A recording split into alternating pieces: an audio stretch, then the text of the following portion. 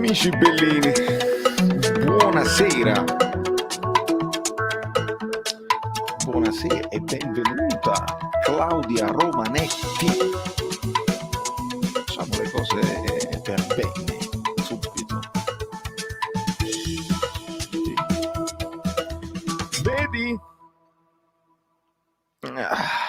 Via, com'è difficile, mamma mia, oggi è proprio... Iscrivetevi al canale.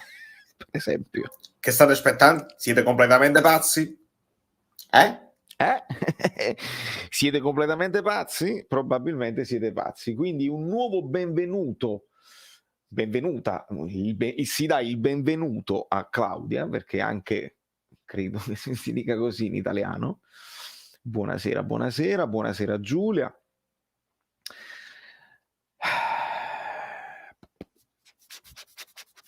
Quante cose. Allora facciamo un giro di saluti. Io poi devo parlare di questa partita. Bisogna parlarne in maniera seria con le occasioni, perché poi noi parliamo di calcio e non parliamo di arbitri. Questa volta io vado veramente in difficoltà a parlare di calcio. E si può parlare di calcio, cioè si parlerà di calcio.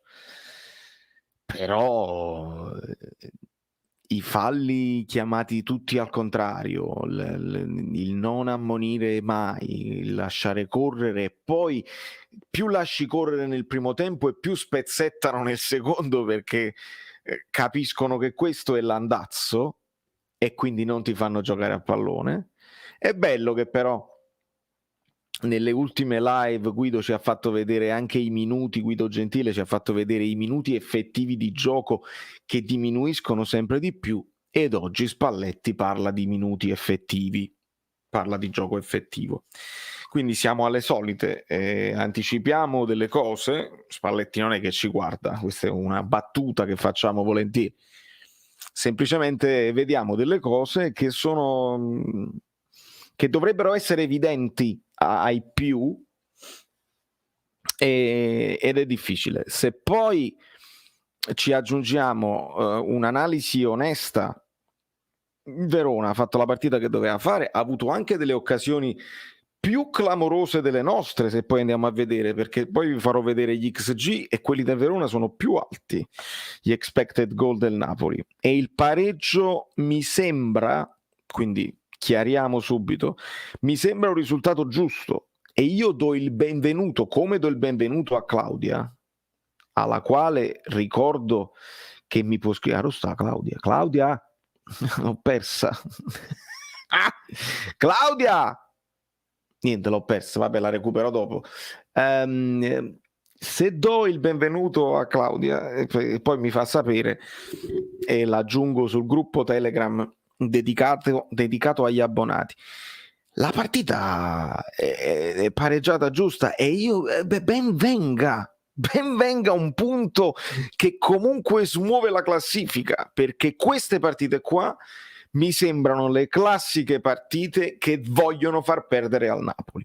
A me non mi interessa zero dei dislike che arriveranno, perché piangete, dico. Noi ci stiamo lamentando di arbitraggi scandalosissimi dalla prima giornata di campionato fino all'ultima adesso. Il Napoli nel frattempo ha vinto, quindi ci siamo lamentati di meno, ma ci siamo lamentati perché anche vincendo abbiamo visto delle cose scandalosissime, inaccettabili, alcune inspiegabili, altre si può parlare, si può discutere nell'episodio, però nel dubbio non è un chiaro ed evidente errore questo famoso protocollaccio che hanno usato proprio per uscirsene per il rotto della cuffia. Ne abbiamo parlato dall'inizio, vincendo, ed è vincendo che tu devi far vedere le cose. E mi piaceva quello Spalletti là che diceva no, è fallo, ti è sembrato male, e tutte quelle cose così. Adesso io non ho ancora visto le dichiarazioni di Spalletti, non ho visto le interviste, niente, me le stanno girando in molti su Instagram, gli amici bellini su Telegram, e le analizzeremo ovviamente domani, perché domani, lo sapete, il giorno dopo la partita da New York, Valerio Fluido e tutto, ogni volta ci sarà analisi del post partita, quindi le interviste e la conferenza, e poi l'analisi tattica. All'analisi tattica si dovrà aggiungere per forza un'analisi dell'arbitraggio, perché non ne posso più. Non ne possiamo assolutamente più. Dopodiché aggiungo, uno delle risorse del Napoli e mia personale era Gerardo Marino, che sul suo Facebook postava gli episodi, postava le sintesi delle partite approfondite, non quelle della Lega, quelle approfondite con episodi che scompaiono. È scomparso Gerardo Marino non per colpa sua, gli hanno bloccato pagine, account e tutto, quindi io sono in contatto con lui privatamente, anche lui avrà un account Telegram che voglio far crescere perché è più importante del mio canale, le analisi di Gerardo Marino, perché è la realtà, lui non fa nessun commento, vi fa vedere le immagini. Quindi questo poi a parte, faremo l'approfondimento anche su questo punto di vista. Dopodiché, quindi pareggio giusto. Ecco qua. No, è perché poi io lo voglio spiegare bene, lo voglio spiegare benissimo. Claudia l'abbiamo salutata. Claudia, scrivimi o su Telegram o su Instagram a questo nome qua. Dove sta Brewer? Dove sta Brewer? Donato. Me lo so perso, ma l'ho visto, eccolo qua. Facile giocare con licenza di uccidere su Osi. Allora, noi lo facemmo, vi ricordate quando io intervenni da Paolo Del Genio a canale, che cos'era quello? Telea. Dissi: Paolo, io lo so che tu non fai le interviste, non sei in conferenza a fare le interviste. Che domanda faresti a Spalletti? Paolo Del Genio mi rispose: io farei una domanda non da giornalista ma da tifoso del Napoli, chiederei a Spalletti se Spalletti ha intenzione di sottolineare un pochino il trattamento che sta ricevendo Osimhen da parte di tutte le difese e di tutti gli arbitri d'Italia, perché poi ci ritroviamo che il giocatore è nervoso, protesta animosamente. Signori miei, quelli gli tirano la maglietta e non fa niente, lo atterrano in aria e chiamano il fallo al contrario, lo ammoniscono quando lui giustamente viene messo a terra con un fallo netto e ha uno sfogo così a terra, proprio perché invece di mandarlo a fanculo come molti giocatori fanno costantemente, anche proprio platealmente verso gli arbitri, e fanno molto spesso finta di non vedere, ma con Osimhen non si chiude un occhio, si espelle, si ammonisce, si innervosisce, perché è l'unico modo per arginarlo, perché è uno di quei giocatori che ti cambia il volto di una squadra ed è impossibile da contenere, e si argina così. È l'unico modo per arginarlo. Quindi hai i difensori addosso e va bene, poi se ne libera, ma con gli arbitri addosso è complicato, perché non te ne puoi liberare. Allora a me dispiace fare un inizio, una sorta di editoriale così, perché poi se vogliamo parlare di calcio è chiaro che parliamo di calcio, ci sono tante cose da dire tatticamente, il Verona che ci ha messo in difficoltà ancora una volta e hanno avuto tante occasioni, Barak che si è mangiato il gol, poi mi diranno che c'era fuorigioco di Simeone in quella cosa là, quindi magari non valeva niente, però le occasioni le hanno create e qualche pericolo Ospina ce l'ha salvato, senza alcun dubbio. Poi il Napoli non ha creato quanto nelle altre partite, quindi fa bene pure Spalletti a dire dovevamo fare di più. Detto questo, è difficile, perché basta che voi confrontate tutte le reaction sul mio canale, no? Perché adesso io sto a caldo e quindi magari sono più amareggiato del dovuto, magari è stata una partita normale, magari vedo i mostri io. Però se in tutte le reaction di solito io 1, 2 interventi arbitrali, poi è tutto campo, sono tutti gesti tecnici, se in questa reaction io praticamente per 10 minuti sottolineo tutti i falli al contrario che ho visto, i gialli non dati e i falli proprio dati al contrario, con finale beffa presa in giro perché l'espulsione di Kalinic è una stupidaggine, Kalinic non fa niente, fa così con la mano e Mario Ruiz viene e simula, perché simula Mario Ruiz là, e noi lo diciamo sempre, come lo abbiamo detto per Politano che si è tuffato la partita scorsa, lo diciamo per Mario Rui che simula. Non è più calcio così. Non è più calcio così. I giocatori che devono fare? Devono simulare insieme agli altri che lo fanno, oppure devono fare la loro partita ed essere penalizzati nel campionato italiano perché vieni penalizzato, perché poi sei scemo se non lo fai. Non lo so, aspetto i vostri commenti al riguardo. Passiamo a un giro di saluti generali, immagino vogliate sfogare. Siamo in 200 e dispari, vorrei 200 like per cominciare, se non vi dispiace, giusto per contrastare, perché so, dato che la partita è calda, so che arriveranno i dislike, voi li contrastate con la vostra bellineria. Buonasera Marco, buonasera Francesco. Stanchezza sicuramente, si è vista una squadra un po' più stanca. Michele, condizionato a non prendere il giallo, anche questo potrebbe essere una chiave, sicuramente, ma come lo stesso Mario Rui secondo me. Rigore per la Juve contro l'Inter, andata a ripescare dalla VAR, stesso fallo Roma-Milan, niente, fallo su VAR, confusione più totale. E nella confusione, Vittorio, nella confusione regnano i potenti. È una cosa che va al di là del calcio. Il potente in generale, politicamente, socialmente, così, giova sempre della confusione. Andate a leggerlo storicamente. Nella confusione giova chi ha già il potere e quindi poi può gestire, perché tutti sono distratti, sono confusi. Adesso io ho visto il primo tempo del Milan, lo stesso rigore di Kessie su Çalhanoğlu è molto discutibile, quello poi dopo che fanno su Darmian, il pallone lo tocca, però per me il rigore ci sta. Insomma, quasi una serie di decisioni, tutte a voler consolidare un potere arbitrale che comunque non parla e non giustifica i propri errori. E noi stiamo sempre lì a chiederci, ma lo fanno apposta? Oppure sono dei semplici errori e sono veramente scarsi? A questo punto, per le squadre che lottano per le cose, perché poi sì, è chiaro, Sampdoria, Bologna, ora voglio dire sì, la Sampdoria sta rischiando, ma una squadra prima in classifica, perché il Napoli è meritatamente prima in classifica, deve avere un arbitraggio adeguato alla partita e deve essere rispettata. Se Airoldi deve fare esperienza ed è figlio d'arte, e non lo puoi mandare a noi, lo devi mandare ad allenare Spezia, Udinese, quelle che non si giocano niente. Fa l'esperienza e magari cresce e diventa il miglior arbitro del mondo. Al Napoli non lo puoi mandare, non lo puoi mandare proprio.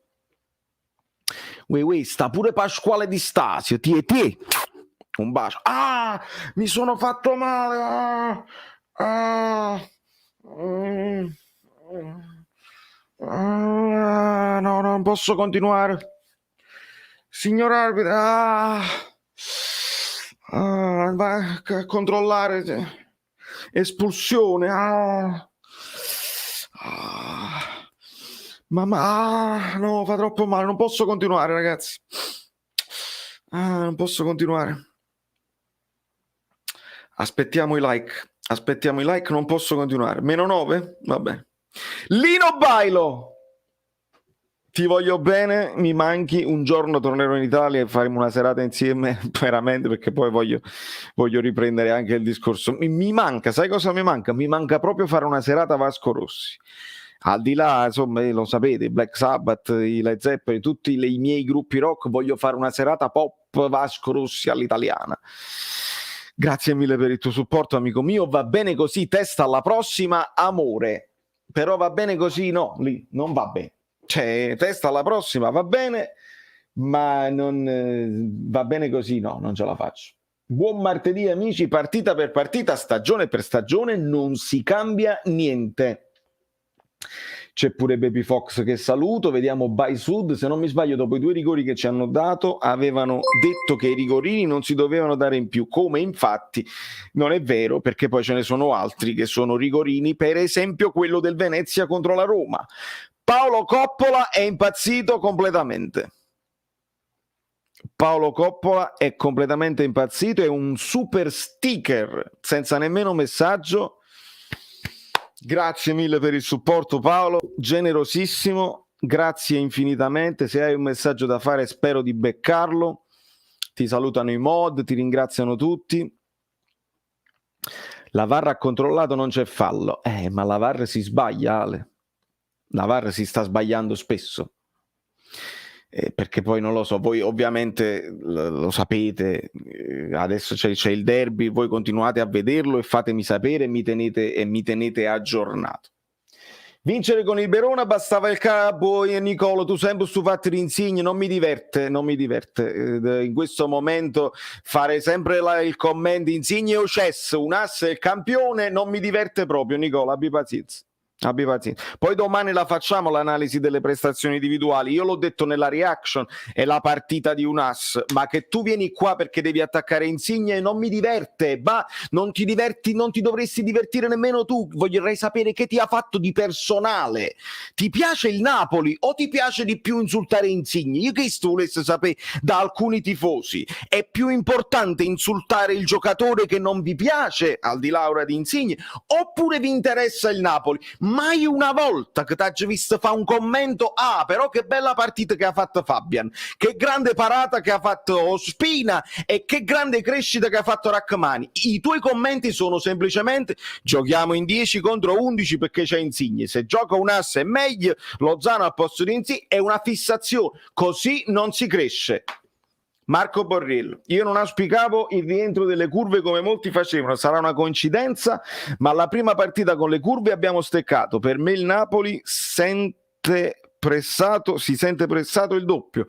Non lo so, non penso proprio che penso che sia una coincidenza, non la vedo così. Poi ovviamente io in TV non posso sapere che tipo di supporto abbiano dato le curve o se abbiano fischiato. Non penso che hanno fischiato, che hanno sentito la pressione delle curve, sinceramente, ma non lo so. Massimo Basile, Valerio e scientifica la sua designazione, ridicolo il rosso al 92esimo, un ringraziamento al disegnatore Rocchi che sicuramente promuoverà i Roldi, con l'Inter arriva Di Bello sicuro, e ce la segniamo questa cosa di Bello e vediamo un pochino. Buonasera Checco, cosa ne pensi delle prossime partite? Stiamo affrontando un periodo difficile e rivali molto esigenti. Saluti dalla Polonia, per favore rispondi in inglese se il resto non si arrabbia. Don't worry about it, I'm gonna answer in English, gli amici bellini capiranno. I cannot really think about the next games, I am really focused on this one. The noises in New York. I can't think about the next games. I have to think about this one. Then the next game is going to arrive. But for sure, Napoli will not give up and will try to do the best they can. The best they can! Il meglio che possono nelle prossime partite, ma è troppo presto per pensarci, una cosa alla volta. Oggi l'arbitraggio è stato al limite anche per un occhio abituato alla Premier League. Anche per ok, sì, siamo forti, raga, ho capito dopo. Siamo forti, ragazzi, abbiamo sempre giocato, andando avanti così, saremo un carro armato, siate fiduciosi. Voglio vedere i filmati della Saravar, possibilmente con l'audio. Riccardo, è una richiesta legittima. L'amico chef in anonimato. Vedi gli amici chef in anonimato. Grazie mille. Manteniamo i segreti. 215 like si sale, grazie Rita. Arbitro inadeguato, però il Verona è venuto a Napoli con personalità, ma lo sapevamo, fa caldo, non serve nemmeno più alla scaramanzia, ci possiamo togliere la felpa. Barak, Veloso e Caprari da applausi, forza Napoli, al di là del risultato, e sono d'accordo con te Filippo. Io questa squadra è un po' quella dell'anno scorso, poi gli mancava Lazovic, gli manca Di Marco rispetto all'anno scorso, però Tameze è cresciuto tantissimo là a centrocampo, Veloso è un grande centrocampista, Barak è al centro del progetto in questo momento e finalmente hanno un attaccante un pochino più decisivo rispetto a Kalinic e rispetto a Lasagna, e quindi si fa sentire. Simeone sta in una fase in cui qualsiasi cosa tocca diventa oro, e quindi anche questo non va proprio bene. Visto l'andazzo non ci possono mazionare come gli viene consentito, è scandaloso. È mancata la corrente in sala VAR probabilmente. Primo tempo si è giocato a calcio, secondo tempo a calci, vergognoso atteggiamento del Verona e dell'arbitro. VAR is corrupt. Il derby, ci sono doveri coniugati al VAR. Esatto. Ciao Valerio, ti ho appena mandato un video su Instagram, credo sia l'eredità che Maradona ci ha lasciato prima di andare via da questo mondo. Vediamo a che livello, amico mio. Ma è roba lunga perché vedo un link di YouTube. Noi contro tutti. Vabbè, è la solita frase, sì. Quando Maradona dice non stiamo giocando, dobbiamo giocare contro tutti, non solo contro l'Inter o la Fiorentina. Benvenuto 081 Custom Design, benvenuti sul canale, ancora una 1, grazie per l'aggiornamento. Noi il punto ce lo teniamo perché non perdere va anche bene, è la modalità il problema, anche il VAR non è infallibile. Io posso capire che gli arbitri non siano infallibili, ma alcune cose il VAR non può non averle viste. Il fallo su Osimhen di Günther, dove Günther il pallone non lo tocca mai, si butta volontariamente nelle gambe di Osimhen e lo fa cadere. Ma tu cosa c'è di più chiaro ed evidente errore di aver chiamato il fallo al contrario? Perché se tu arbitro dici non c'è niente, voglio considerarlo un'azione di gioco, sai, in aria si spintonano i rigori, tu hai dato il fallo al contrario, vuol dire che hai visto una cosa sbagliata, hai fatto un chiaro ed evidente errore, il VAR deve intervenire, non è possibile che non intervenga, non è possibile. Queste sono le cose inaccettabili. Poi ci sono quelle cose dubbie, per esempio il fallo che fanno su Mario Rui, dove gli entrano e lo buttano a terra, che lui stava lanciato verso la porta così. Lì tu puoi dire, magari sai, la spallata un po' più dura, Mario Rui soffre la differenza di fisicità, il VAR non può intervenire perché è un fallo fuori aria, eccetera, eccetera, e quindi lì l'arbitro, io tifoso del Napoli dico è fallo evidente, un tifoso del Verona si può appellare, alzati, non è successo niente, non simulare. Ma i falli di Osimhen, la maglietta che si allunga è scientifica, cioè è a prova di bomba, non si può. Quando al VAR si sbagliano così palesemente, per me c'è dichiarata malafede. E Giulia, non si capisci qual è il problema, perché poi saremo noi che magari vediamo i mostri, siamo noi che vogliamo piangere. Non ce la faccio, vado veramente in difficoltà. Gilles, soffriamo le squadre col centrocampo a 5. Sì, lo so, tu vuoi fare analisi tattiche, io sono d'accordo, domani sicuramente la faremo. Le soffriamo sempre, è chiaro, i quinti che attaccano, ma abbiamo avuto modo anche di risolvere le partite con le squadre col centrocampo a 5. Penso all'Udinese, per esempio, sempre a 5 giocava. Ciao Giacomo. Nicola, pensaci bene e poi mi scrivi bene. Vale, non la sono riuscito a vedere, ma mi hanno detto più di un rigore per il Napoli, ce n'era più di uno o uno solo. Allora, quello su Osimhen, ce n'erano due su Osimhen per me, perché quello dove gli entrano nelle gambe Günther e poi un altro dove gli tirano la maglietta, e penso che su quello in cui ritirano la maglietta lo ammoniscono pure, non lo so. Ma al di là di questo c'è stato pure quello là nel primo tempo dove gli chiamano un fuorigioco. C'è il contatto anche lì, è poca roba, non vorrei dire che ce n'erano 3 su Osimhen, ma gli chiamano un fuorigioco contro che c'è ci sono 2 metri di distanza tra lui e il difensore che lo tiene in gioco. Non è possibile. Nel secondo tempo non ci hanno fatto giocare, la palla era sempre fuori, ci hanno tolto il ritmo, poi il direttore di gara ha macchiato la partita. 1-1 a Milano se le stanno dando di santa ragione. Condivido Valerio su Insigne, anche se un ass poteva entrare 5. Sì, ma pure Mertens per me poteva, anzi, secondo me Mertens doveva entrare prima. Entrambi, un ass e Mertens potevano entrare prima, lo stesso Petagna, però io mi rendo conto che probabilmente Spalletti ci sta dando quest'altra versione del Napoli, che se non può vincere, e sembrano quelle partite dove non puoi vincere, non la vuole neanche perdere. Allora, invece di mettere subito Mertens al posto di Zielinski, ha preferito prima Elmas, e poi anche magari pensando alla sostituzione di Anghissà dopo, Elmas lo puoi scalare, e quindi me la spiego, mentre ci ragiono me le spiego le sostituzioni un po' più conservative di Spalletti, non all'arrembaggio. Io, è chiaro, vi dico la verità, un Mertens che mi sembra in ottima forma, perché entra, piede caldo subito, prende il palo, comunque serve Petagna e si poteva creare negli ultimi secondi. Secondo me metti un Mertens dietro Osimhen per una ventina di minuti, qualcosa succede. però capisco anche il non voler perdere. Poi Spalletti non è detto che debba essere per forza perfetto, ci sta piacendo molto quello che sta facendo, però proprio tutto perfetto non deve nemmeno esserlo, qualche cosa gliela possiamo anche dire. Cambi ritardati, esattamente. Top Juan Jesus, sono d'accordo. Morten mi è piaciuto molto, mi è piaciuto anche più di Rachmani oggi. A proposito di crescita, parliamo di Juan Jesus. Bravi, sì, va sottolineata. Se voi vedete la reaction, gli dico parecchi bravo, cosa che non ho potuto dire. Rachmani comunque qualche intervento buono l'ha fatto, però sul gol un pochino anche lui si fa anticipare, non è stato proprio perfetto. No, ma non mi arrabbio Portogallo, non ti preoccupare. Non ti preoccupare. Oggi l'arbitraggio è stato al limite anche per un occhio, questo l'abbiamo visto.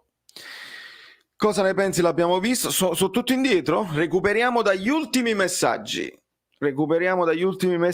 Vorrei sottolineare un dettaglio. Eroldi mi sembrava un po' in carne. Se notate non correva molto e stava sempre in mezzo. Allora, al di là dell'essere un po' in carne, questo non lo so, ma lo stare in mezzo l'ho notato, che molto spesso Insigne si doveva scartare anche lui. Vero, verissimo, buon dettaglio. Un punto che questa volta conta. Pino fa un parallelo, perché 1-1 è un punto, anche l'anno scorso era un punto, che però all'epoca fu una tragedia, in questo caso conta. Camilla, sostituzioni troppo tardi, sono d'accordo, lo abbiamo appena detto. Non mi incazzo, non ti preoccupare Angela.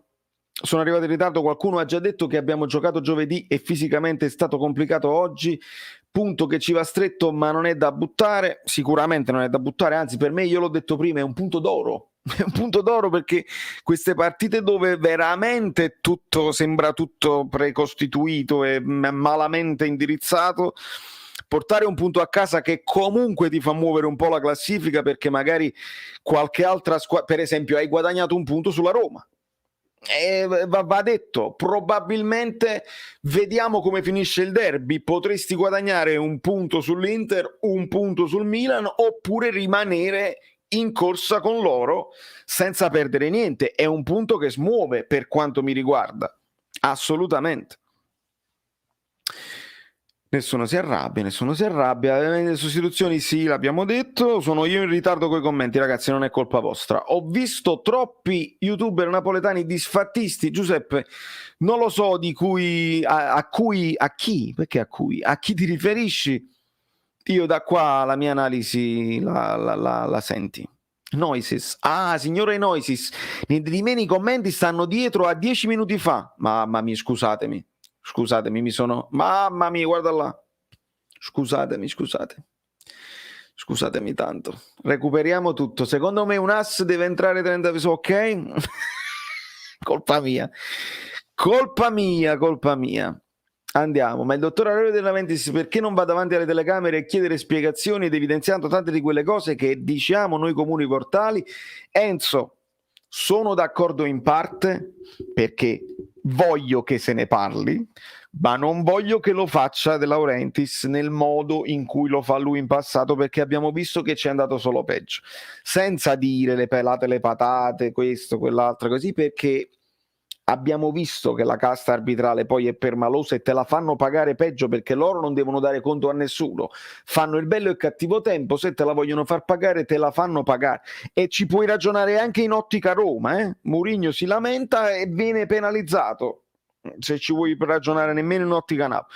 Non deve essere De Laurentiis, deve essere fatto da un dirigente che è stabilito e preposto a questa cosa qua, che sa come dirlo, un po' come sa farlo Marotta, un po' come sa farli certi dirigenti specifici che hanno quei rapporti, quelle amicizie, saper essere pungenti ma non offensivi.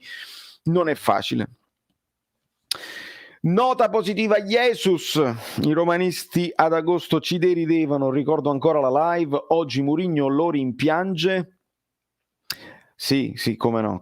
No, Jesus, vabbè, Mourinho lo rimpiange, non lo so, però sicuramente Mourinho sta in un momento di crisi dove le dice un po' tutte, se la prende con i giocatori. Poi alcune dichiarazioni, come avete visto, non fanno poi bene allo spogliatoio, dire che 11 possono giocare, gli altri sono tutti scarsi o sono troppo giovani e non posso puntare su di loro, proprio l'opposto di quello che sta facendo Spalletti.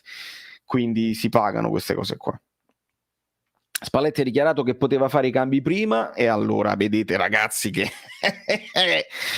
che vi devo dire quando Spalletti ci conferma quello che vi dico dai vostri spunti, perché poi siete voi bravi a farmi gli spunti, a darmi gli spunti esatti,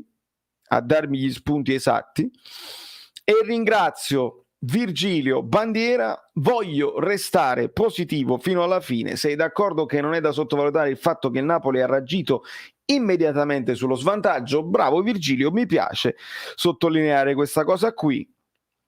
Questo è vero, nel senso che l'abbiamo subito sistemata, poi non abbiamo avuto quel quid in più per diciamo ribaltarla subito. Però se vediamo nell'ordine, arriva prima un tiro di Caprari parato da Ospina, poi c'è il gol di Simeone, qui comincia meglio il Verona, Lorenzo che tira alto, Insigne che tira alto sul passaggio di Zielinski, il gol di Di Lorenzo, quindi subito diciamo 2-2 occasioni. Poi c'è quell'occasione di Politano di testa sul taglio di Insigne che va vicino al palo, però complicata, e poi c'è l'occasione di Barak stoppata da Rachmani. Lì Rachmani era già stato ammonito, l'Insigne al volo di sinistro che però credo fosse in fuorigioco, non so se gliel'hanno chiamato, e poi arriva anche il palo di Osimhen. Quindi il Napoli quelle occasionucce le ha avute pure per ribaltarla nel primo tempo, il secondo è stato proprio complicatissimo. Non capisco perché non fanno come in Sud America, la CONMEBOL mette i video su YouTube di tutti gli interventi del VAR senza tagli, così toglie niente di meno. Non lo sapevo questa cosa qua, si può fare allora. Insegno un po' sottotono, ma non è da criticare, forse si poteva sostituire prima, e siamo d'accordo. Maglia tirata in aria, niente fallo, e giustamente Osi si arrabbia. Credo si debba arrivare in tribunale, altro che dichiarazioni. Andy, te lo dissi nel video della Salernitana, ho visto 3 partite molto male, senza idee, gioco, sarò sfortunato io a vedere 3 peggiori prestazioni, casi della vita. Sì, casi della vita, Andy, che ti devo dire. Quella là la partita, tu, perché l'Europa League non la vedi, Cioè la partita, quella là con l'Europa League contro le Varsavia, o forse tu ritieni, ma il Leghi è scarso? Perché la vedi così? Immagino che quelle partite non contano. Però quella con la Salernitana conta e ne parli la prestazione così.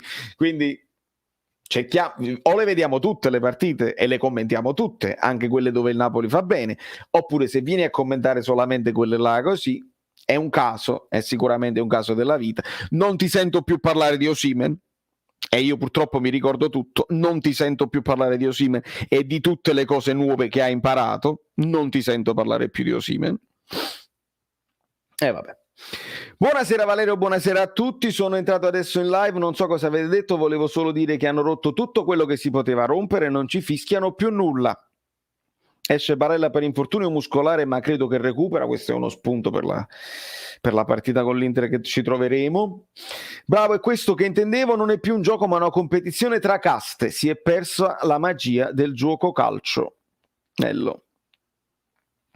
Dopo 3 partite in una settimana anche Chelsea e Liverpool hanno avuto problemi, a parte il solito schifo, era allo stadio, vedi Vincenzo era allo stadio, e la sensazione è stata che arbitro e VAR abbiano condizionato. Un abbraccione Vincenzo anche a te dallo stadio, fammi sapere un po' com'era la situazione anche delle curve, no? La curva A nell'anello inferiore, se si facevano sentire.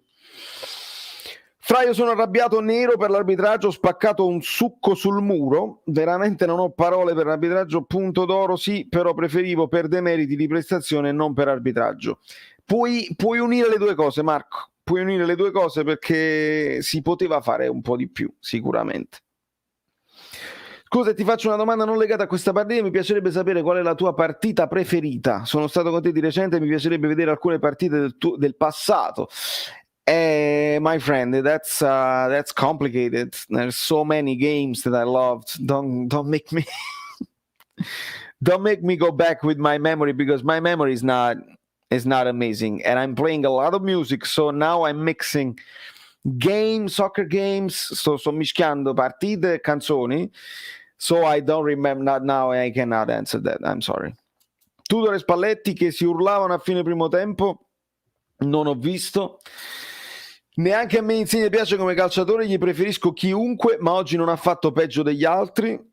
E allora Eroldi ci spieghi Napoli-Verona, è giusto Massimo, ce lo deve spiegare lui. San Gennaro protegga Di Lorenzo sempre, JJ ha giocato bene, finché riusciamo a stare alti non fa il compitino ed è veloce a recuperare, ma sei un tifoso del Napoli non mi sembra babbo Nico, satto buono. Signora ai pali, Stellina un abbraccio. Di Lorenzo Bionico, Robocop, Milan 1, Inter 2, Az. Allora lo dico prima che finisca il derby. Volano i messaggi incredibili. Vidal si è mangiato un gol fatto. Un ass molto prima. Io preferisco il pareggio, ovviamente.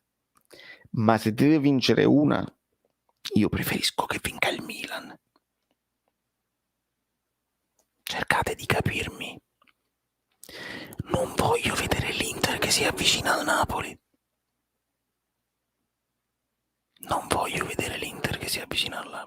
Non è vero, ok.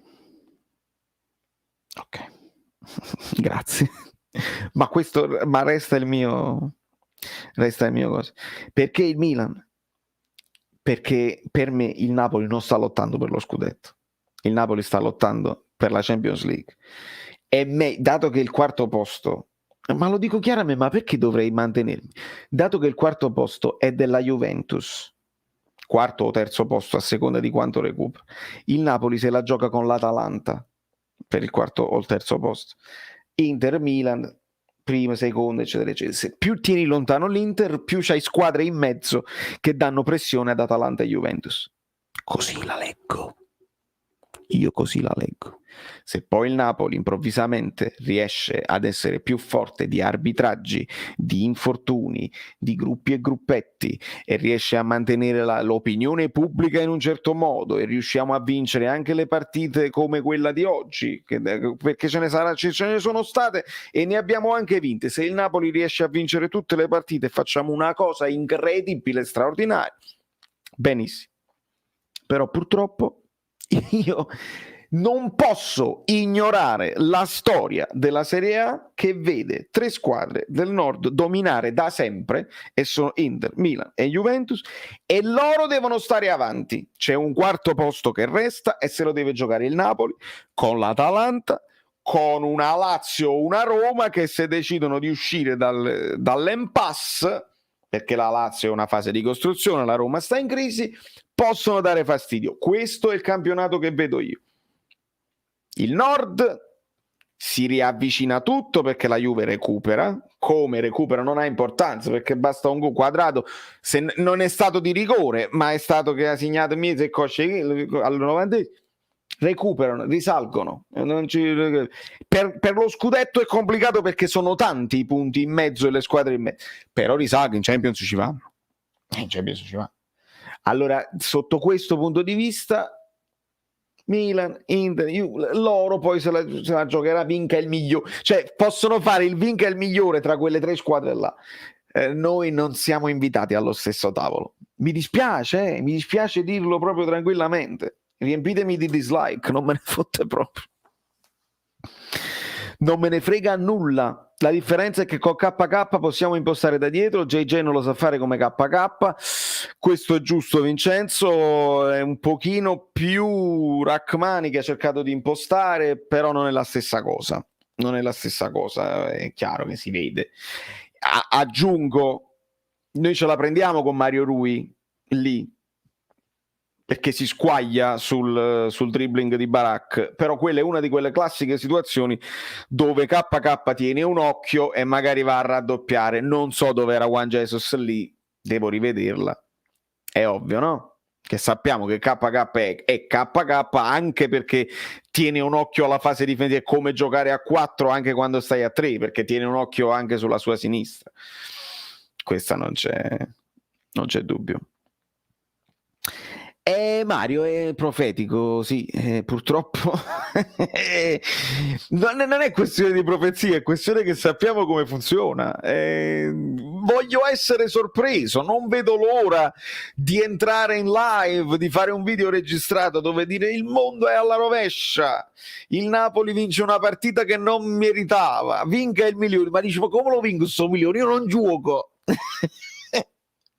Voglio proprio entrare, capito, una volta e fare un bel video. Mamma mia, il Napoli non meritava, gli danno rigori inesistenti e vincono le partite proprio rubate. Il Napoli sta rubando a scapito di quelle del Nord che perdono punti perché il Napoli viene aiutato dagli arbitri. Vorrei proprio entrare per dirlo. Non succede mai. Succede solo nei canali dei tifosi delle altre squadre che si inventano cose, perché poi bisogna essere onesti. A me non interessa essere visto come vittima o come chiagnazzaro o come piangina, come qualcuno dice. Io dico le cose che vedo, poi veramente non me ne fotte proprio niente.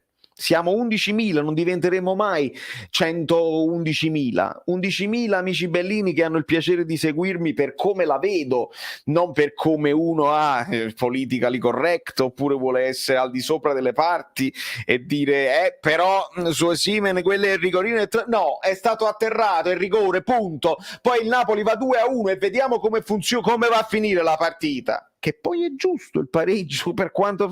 Però le partite si vincono anche così.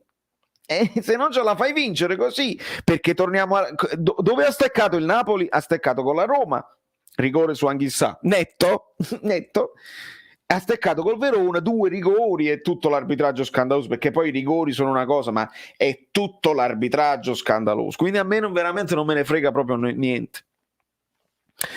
Buonasera Vale, quasi un terzo di campionato è passato e abbiamo ancora le famose 4-5 sconfitte bonus da poter spendere, giusto, per me bicchiere mezzo pieno in prospettiva, giusto Pasquale, è giusto così, abbiamo messo tanti punti da parte che servono proprio per quel discorso della Champions che ti facevo prima, assolutamente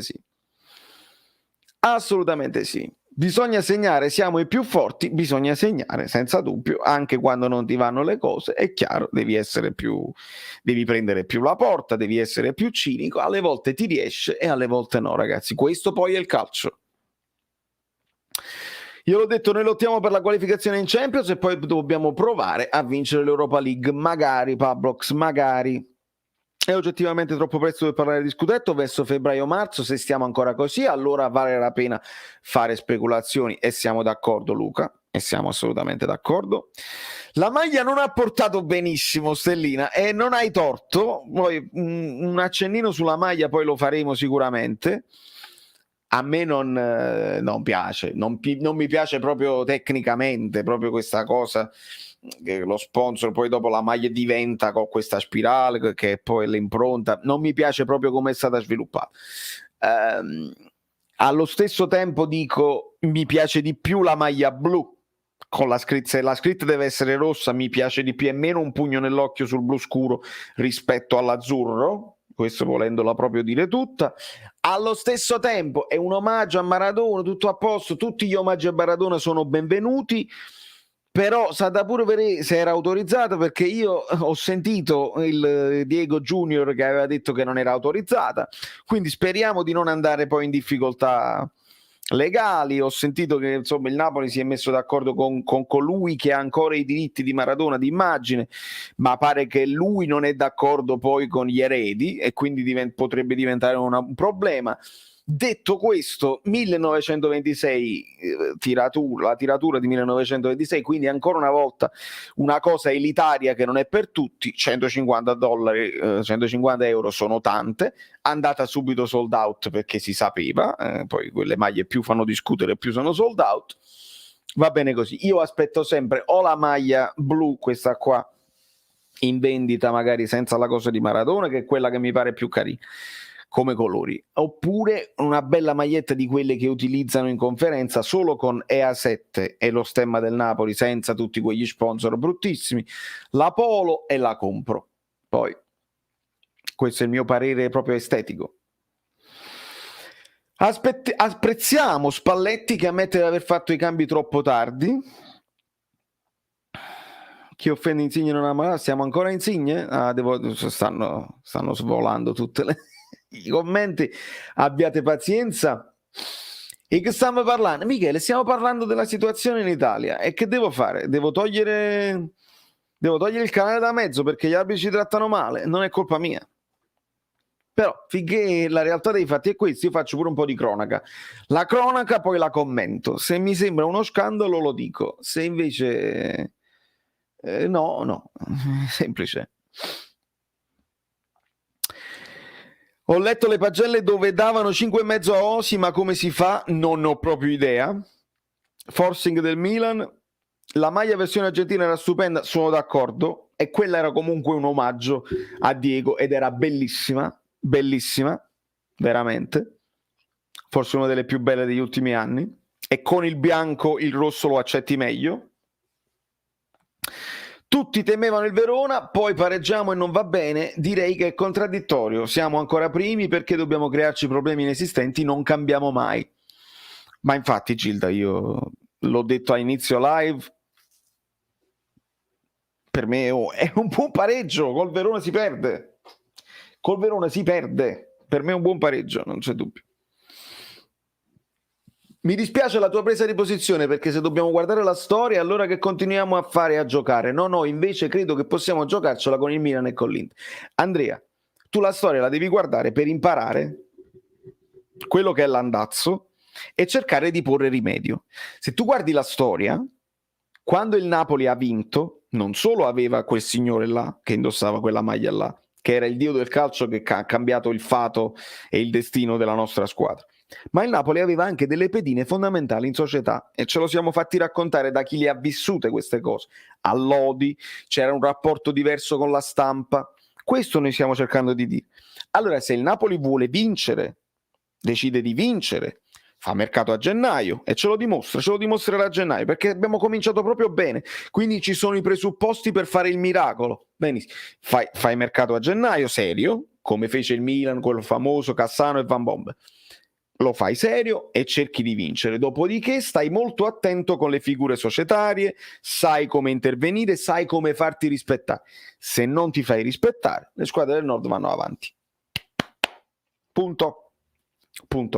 Poi il Napoli qualche cosa lo sta facendo, perché le figure stanno aumentando e mi fa piacere, l'abbiamo sottolineato. Non lo so se basta però. E ringrazio, metti a Cassano. E ringrazio Nick per il supporto con un super sticker. Grazie mille, amico mio. Thanks so much. Vittorio Avallone, personalmente Juan Jesus non mi ha fatto sentire l'assenza di KK, buono in vista di gennaio. Sì, è stata una buona partita. Ovviamente di KK poi perdi l'impostazione perché non è la stessa cosa. Perdi anche quella cosa che ogni tanto KK crea la superiorità numerica a centrocampo perché supera un avversario. Però non ha giocato male assolutamente. Mettete un attimo i like che devo bere.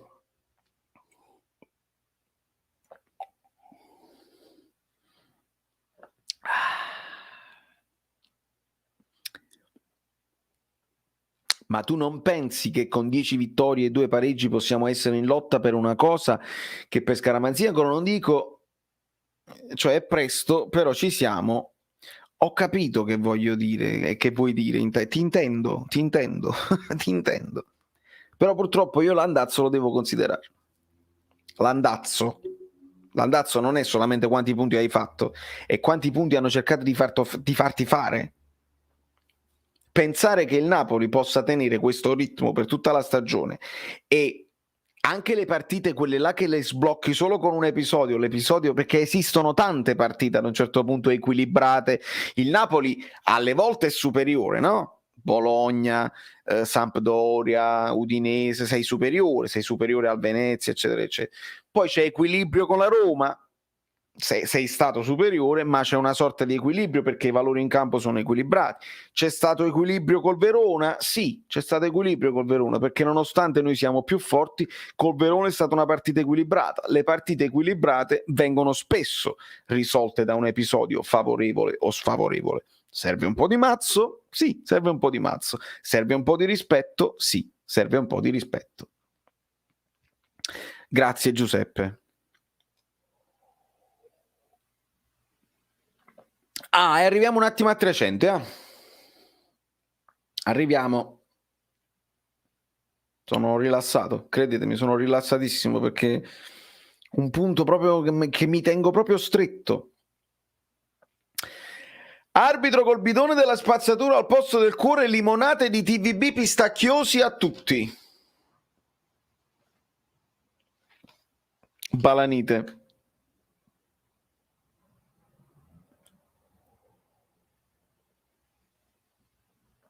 Esatto. Comunque l'Inter da almeno 15 minuti non supera il centrocampo. Vuol dire che il Milan sta dando un'altra prova di forza, nonostante io consideri ancora l'Inter più forte sulla carta, proprio come giocatori in campo. Evidentemente il Milan ha trovato la quadra e c'ha molti giocatori che stanno, il famoso overperformare, che sono cresciuti rispetto all'anno scorso anche. Allora, amico mio, per me è bellissima. Ho visto i primi 5 episodi e se non sbaglio, io purtroppo, per fortuna, sempre che la bella Mamoru Karm, sto lavorando molto di più, quindi ho molto meno serate libere perché devo studiare i pezzi, devo andare a fare le prove, devo andare a fare le serate. So che sono usciti altri episodi perché mi sono fermato al momento in cui lui lascia il Barcellona. Insomma, prima che lasciasse il Barcellona, quindi quando sta per finire l'avventura con Barcellona, e la trovo bellissima. Poi ti assicuro che faremo dei video di approfondimento sulla serie con Guido Gentile e anche una bella live dove parliamo solo di questo.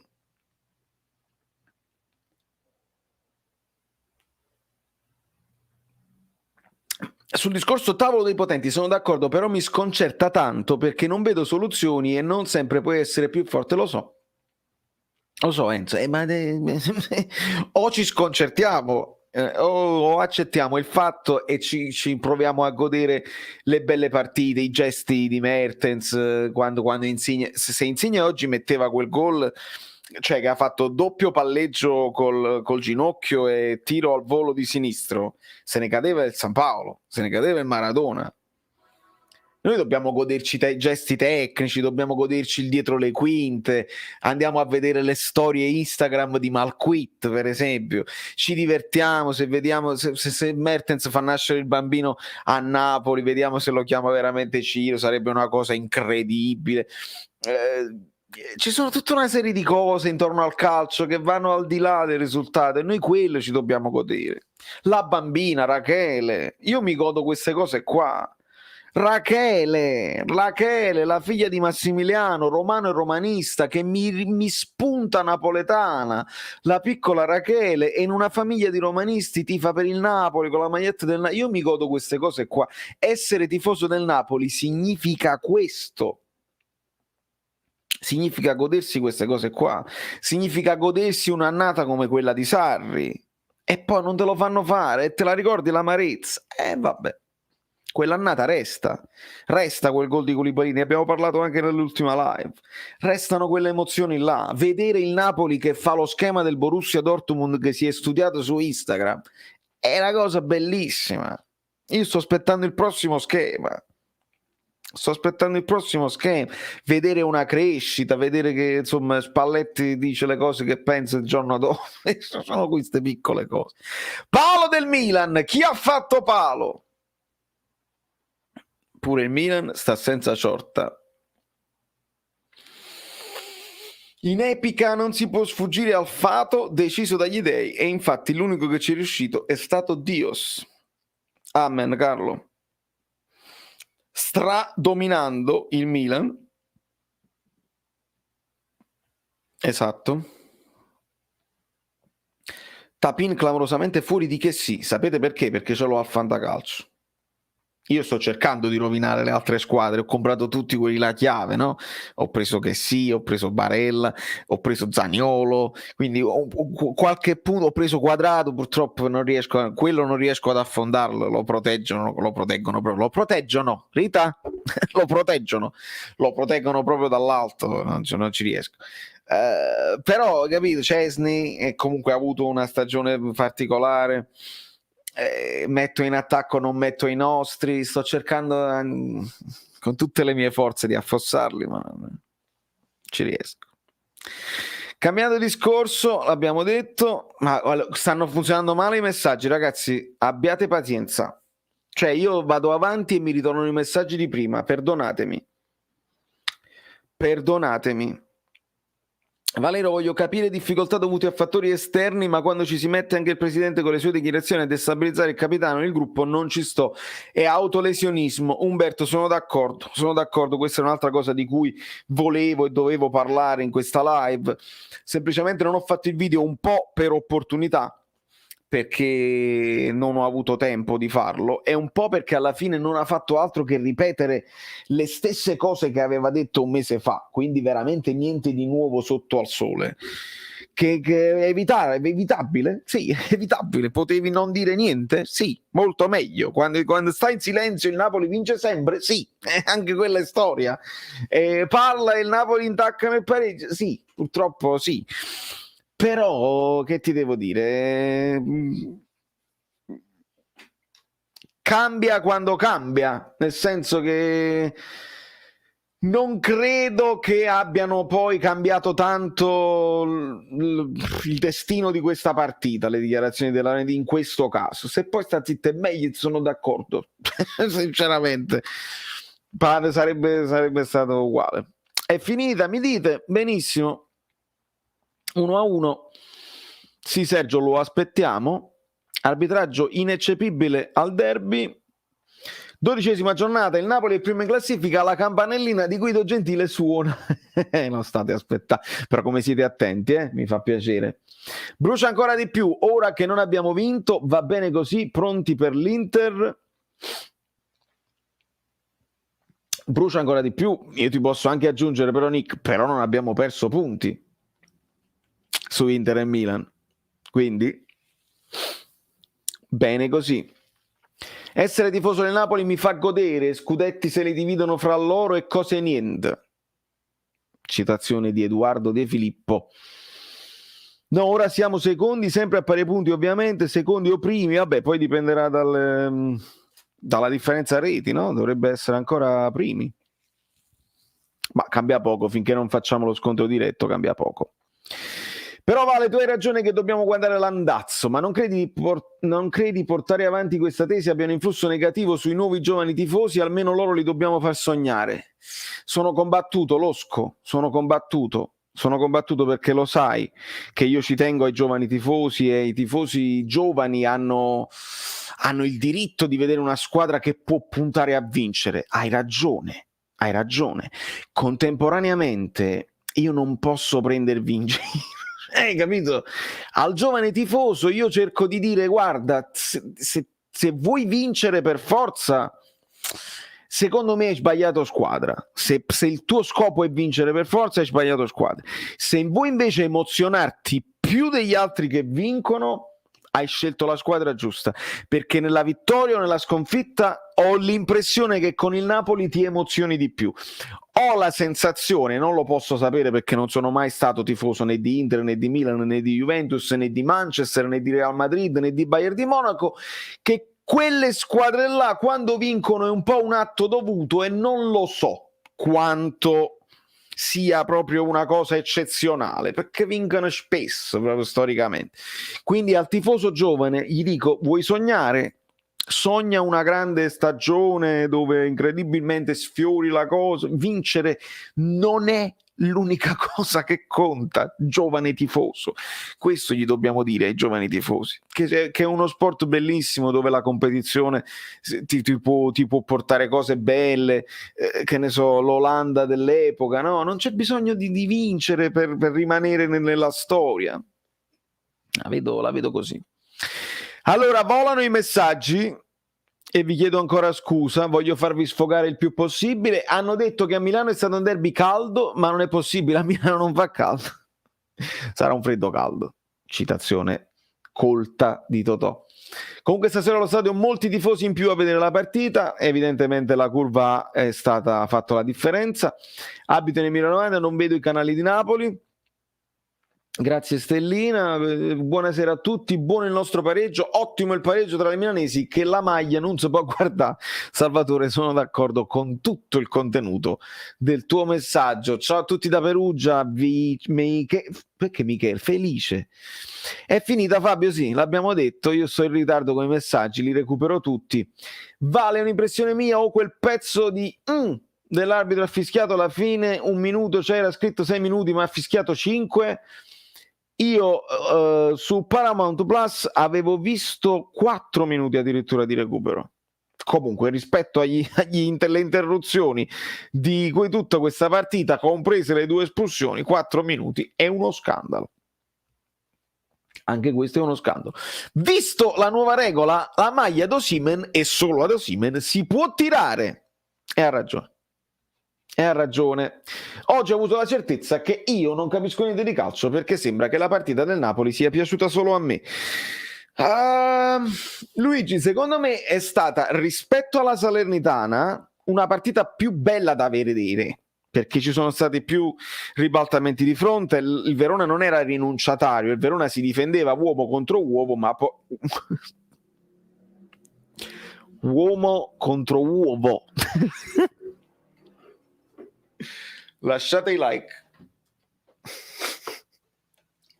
perché su uomo contro uovo credo che possiamo anche chiudere la live qua, che mo stanno aumentando, mo stanno entrando tutti perché è finito il derby. Uomo contro uovo, Polli.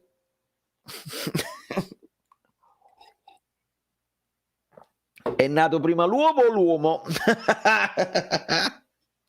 Hai ragione, devo bere perché io poi mi si insama la lingua proprio per questo.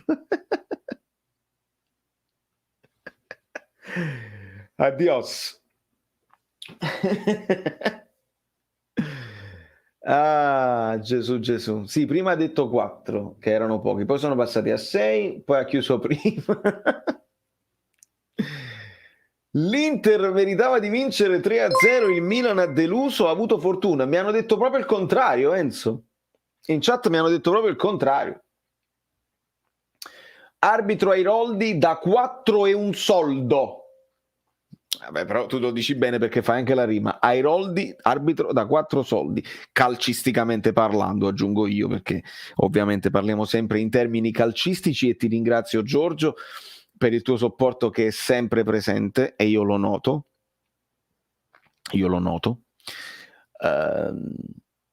Esatto, Losco, adesso li facciamo pure vedere perché ce li ho qui e mi sembra giusto, perché poi non è che fa vedere solamente gli XG quando il Napoli fa bene, facciamo vedere anche gli XG quando il Napoli fa così e così, vedete? Ora c'è da aggiungere che questi XG bassi, ora voi mi direte ma come? Osimhen ha preso il palo? Sì, il palo di Osimhen è valutato 0,15 perché non era facile, perché si è girato in un attimo, non era un'occasione limpida, lui da solo con il portiere che prende il palo, era in una selva di gambe, ha fatto una cosa incredibile, quindi non era un expected goal alto. È un'occasione clamorosa perché finisce sul palo, ma non è un expected goal molto alto. Idem, quello di Mertens a fine partita, il calcio di punizione, è 0,05 di expected goal, perché è complicato, era abbastanza lontano il calcio di punizione sul palo del portiere, quindi capite anche come si leggono gli XG. Ringrazio Luigi Della Vecchia che mi chiede: Valerio, secondo te è meglio uomo contro uovo oggi o uomo contro gallina domani? Dico la seconda perché mi ricordo e ti ricordo che alle volte ci sono i polli. Quando poi affronti i polli, meglio affrontare i polli che i giocatori del Verona. E lascerei... No, leviamolo il pollo, cioè, non dobbiamo essere più polli quest'anno, non è il caso, stiamo avendo altri problemi, non è il caso di essere polli questa volta. Anche se forse il gol preso un po' da pollo perché Mario Rui poteva far meglio, Rachmani poteva far meglio e Meret è incolpevole. Ospina è incolpevole in questo caso. I comportamenti degli uomini forti con i destini nei contenitori che si devono riempire. Grande Francesco, che dice tutte le cose che dice Spalletti, che ci sta insegnando un nuovo linguaggio a tutti gli effetti. Godiamo lo stesso, siamo ancora primi, andiamo a Milano per vincere. Sarebbe una cosa straordinaria, Angelo, e ci facciamo afferrare per pazzi. Inter 0, big match vinti. Ecco qua, e là io purtroppo, Francesco Pirozzi, mi devo mantenere le pallucce, perché non, cioè, capito? Ci dobbiamo mantenere le pallucce lì, perché poi la Roma perde invece tutti gli scontri diretti e perde tutte le partite ultimamente, e solo noi le abbiamo regalato un punto in un modo o nell'altro, e quindi le pallucce ce le manteniamo. Ciao Pietro, buona scuola. Valeria, perché non ce n'è stato bisogno, per la verità. Meglio affrontare Polli che esserlo. L'Inter dopo un'ora è sparito, ma il pareggio è giusto. I primi 60 minuti ce l'hanno fatta poche volte ad arrivare sulla tre quarti senza essere presi a calci prima, senza intervento dell'arbitro. È vero. Fiorentina-Milan alle 20:45 e Inter-Napoli alle 18. Di nuovo prima giochiamo brutto segno. E poi Fabio, giochi prima e brutto segno, giochi dopo la pressione che il Milan ha vinto. Lo sappiamo, ci stiamo spallettizzando. Un pochino le pallucce. Comunque la verità secondo me è che gli arbitri sono semplicemente scarsi, hanno indicazioni di internazionalizzarsi fischiando meno, ma non lo sanno fare e ci stanno penalizzando. Sì, lo scopro, perché poi alla fine questa cosa del fischiare meno non significa arbitrare meglio, perché tu fischi di meno, stai autorizzando a picchiare di più, e a un certo punto però devi fischiare, perché non è che puoi far finire le squadre infortunate così. Si gioca di meno, c'è più intensità nelle partite europee, ma si gioca di più a pallone. Poi incontro duro, ma per tutte le squadre, se entri duro, eccetera, eccetera. Se poi invece una squadra, perché poi la differenza? Perché in Inghilterra, per esempio, non c'è una squadra che si difende, che fa solamente spezzettare il gioco così, giocano tutte e due a pallone.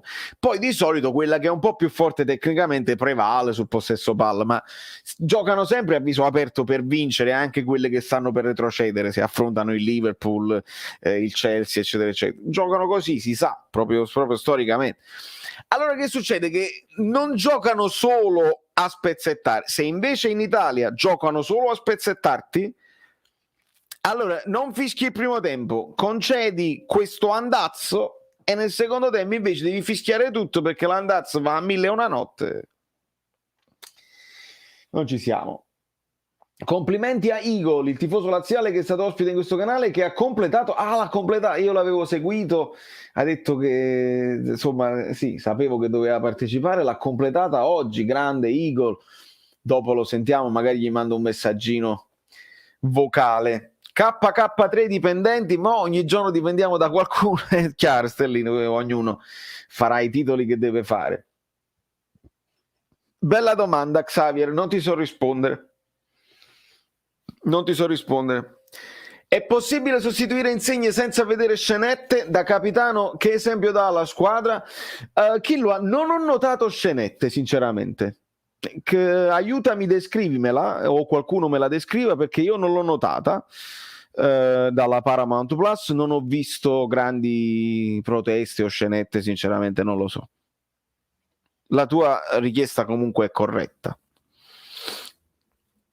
Airoldi e Pugliese, bisogna aggiungere altro, non c'entra poco, Pugliese, Campano, Torinese, c'entra pochissimo. Gli arbitri fanno pena quanto quelli italiani. Anghissà era diffidato, ma niente giallo, bene così. L'Inter che cambia rigorista quando il primo è stato segnato, assurdo, senza senso. Marco, credo che in realtà il rigorista sia Lautaro, ed è lui che ha dato la palla a Cialanoglu nell'occasione del primo rigore, perché se l'è conquistato lui, perché magari ci teneva contro la sua ex squadra. Clamoroso che Cialanoglu, pallone pesante, lì contro il Milan a San Siro, lo segna, e proprio invece Lautaro non lo riesce a segnare. Comunque bella la maglia sia del Napoli, ovviamente con lo sfondo di Dios, ma stasera pure la tua è da ammirare. Grazie amico mio, ci tengo molto alla mia band preferita. Gli arbitri italiani stanno proprio inguaiati, importantissimo non aver perso nessun diffidato in vista dell'Inter. Conferenza di Spalletti, solite petagne banali, l'unica domanda tattica: ma non poteva giocare Demme al posto di Zielo, Lucianore, e poi il trequartista chi lo faceva? Il giornalista: facevamo 4-3-3. E quindi la domanda tattica era: perché non hai giocato 4-3-3? Preferivo, il giornalista dice potevamo giocare 4-3-3. Vabbè, me la devo andare, lo sapete che mi interessa moltissimo, me la devo andare a rivedere proprio alla grande. Togli la chat appena sotto la live, ci sono 2 pollici, spingi quello in alto. Esatto, Gianni, è così che si lasciano i like. Penso che la maggior parte di voi lo sappia. Poi qualcuno magari mi guarda dalla TV, anche la mami, anche mia madre ultimamente mi sta guardando dalla TV, lì diventa complicato lasciare il like. Quindi so che molto spesso non si raggiungono un numero di like pari alle visualizzazioni, anche perché sarebbe impossibile.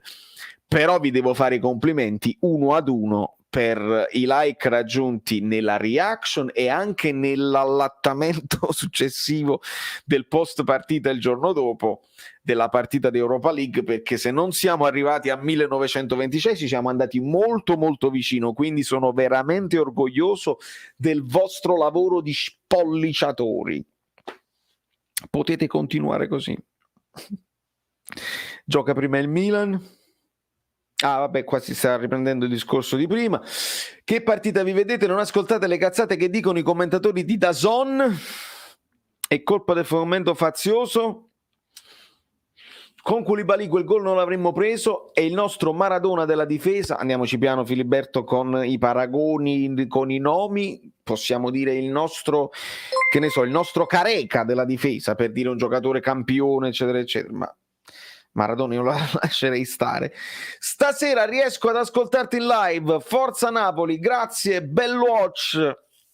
Grazie anche per il messaggio che mi hai mandato in privato, non ti preoccupare, so che ci sono momenti e momenti, c'è Calabria e Calabria e ci sono arbitri e arbitri, quindi non sempre si può stare in live e seguire tutti i contenuti, io lo so ragazzi, quindi non mi prendo collera, anzi so che voi ci siete, che magari ve la recuperate dopo, vi apprezzo.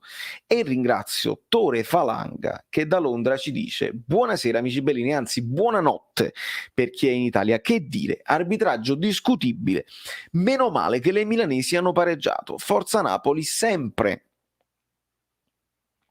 Sì, è chiaro, lei è a prescindere, quello là organico, come lo guardo già significa like.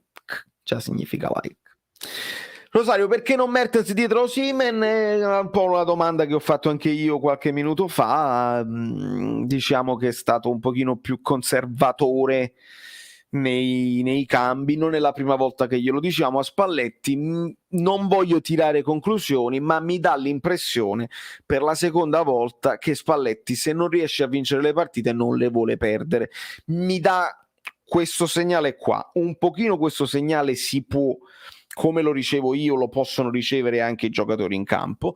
Capisco il non prendersi rischi assurdi, perché ricordo la delusione, è più facile lavorare sugli errori e far meglio la settimana successiva, adesso poi c'è la sosta, la settimana successiva, quando comunque hai portato a casa un punto, i giocatori postano con più piacere le foto su Instagram, lo sapete come sono fatti.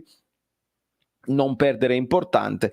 È chiaro che quando c'hai squadre piccole è importante vincere. Il Verona è da considerare una squadra piccola che però toglie punti e dà fastidio a molte squadre grandi. Per me, ripeto, visto il filottone che abbiamo fatto finora, un pareggio adesso ci può stare.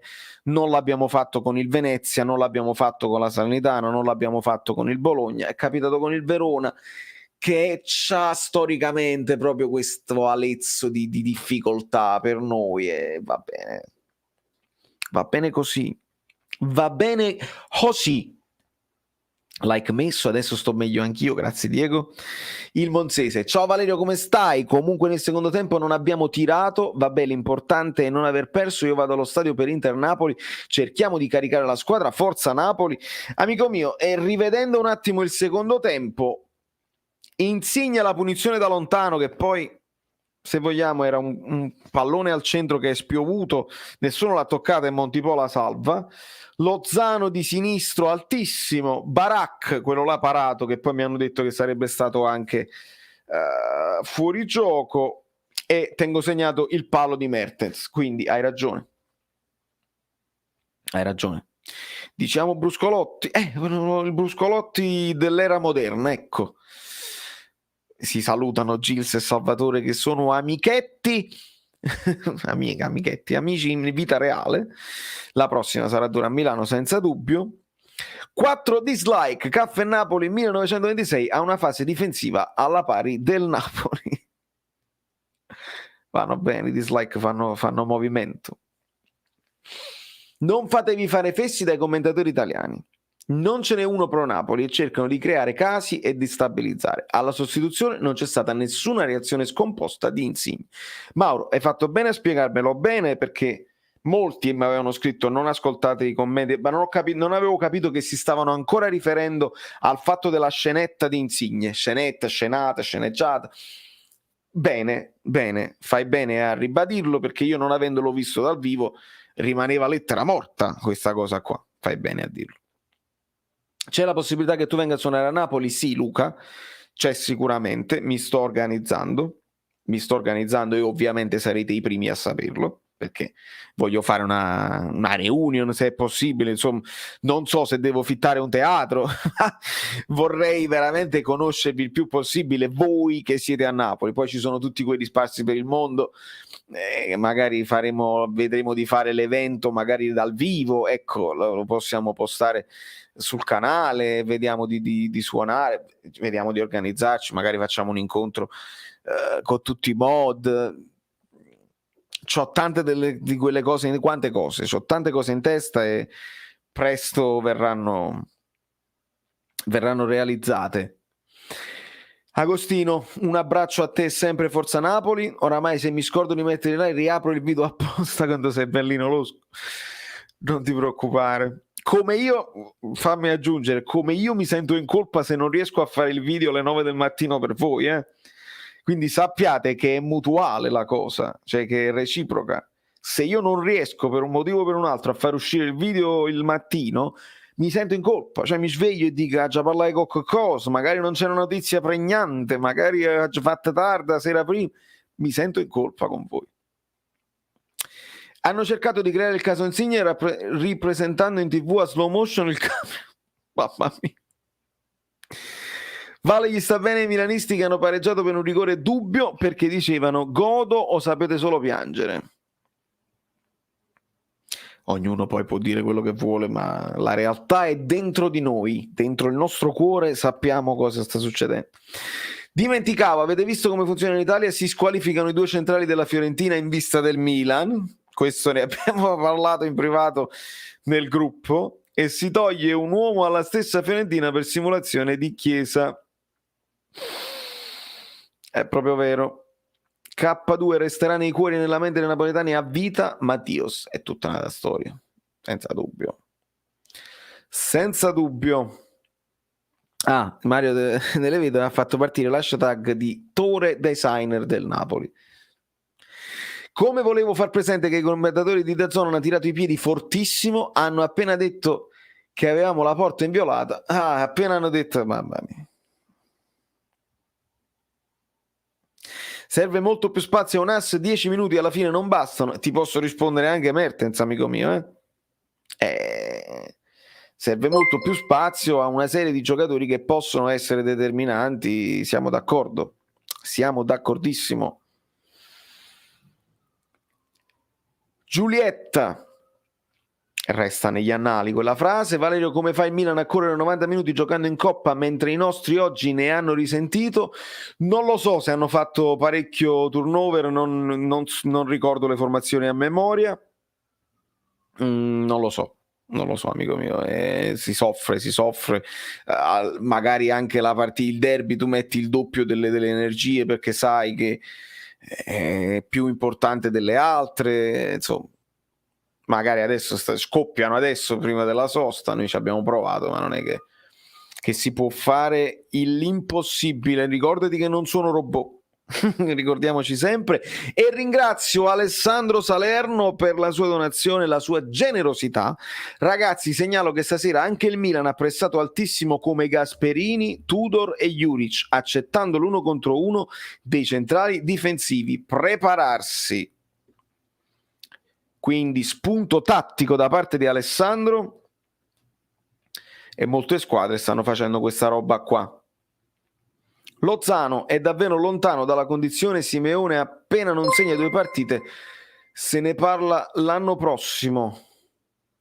Non ho capito, ma ringrazio Mario Cutolo per la sua donazione via PayPal, 1 per la vittoria con la Salernitana e 4 contro il Legia. Non sempre partita tosta oggi, arbitro inadeguato. 6.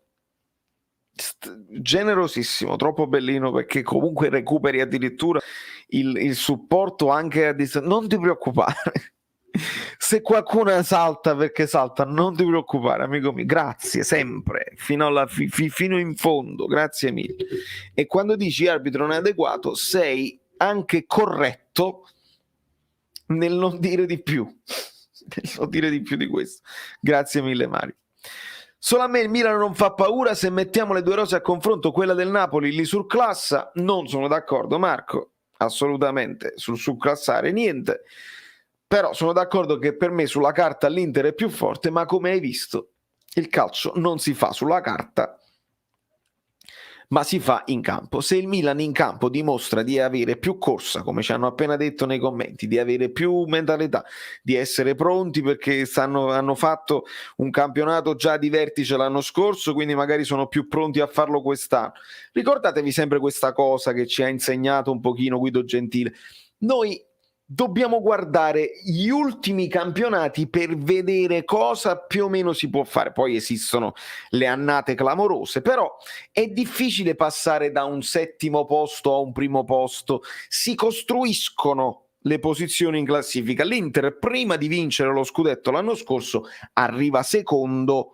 L'Inter arriva seconda a 1 punto dalla Juve, una Juve che rinunciò le ultime partite perché aveva vinto matematicamente, però arrivano secondi e poi vince. Il Milan l'anno scorso fa quel campionato di vertice, campione d'inverno, poi dopo crollano nel girone d'andata, aveva creato i presupposti, poi arriviamo tutti vicini alla Champions così, però purtroppo la Roma molto lontana. Cosa dice Mourinho? Dice non si passa da passare da settimi a lottare per lo scudetto, bisogna fare il percorso.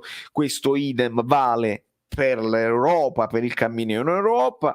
È difficile arrivare dall'uscire sempre ai gironi improvvisamente a vincerla. Devi arrivare a farti una bella semifinale, devi farti una finale, poi la vinci, poi magari subito fai la finale e la vinci subito. Pallone rotondo, lo sappiamo, però le competizioni lunghe, come i campionati, molto spesso questa cosa è vera. Iron Mike, vale che cambia avessi fatto in corso? Io probabilmente avrei dato più minuti a un ass, perché l'uomo contro uomo del Verona ci ha messo un po' di difficoltà, sì, ti dico la verità, io avrei tolto Insigne in fretta. Vediamo un pochino, quello è entrato prima, che non voglio dire stupidaggini. Allora, lo Zanopolitano, sì, normale, logica, solita, e ci sta pure. Elmas Zielinski, allora per me Zielinski non ha giocato male. Era al centro delle occasioni, ho visto fare partite più fantasminiche di questa a Zielinski, per me non ha giocato male. Però lo avrei sostituito, avrei messo direttamente Mertens, ma perché sono io pazzo? Magari mettevi subito Lozano e Mertens sotto punto simile, perdevi la partita e dicevi Napoli-Verona. Dopodiché Mertens al posto di Anghissà lo capisco, anche per non rischiare il cartellino giallo ad Anghissà. Con un ass al posto di Insigne lo capisco, lo avrei fatto un pochino prima. Petagna Osi ci sta, negli ultimi però secondi è proprio difficile che Petagna ancora una volta così, è un po' quella, un po' la disperazione, cercare di pescare un jolly.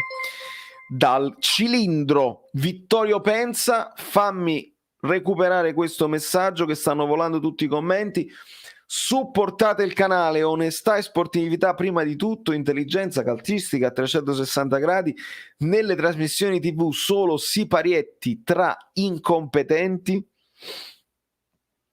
Grazie mille, Vittorio, grazie veramente tanto per il supporto e per il tuo messaggio, significa tanto per me. Di Lorenzo migliore in campo, sembrava Marangon dei tempi migliori. Mi fa piacere che ha segnato proprio lui, se lo merita, visti gli sforzi incredibili che sta facendo. Sì. 2 anni fa settimi, l'anno scorso quinti per la legge dei grandi numeri. Questa non è la legge dei grandi numeri, ma è una legge di proporzionalità, di continuità. Quest'anno terzi e l'anno prossimo prima. No, mi piace come messaggio. Nella crescita si potrebbe fare così. Io avrei messo Demme a posto di Fabian. Massimo, non è una cosa sbagliata da dire, perché Demme comunque ti garantisce anche una certa copertura, perché ha quella paura proprio di non scoprirti troppo ai loro contropiedi. Fabian oggi non bene, qualche pallone l'ha perso, si può dire. Ora non è che poi dobbiamo dire che Fabian gioca sempre tutte le partite alla grande, molto meglio in fase difensiva che in fase di impostazione oggi, si può dire? Credo di sì. Scontri diretti: Lazio, Inter, Milan, Atalanta. Secondo me faremo meno fatica che col Verona. Albert, non in questo ordine ovviamente, vediamo. Fai meno fatica perché magari fanno meno questo uomo contro uomo, vediamo se lo faranno. L'Atalanta non credo che fai meno fatica che col Verona. Con il Milan, se il Milan si è messo uomo contro uomo come ci hanno detto, anche loro stanno facendo questa cosa qua. La Lazio ha un valore anche perché si incontra Sarri contro il Napoli e quindi sarà particolare. E l'Inter, se non fanno l'uomo contro uomo, comunque devi stare attento che se hai un'occasione come quella di Caprari, come quella di Barak, i giocatori dell'Inter la mettono dentro. Quindi facciamo attenzione a essere fiduciosi, sì, ma non ci sorprendiamo se invece saranno delle battaglie complicate. Da sottolineare la scena bellissima tra il capitano e Osi, che sì, mi è piaciuto, bravo Raff, queste sono le cose che mi piacciono. Si siede vicino a lui e si prende il cazziatone per essersi fatto ammonire. Io da sportivo con queste cose arrizzo. Sì, allora non ho visto il cazziatone, però ho visto che Insigne nota che sta passando Simene e se lo porta giù per parlare, eccetera eccetera. Quindi il rapporto è importante. Poi non lo so se era cazziata, se era siedi qua vicino a me, parliamo, vediamola insieme, non lo so, ma è importante avere questo rapporto.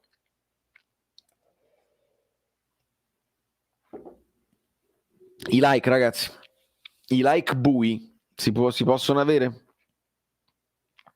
Abbiamo capito, Nicola, disiscriviti dal canale, perché purtroppo io parlo 3 lingue, parlo italiano, inglese e napoletano.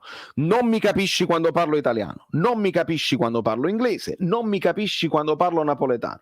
Se tu ritieni che io sia un fan di Insigne, quando ho appena detto che avrei messo un ass al posto di Insigne prima, e vuoi dire che non sono un tifoso del Napoli, ma sono un fan di Insigne, quando tu hai dimostrato con tutti i tuoi commenti di essere solo un hater di Insigne, io ti consiglio disiscriviti dal canale, perché credo, perché la mia memoria non è infallibile, di averti già bannato in passato perché non facevi altro che scrivere commenti che non aggiungono niente alla discussione, solo insulti verso Insigne.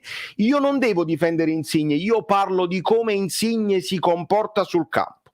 Tu sei un hater di Insigne, punto. Io sono un tifoso del Napoli, punto. Disiscriviti dal canale, non perdo manco tempo a bannarti. Disiscriviti, nessuno ti chiede di stare qua. Se ritieni che io sia un tifoso, sono un fan di Insigne e non un tifoso del Napoli, disiscriviti. Non per altro, perché non capisci le mie 3 lingue che parlo correttamente. Parlo 3 lingue correttamente: italiano, inglese e napoletano. Non le capisci. Quindi è una cosa, un consiglio che ti do: stai perdendo tempo ad ascoltare uno che parla 3 lingue che tu non capisci.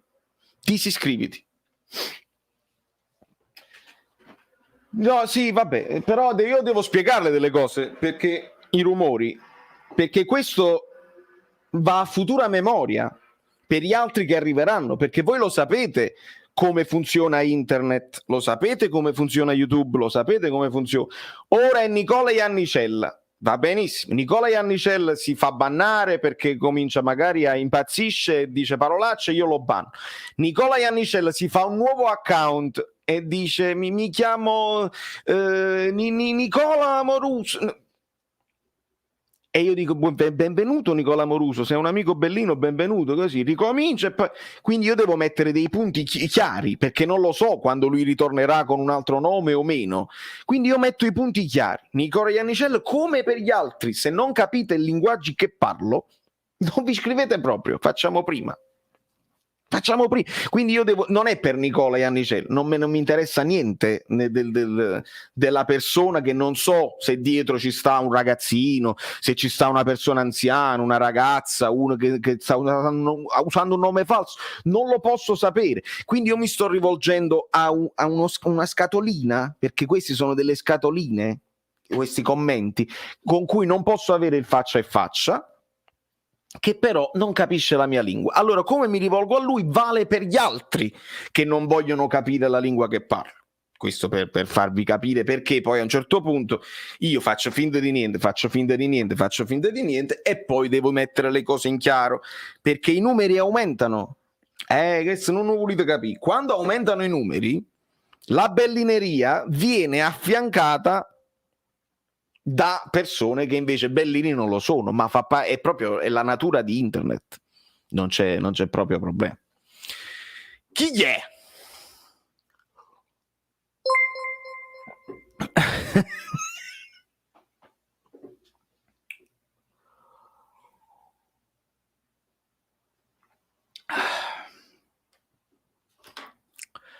Sentite, ci dovrebbero essere 400 like, me ne date conto? Grazie Fabietto. Pablo Escobar. No, non lo so se tifo Napoli, probabilmente sono un tifoso di Lozano e basta. Anzi no, tifo per Politano. Anzi, tifo per un as. Anzi, mi piace solo Zielinski. In realtà mi piace Mertens, quindi odio Osimhen. Mi piace Petagna. Mi piace Fabian, mi piace Mario Rui, mi piaceva anche Yusai. 450, arriviamo a 500 un attimo. Se non saluti niente like, state buono Foggiano, non sei un amico bellino, non me lo lasciare il like, non è questo l'atteggiamento, state buono. Io tifo per la pagnotta, va bene. Vedi come aumentano gli amici non bellini? Cioè, ci sono e aumenteranno sempre perché purtroppo con i numeri, con la massa, non è la massa che porge, siamo noi che dobbiamo porgere alla massa. È bello, il titolo bello. Signore, lasciatela stare in pace a quella povera ragazza, non lo vedete che non è pane per i vostri denti. Bobotta, come faccio a dimenticare Bobotta? Sta là, vedi, sta là che si arrabbia, che è felice però si arrabbia, come faccio? Nessuno che ha detto, per esempio, perché non è andato Bobotto al posto di Fabio? Poverino.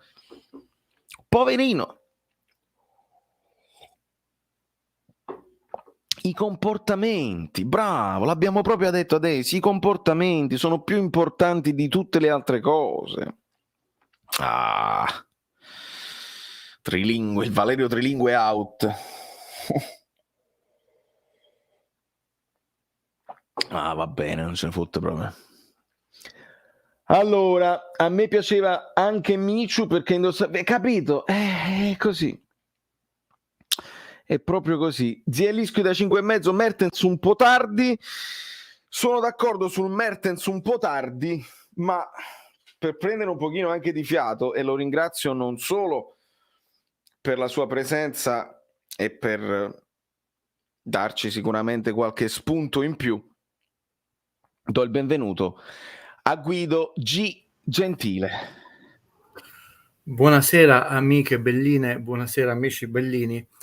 Anch'io parlo 3 lingue, italiano, l'inglese, non parlo il napoletano, i miei genitori mi hanno cresciuto senza accento, parlo però la lingua di Jabba the Hutt, proverò a spiegare che qui non siamo ideologici pro e contro nessuno, analizziamo partita per partita e poi organicamente con il campionato.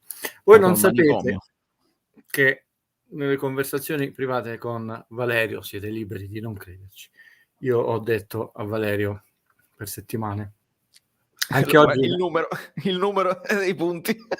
se Napoli in queste 3 partite, che 99,99% dei colleghi napoletani avevano già dato 9 punti e qualcuno molto più importante e famoso di me ha detto che Napoli sarebbe arrivato alla sosta con 4 punti di vantaggio, come ci sono i video di YouTube di Valerio che poi rimangono anche quelli.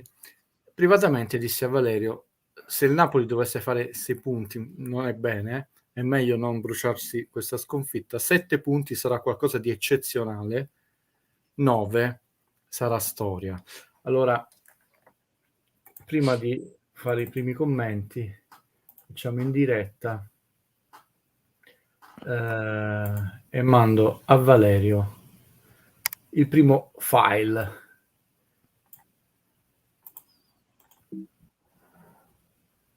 Siamo pronti. Siamo pronti. Quando lo facciamo in diretta. Signori, voi vabbè, purtroppo non le potete sentire perché si chiamano conversazioni private per un motivo, perché sono private. Però io credo che una parte di voi che si fida...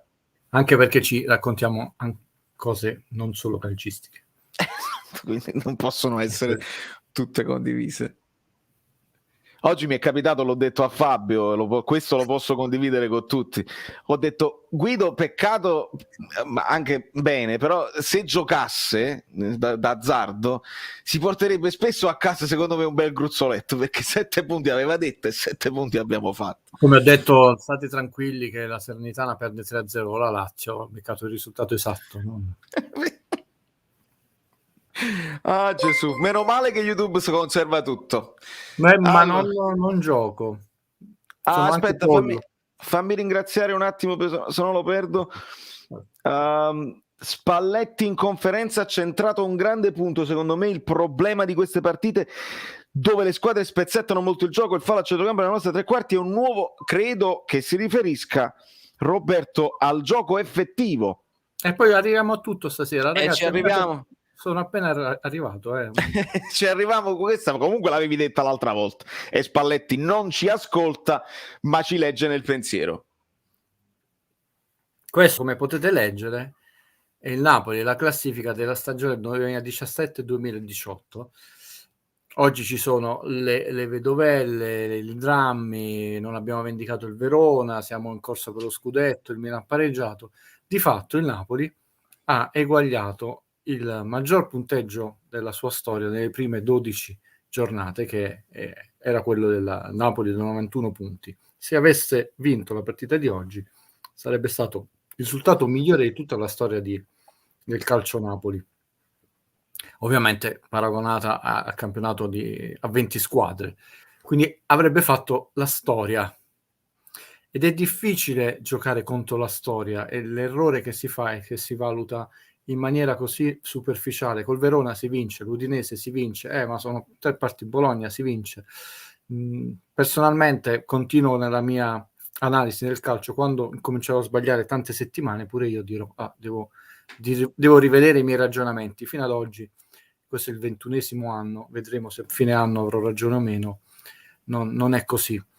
Adesso ti mando un altro file, poi piano piano analizziamo, visto che è stato introdotto in diretta tutto quello che facciamo dal nostro amico Bellino. Io li ho preparati, quindi saremo veloci, non vi preoccupate. Adesso so che Valerio non legge il titolo, e quindi è sì, è ancora più facile. Sì. È anche più facile per me.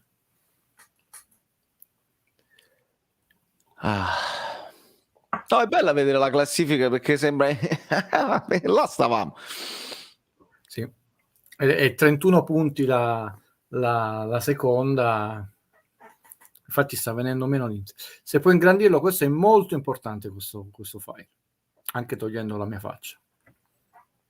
Allora, eccoci qua. Grazie, gentilissimo Valerio.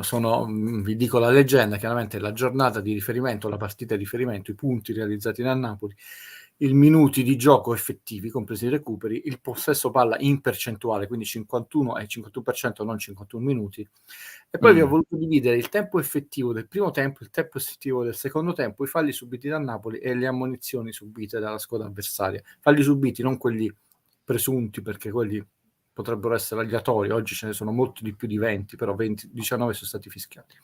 Ad eccezione della partita Napoli-Cagliari, e fu una chiave di lettura che vi dissi nella live, cioè nel commento.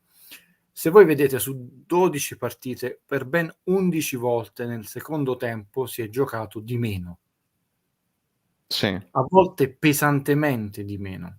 Nonostante, salvo smentite, il primo tempo nella squadra di una partita di calcio dura 45 minuti, il secondo tempo dura 45 minuti. E solitamente, tranne episodi gravi, non sono un infortunio, quelli alla testa dove devono fasciare il giocatore, cioè, nei secondi tempi, essendoci recuperi calcolati sia sulle sostituzioni che altro, c'è sempre un recupero maggiore, dai 3, 4, 5, 6 anche minuti. Il secondo tempo non si va quasi mai oltre, il primo tempo non si va quasi mai oltre i 2. E vedete come le squadre dove Napoli ha sofferto di più hanno concesso nel secondo, tipo il Torino, che fu una partita ignobile, esattamente, anche oggi col Verona, 18 minuti e 19, ma anche con la Salernitana. Infatti, dove Napoli ha giganteggiato, pensate alla partita con la Sampdoria e l'Udinese, dove feci i complimenti, dove ci hanno concesso di giocare a pallone il primo e il secondo tempo, sono stati minuti effettivi molto alti,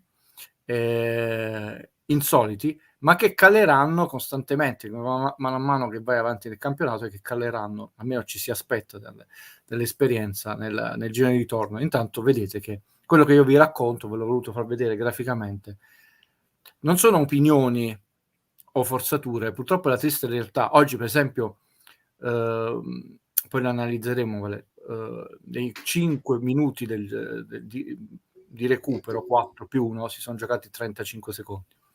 Cioè, non si è giocato perché e questo secondo me è il primo appunto, con molta serenità, senza nessuno spalletti out, che dobbiamo fare allenatore. Non puoi mettere Mertens all'86esimo nel secondo tempo, sapendo ormai che le squadre non ti fanno giocare. Cioè, Mertens ha giocato 9 minuti sulla carta, ma effettivi ne ha giocati meno di 1 minuto e mezzo, e lo stesso ha preso un palo a gioco da fermo, di fatto, sul calcio di punizione, e quasi faceva un assist nei secondi finali. È vero che metti un giocatore di classe come Mertens, ma gli devi concedere, io dissi, mezz'ora, diciamo non meno di 25 minuti.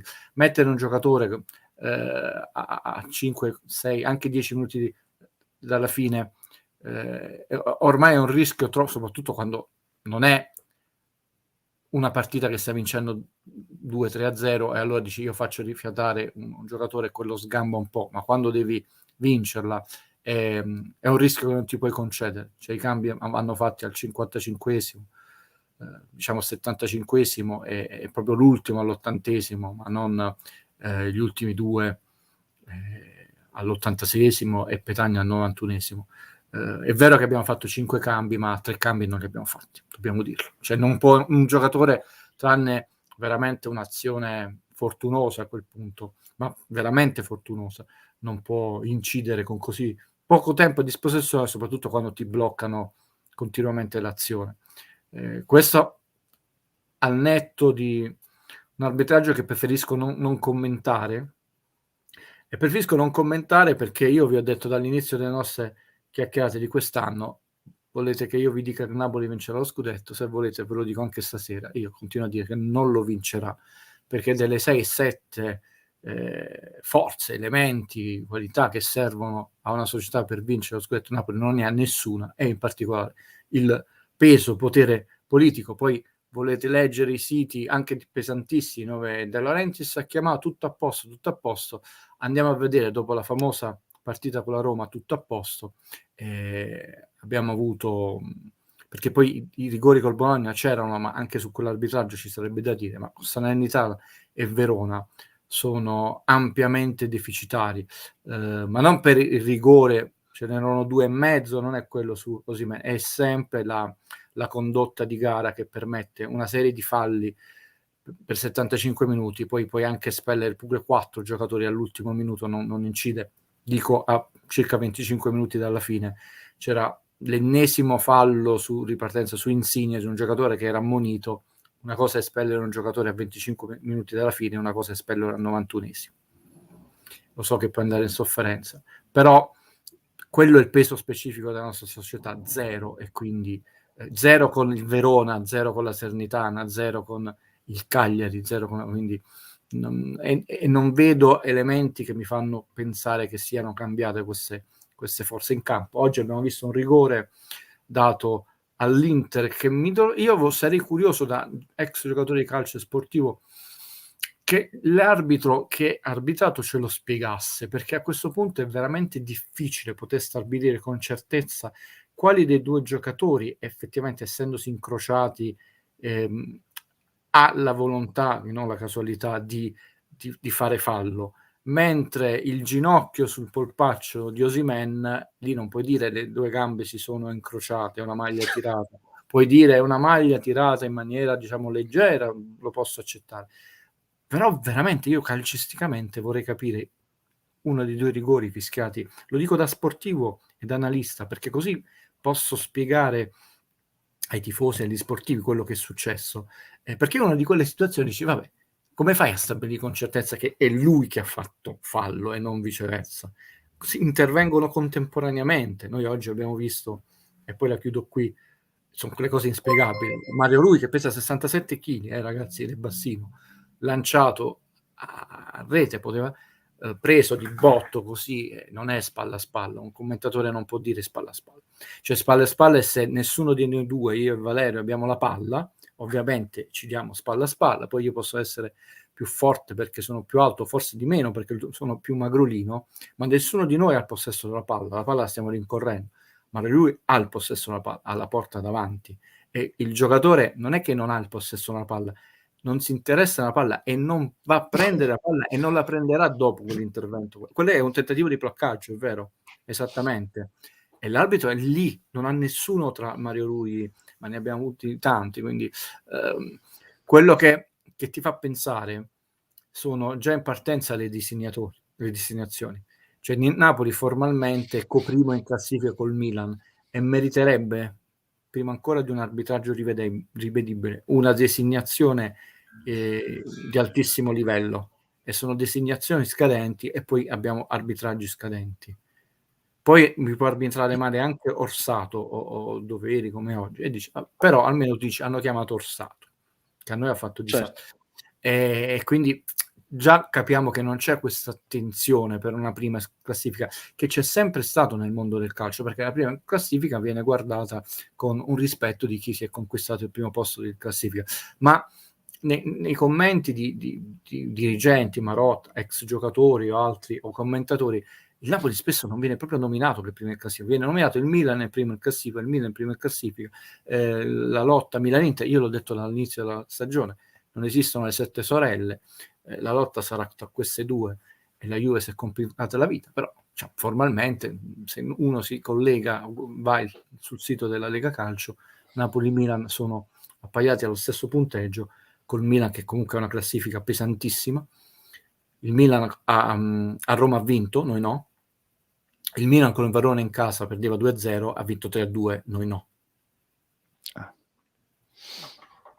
Abbiamo gli stessi punti, però in un confronto, diciamo, virtuale, non abbiamo affrontato tutte le stesse squadre, però il Milan oggi chiude il quinto scontro diretto, a Napoli ne manca solo quello col Napoli, e Napoli ne mancano 4, quindi è una classifica più leggera. Vediamo un altro dato e lascio delle domande che può essere interessante, Valerio, per farti capire che poi i numeri, è vero, non sono tutto, e questo grafico per esempio lo dimostra, però è anche giusto non raccontare frontole ai tifosi, e ora capirete perché. Noi siamo primi e DAZN parla di Simeone e Capra. No, ma in generale è proprio un andazzo. Non c'è proprio rispetto. Guardate questo grafico che è allora arriva. Confronto rendimento. Allora, sempre se cortesemente puoi ingrandirlo per gli amici bellini e soprattutto le amiche belline. Allora, queste sono le prime 12 giornate di quest'anno della stagione passata. Siccome si sta dicendo che il Napoli come punteggio è meraviglioso, 32 punti, stiamo a recriminare 2 pareggi, no? Il Napoli ha tirato di meno dell'anno scorso anno. Ecco, i campanelli di allarme di Guido. Ha tirato di meno sia fuori dallo specchio, ma molto di meno nello specchio della porta, ed è il grande campanello d'allarme che io vi ho detto dalla prima giornata. Ho detto questo è un problema atavico del Napoli da Benitez in poi, e quindi che ho detto la prima giornata dissi non fa testo, poi aggiungeremo la seconda, però se noi le aggiungiamo a quelle passate non è una giornata. Mo adesso abbiamo 12 giornate che aggiungiamo al campionato passato, quello ancora, quello di Ancelotti, cioè, ha fatto meno gol dell'anno scorso, eppure si sta dicendo che attacchiamo molto, ha una percentuale realizzativa un po' più alta, quindi l'anno scorso eravamo ancora più sciponi, ha preso 10 pali rispetto a 7, ha subito più tiri in porta rispetto all'anno scorso, cioè tiri e meno tiri però nello specchio. Fortunatamente ha subito pochissimi gol, e a questo punto Ospina out, visto che è il titolare. Ma infatti la percentuale realizzativa, che era il 10, è diventata 13, la percentuale è bassissima, l'anno scorso era troppo alta, ci penalizzava, ma questo non perché subivamo tanto, vedete, 96 tiri a 112, 35 a 32, perché segnavano molto questo. 2 partite senza segnale, una quest'anno, corner 82 a 55, minuti giocati non dipende chiaramente dal Napoli, ma il possesso palla è cresciuto, sono diminuiti i passaggi, sono diminuiti di parecchio i chilometri percorsi, è diminuita anche la velocità media, e se fai vedere un po' sotto sono tremendamente aumentati, perché ci sono altri 2 dati sotto, sì. quindi devi alzare il file.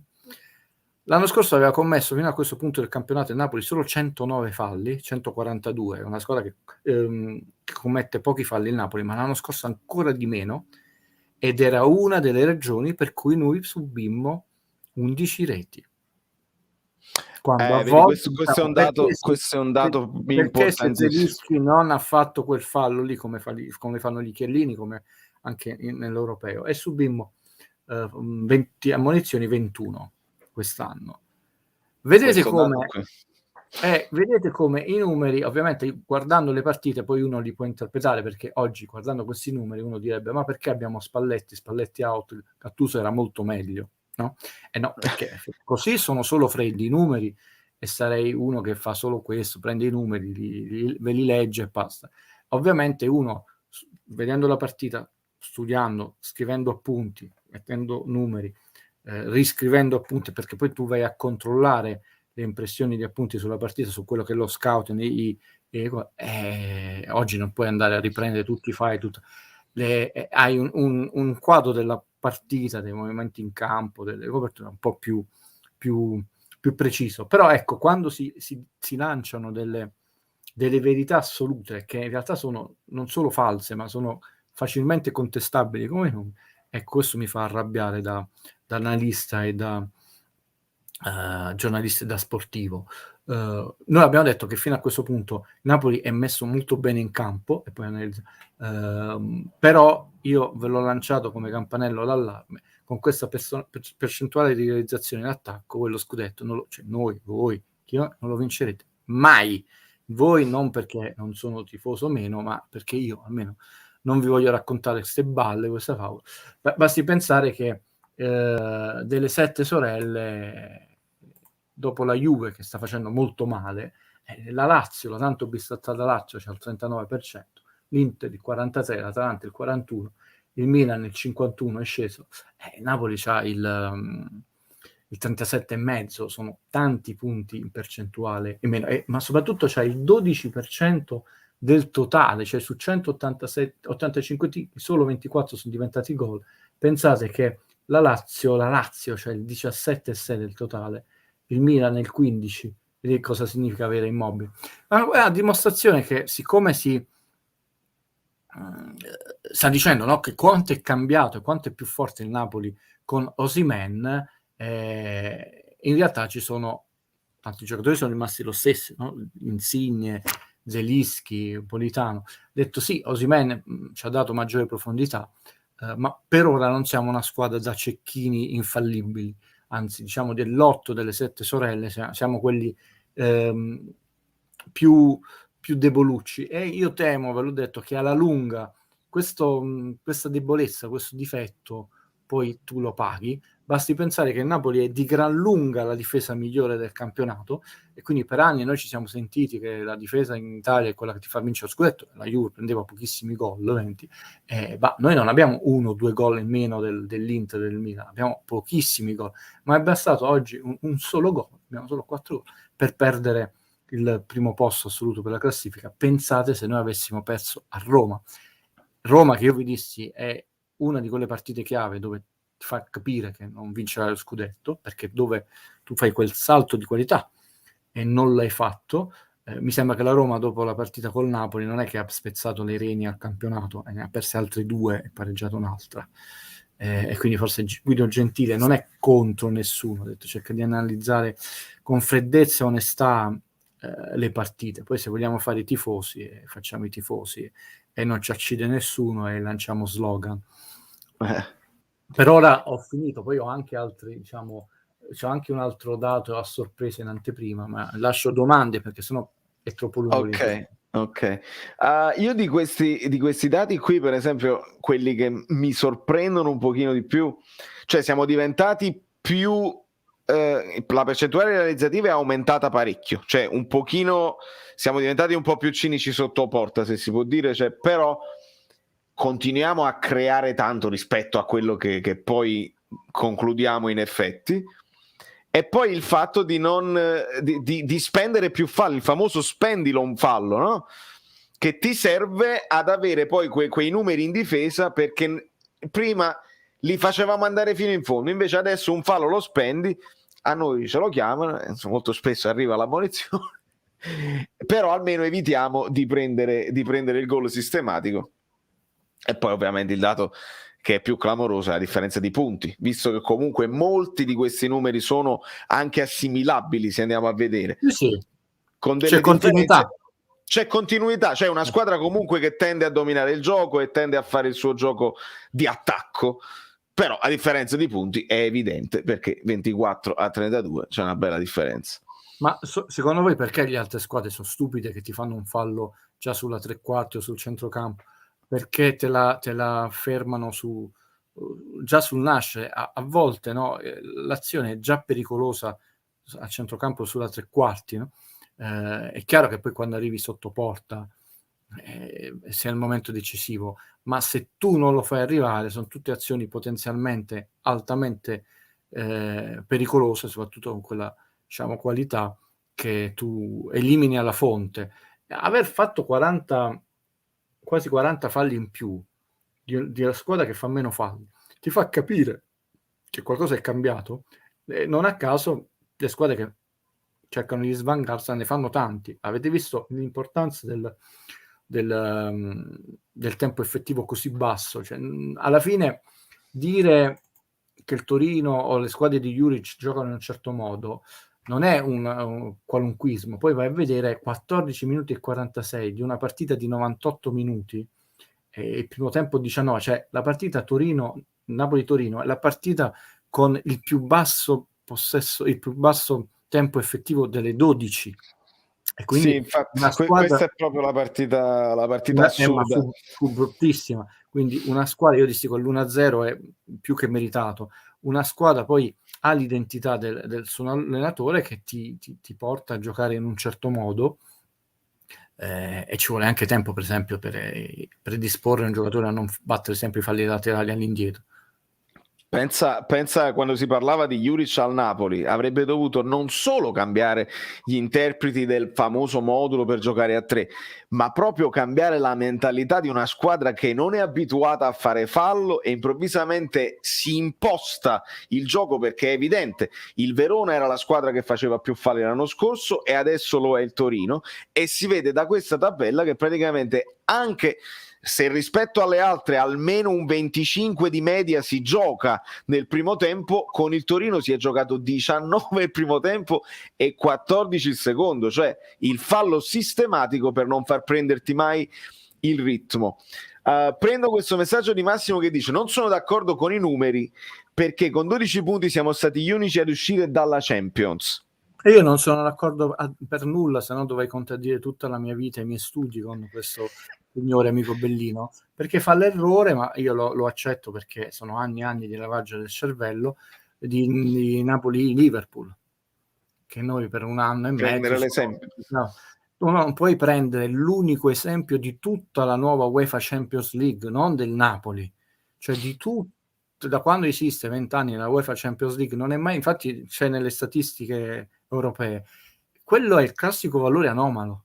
E tu non mi puoi prendere il valore anomalo di 20 anni, di quante partite si fanno in Champions League, di gironi, sono 8 gironi, 4 squadre per 20 anni, prima o di me, e farlo diventare sistema. Quello è proprio non l'eccezione, è il record assoluto di tutti i tempi, dovuto anche al fatto che poi ci fu una squadra veramente matalasso che fece 0 punti. E invece è molto più... Noi abbiamo avuto qualificazioni anche con 6 punti in Champions League, 7. Quest'anno ci potranno essere di nuovo in gironi qualificazioni. Devo fare una correzione, pare che per scongiurare, anche per compensare il fatto che non ci sia un turno ai 16esimi, la UEFA voglia dare 4 punti di bonus alla squadra che arriverà prima nei gironi di Europa League. E questo sarebbe, sì, perché tu non giocando una partita perdi 2 punti. Giusto. Quindi la qualificazione eventualmente come prima del Napoli non solo li farebbe guadagnare un turno, diciamo, chiamiamolo di riposo, ma gli darebbe, come se facesse 2 vittorie sul campo, che non gioca, ha detto 4 punti di bonus, che non sono i 4, perché invece li giocano gli ottavi della Champions League e prendono 4 punti di ringraziamento per i gironi senza ancora giocare, 4 punti se passano i gironi. Però ho detto, volevo dare questa informazione perché era importante. Chiaro. Noi siamo sempre l'eccezione che conferma la regola, pure 2 volte campioni d'inverno e poi senza vincere lo scudetto. Anche nell'anno 87-88, grandemente campioni d'inverno.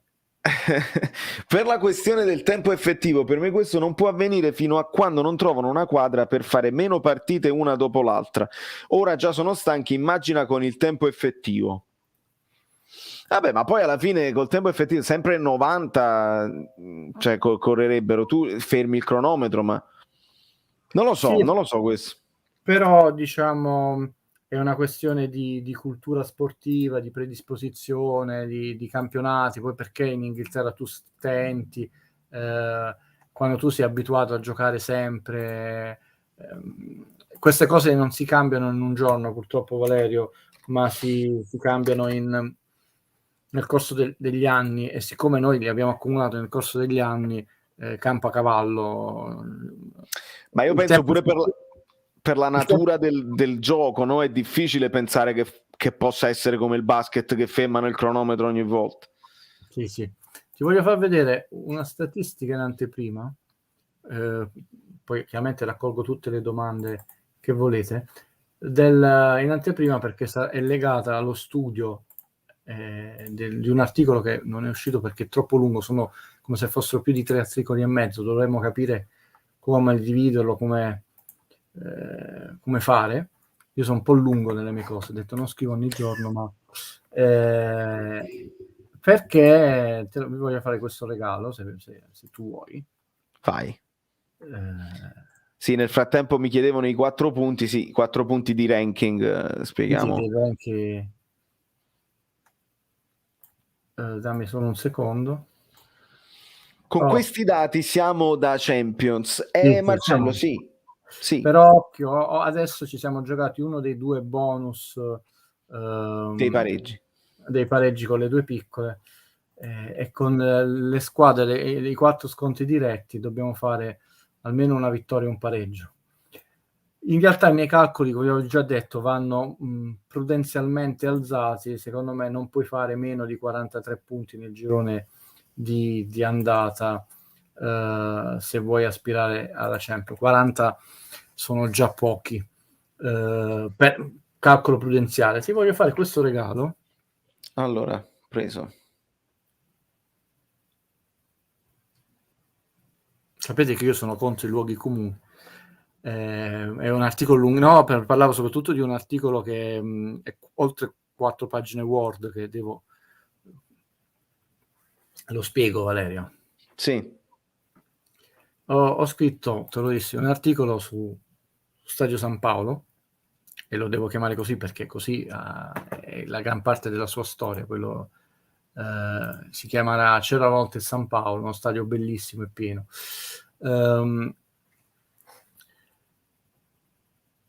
Dalla stagione 1965 alla stagione 1988, 87-88, in 22 stagioni su 23,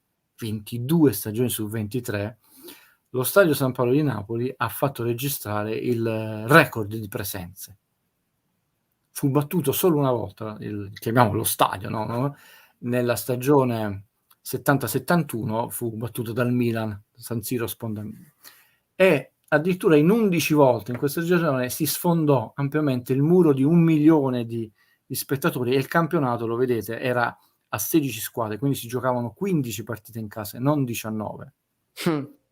Con delle eccellenze spesso di 70.000 spettatori, 75.000, 70.000, 77.000 di media. Quindi il famoso mito del San Paolo nella storia, quello reale, era vero. Cioè una squadra che in quelle 23 stagioni aveva vinto un solo scudetto, nell'86-87, aveva fatto 2 soli secondi posti, poi ne fece uno l'anno dopo, terzi posti. Quindi pensate che nella stagione, che vi devo dire,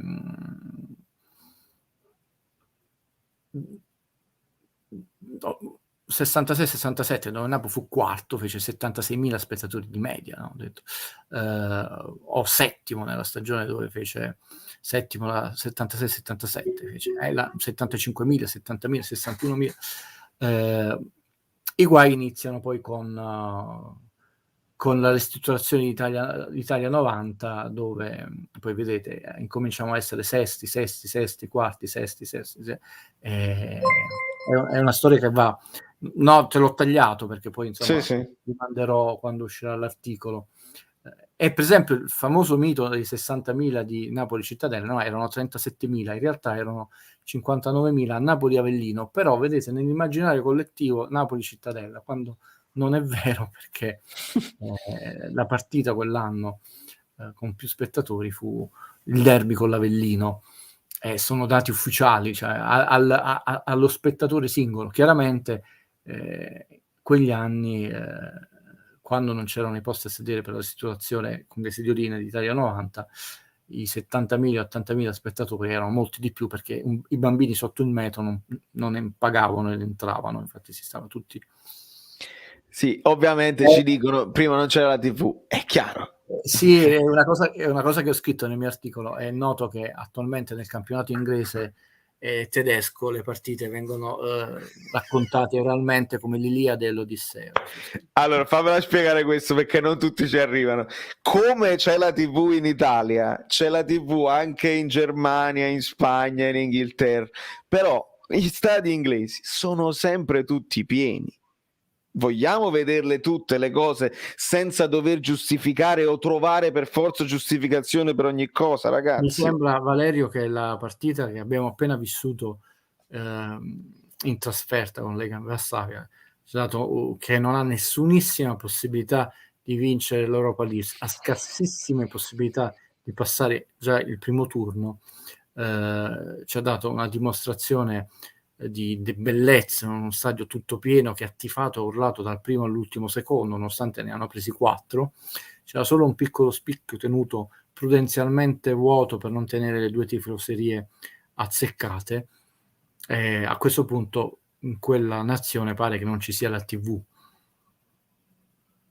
Io ricordo nell'articolo e faccio una proposta, vorrei che venisse data una medaglia al valore ai 6.290 spettatori di Napoli Slovan Bratislava.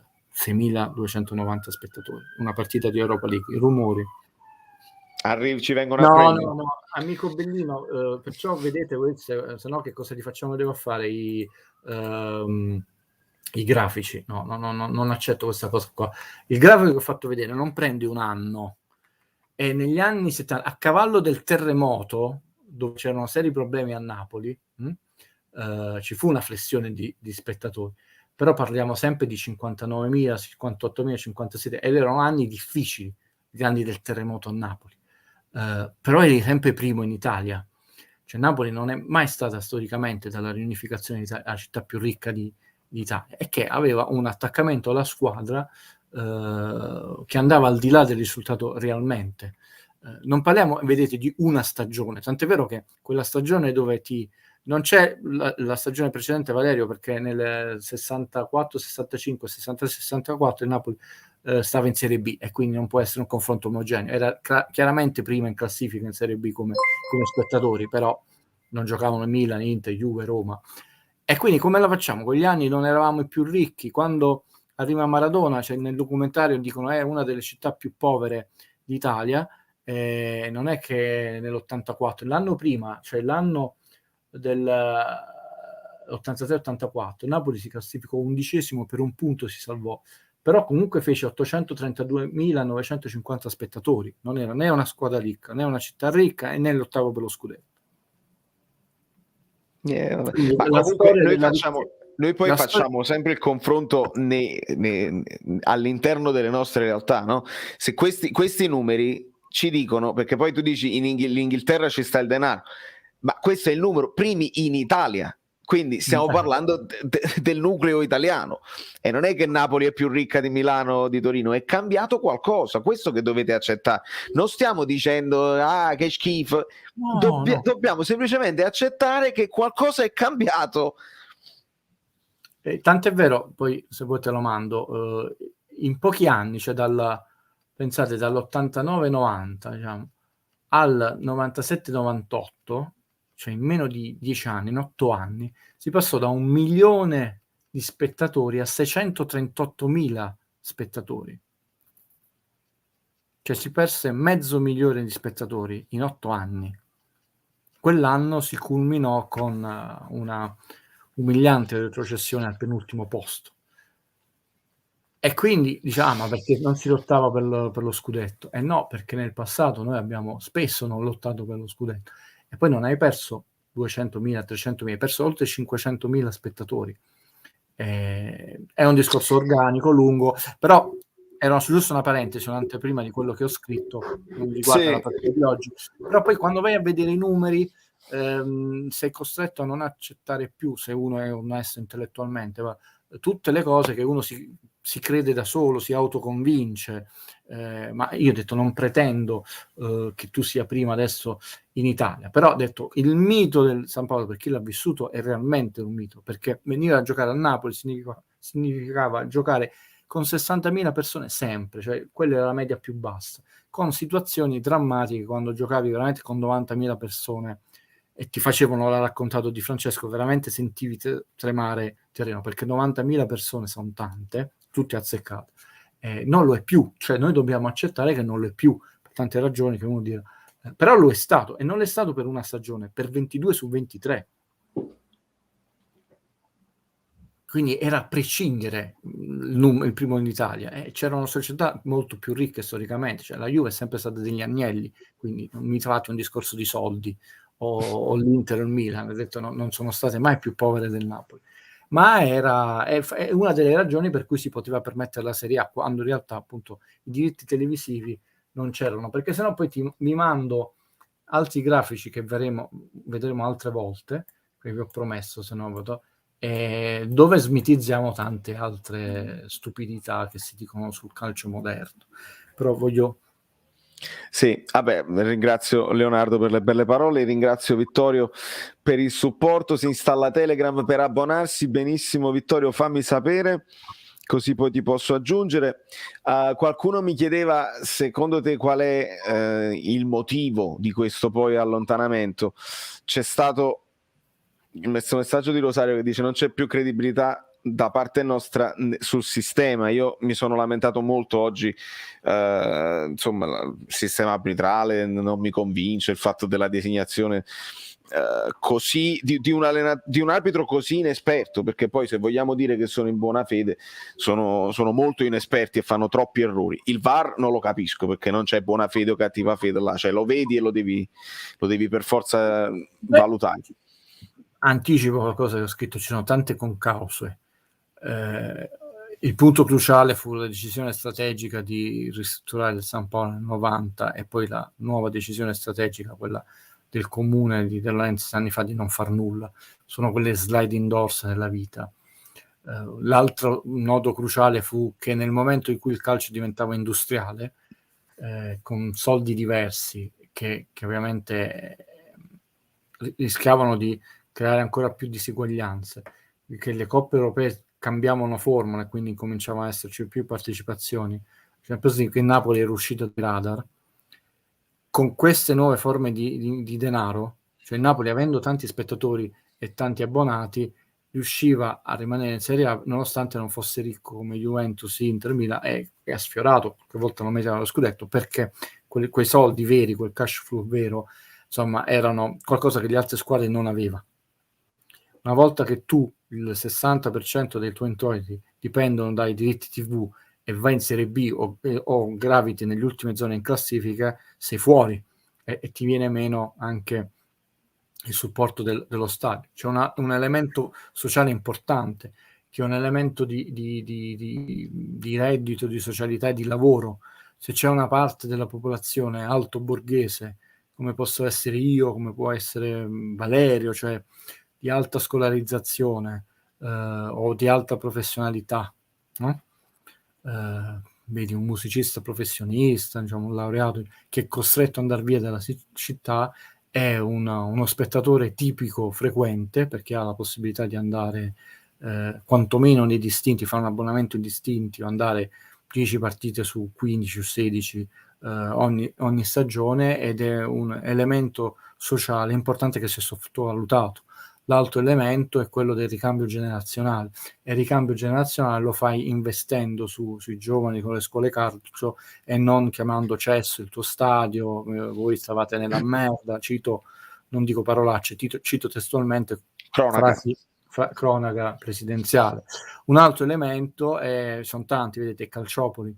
Cioè Calciopoli ha fatto cadere quel muro non tanto di omertà, di chiacchiere dal bar, quelle squadre comprano gli arbitri, perché abbiamo sentito, e parlo sempre di una classe alto borghese o intellettualmente un po' più elevata, che a questo punto non è più interessato a un certo tipo di mondo, lo segue peggio che fosse un film degli Avenger, perché non mi puoi più dire l'onestà degli arbitri, siamo tutti d'accordo e fuori discussione. Sentendo quelle frasi e vedendo come è stato poi affrontato e riscritto, cioè di fatto si è scelto di non riscriverlo, il mondo del calcio, io lo dissi, tu dovevi riscrivere le regole in modo tale che mai più si poteva verificare una cosa del genere. Più importante dell'eventuale sanzione severa o non severa che era avvenuta, quello che era fondamentale per la credibilità del sistema e anche degli investitori stranieri, era quello detto: io devo creare un sistema trasparente. Non c'è stato. Non è un caso, Valerio, che la stagione dopo e qua il principale responsabile è De Laurentiis, dopo i 91 punti, sì, dove si era un po' riacceso, cioè tu pensa che della era De Laurentiis la media spettatori più alta è stata fatta nel 2010-2011, a dimostrazione che non si lotta né per lo scudetto né i soldi, non c'entra niente. 45.608 spettatori, raramente si è raggiunto i 40.000, navighiamo dai 38-36.000. Quell'anno, l'anno dei 91 punti, si sono fatti 43.050 spettatori di media. Ecco, infatti mi ha detto. Quindi era una media onorevolissima, ma inferiore a quella record dell'era De Laurentiis. Io lancio degli allarmi nei miei articoli. Dopo una delusione cosciente, piange. È chiaro che alla Juventus non solo non ci frega niente, sono fatti gran risate per quello scudetto. È il sistema calcio che doveva intervenire, perché poi i danni, ma non se ne frega niente a questo punto, sono enormi nel lungo periodo. Sapete quanti spettatori di media, con un Napoli comunque costantemente secondo in classifica, un bel gioco, la Champions? Napoli quell'anno ha fatto 29.003 spettatori di media. Non c'era il Covid, il crollo è stato mostruoso perché la gente non ci ha creduto più. E l'anno dopo 31.000. Poi c'è stato il Covid e quindi i paragoni non si possono fare più. Giusto. Quindi io adesso mi aspetto che noi viaggiamo sotto le 29.000 unità, perché una squadra che non ha senso, non che No, che senso, attenzione, dobbiamo fare i complimenti. Oggi ha eguagliato il record di Sarri, tutto quello, però che sai non ha le potenzialità per arrivare a vincere alla fine. Se la discesa era forte da 29 31.000, prima cioè l'anno precedente Napoli aveva fatto 36.000, ma l'anno precedente 38.000, l'anno precedente 32.000, quindi la media era sui 35.000, attenzione, e quell'anno il sogno forse di vincere un po' si è riacceso, ma lontani da avere, con uno stadio che contava 60.000 e 24 posti, lontano non dico dai 55, ma anche dai 48.000, 49.000 di media, che sono sempre 12.000 in meno della capienza massima. È chiaro che poi 43-29, perché tu influisci emotivamente su una classe di spettatore medio colto che dice no, vabbè, io non voglio essere complice di questo gioco. E sono cose che importanti, e lì è la società che deve investire con elementi seri, con azioni, bello quello, per esempio adesso dell'apertura ai giovani, con anche dichiarazioni che ti diano quantomeno una forma di riconoscenza. Io non dico di garanzie, perché quelle frasi, sapete, dobbiamo vigilare, che dicono i miei colleghi, mi fanno girare le balle, ve lo dico, scusate. Però almeno tu dici, la mia società quantomeno non prende in giro i suoi tifosi, che sono come se fossero i suoi azionisti. Se la tua dirigenza rimane zitta, poi ha degli atteggiamenti ondivaghi, e poi per accontentare tutti dopo un anno dice ma meritavamo, non lo riprendi lo spettatore, diciamo, mediamente colto, non lo riprendi più. Sì, allora Cavalese Partenopea ci riporta un pochino a discorsi proprio strettamente di campo, e vediamo insomma di fare un commentino anche della partita nel frattempo. Perfetto. Benvenuto Vincenzo Vittorio Pensa tra gli abbonati, scrivimi su Telegram che poi ti aggiungo. Guido, qua quanto a modi e tempi delle sostituzioni non è neanche, per come stimo Spalletti, ci tiene a sottolinearlo, non ne ha ingarrata una. Molti stanno parlando della sostituzione, io ho avuto questa impressione e non è la prima volta, questa sensazione non la voglio perdere, se la vinco, ma non la voglio perdere, cioè non lo voglio rischiare Mertens sotto punto al posto di Zielinski da subito. Questa è stata l'impressione mia, tu più o meno come l'hai vista? Io, scusate se vi ho fatto vedere questi grafici, possono annoiare qualcuno, vuole parlare del sangue della partita. Però sono continui, ormai ho deciso di smontare i luoghi comuni, chiacchiere da bar che accompagnano il Napoli, perché poi avvelenano l'ambiente e ti fanno percepire delle cose che non sono. Questa è la mia idea. Il Napoli ha incominciato a perdere brillantezza nelle ultime partite, però Guido Gentile ve l'aveva detto, occhio, ve l'ha detto subito. Se tu consideri che dall'8ª giornata a oggi, tranne il Bologna, il Napoli non riuscirà mai a segnare 2 gol. Ha fatto un gol, 0 gol, 3 gol, un gol. E io vi dissi, questo è un campanello d'allarme, vediamo la volta dopo. Con la Roma a me non è piaciuto un campanello d'allarme. Il Bologna ha accettato di giocare a viso aperto, abbiamo avuto anche 2 rigori, però insomma stiamo con la Salernitana, la peggiore difesa in Serie A. Adesso diciamo, non è proprio un bunker difensivo la Salernitana, quindi minore brillantezza. Vi facemmo vedere preventivamente a questa partita, io lo sapevo, i minuti giocati in paragone con i minuti giocati, giocano sempre gli stessi, Però io ti dico, Valerio, nella mia impressione, se non la vuoi perdere, metti Demme e Mertens. Comunque tu hai messo tanti giocatori offensivi rischiando di prendere l'imbucata. Ok. È chiaro che Zelinski, mi sono sentito anche con il mio caporedattore che l'ha vista proprio dagli spalti, ci siamo confrontati proprio sui movimenti sbagliati in campo che non riesce a percepire la televisione di Zelinski. È stata anche lì una scelta secondo me prudenziale, ma fino a un certo punto ho detto non la voglio perdere perché sarebbe un grosso contraccolpo, faccio qualcosa che posso sperare di trovare il jolly, però 4 minuti di gioco alla fine non trovi il jolly. Io avrei tolto, e lì è il vero problema, molto prima Insigne, che nonostante sia stato sostituito all'86esimo ha fatto il broncio, no non è vero Valerio, l'ha fatto il broncio, l'ha messa proprio controvoglia la mano, dopo l'hanno inquadrato nella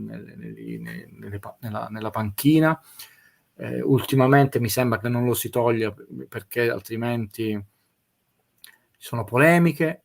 Ho visto i voti in giro 6,5, qualcuno mi deve spiegare perché 6,5 Insigne e 6 Ospina, che ha salvato la partita con 2 interventi decisivi, uno addirittura sull'1-1 che poteva essere il gol veramente, poi la devi andare sempre a riprendere quella partita. Quindi stiamo perdendo brillantezza perché giocano sempre le stesse persone, questa famosa rosa lunghissima, perché anche oggi è lunghissima, sì, ma lunghissima 4 minuti non è lunghissima. Abbiamo Dem e Lobotka che sembravano comunque abbastanza tonici giovedì. Io avrei rinforzato il centrocampo e cambiato le punte. Ormai Osimhen aveva dato quello che doveva dare, era nervoso, non l'aveva sfangato, ha detto o cambio modulo o lo sostituisco ruolo per ruolo con Ciro, che proprio non è che si è dimenticato, cosa che invece tra settimane rimbalza su giornali e siti di come si gioca a pallone. O Petagna se vuoi un ruolo d'area più per riempire l'area in maniera più fisica e più presente. Abbiamo un po' rischiato con quella mossa perché potevi prendere veramente un'imbucata. La squadra è stanca, adesso andrà in giro per il mondo. Fortunatamente non hanno convocato Fabian, che è un giocatore chiave che si riposerà, e la stagione è adesso in 2 partite il Napoli si gioca tutto. Sì. Non che poi non possa farcela a andare in Champions anche con eventuali elementi diciamo negativi, però noi lo sappiamo soprattutto nelle ultime 3 stagioni la sconfitta con l'Inter è stata uno spartiacque, nonostante c'è chi dicesse io oggi vi dico che l'Inter non vincerà lo scudetto. Mi sembra che in tutta la sua storia il Napoli ha vinto 8-9 volte a San Siro. Io non voglio sentire dire si vince, ha vinto una volta in più di quanto ha vinto con la Juventus, questo me lo ricordo.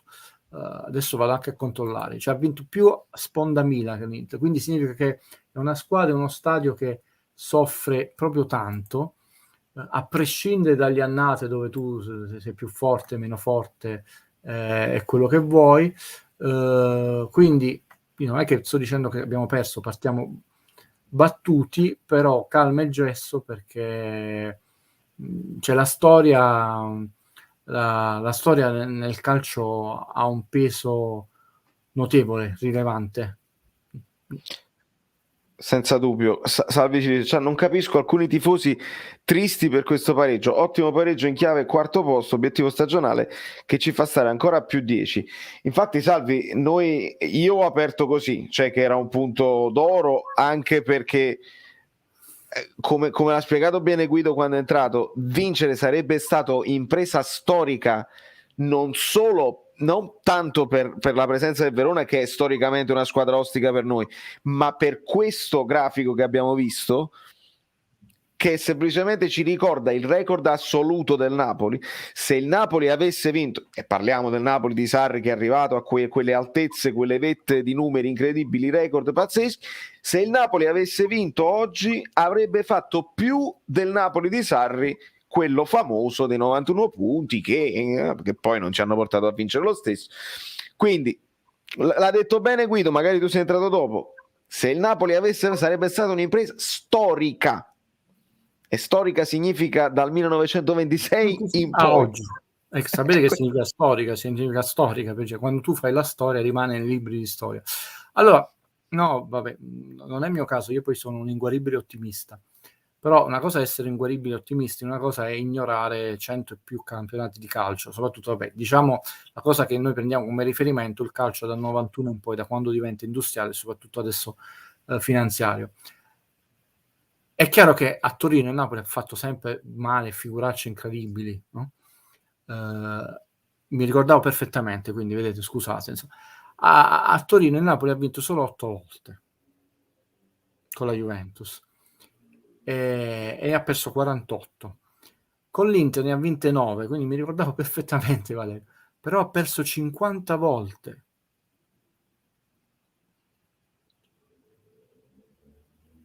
Sì, va bene, nel frattempo stanno dicendo non ha fatto il broncio, espressione di chi non aveva fatto una buona partita.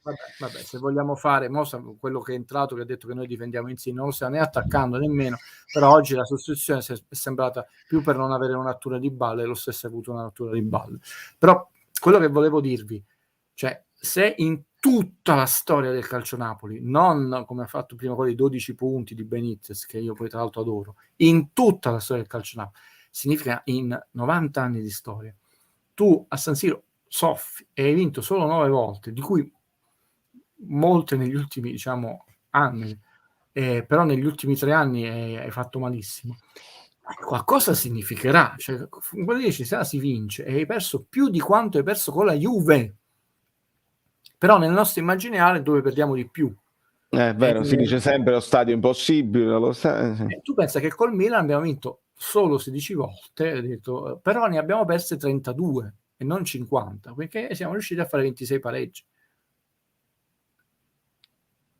Esatto. No, io non auspico, io diciamo ho detto calcolo e ho detto che per cercare di rimanere a galla, che non è né un auspicio né una speranza né cosa né una previsione, è solo uno studio, non puoi fare meno di 40 punti per come stanno nel campionato. Ho detto cammin facendo, ho detto il timore che devono essere almeno 43, ma voi pensate se la Juve dovesse fare 37 punti, fa un successone adesso, e il Napoli anche solo 41 punti nel girone, che è tantissimo, no? Quella famosa soglia, abbiamo scherzato, cioè tutto quello che abbiamo fatto fino adesso abbiamo scherzato, e poi c'è subito Juventus-Napoli.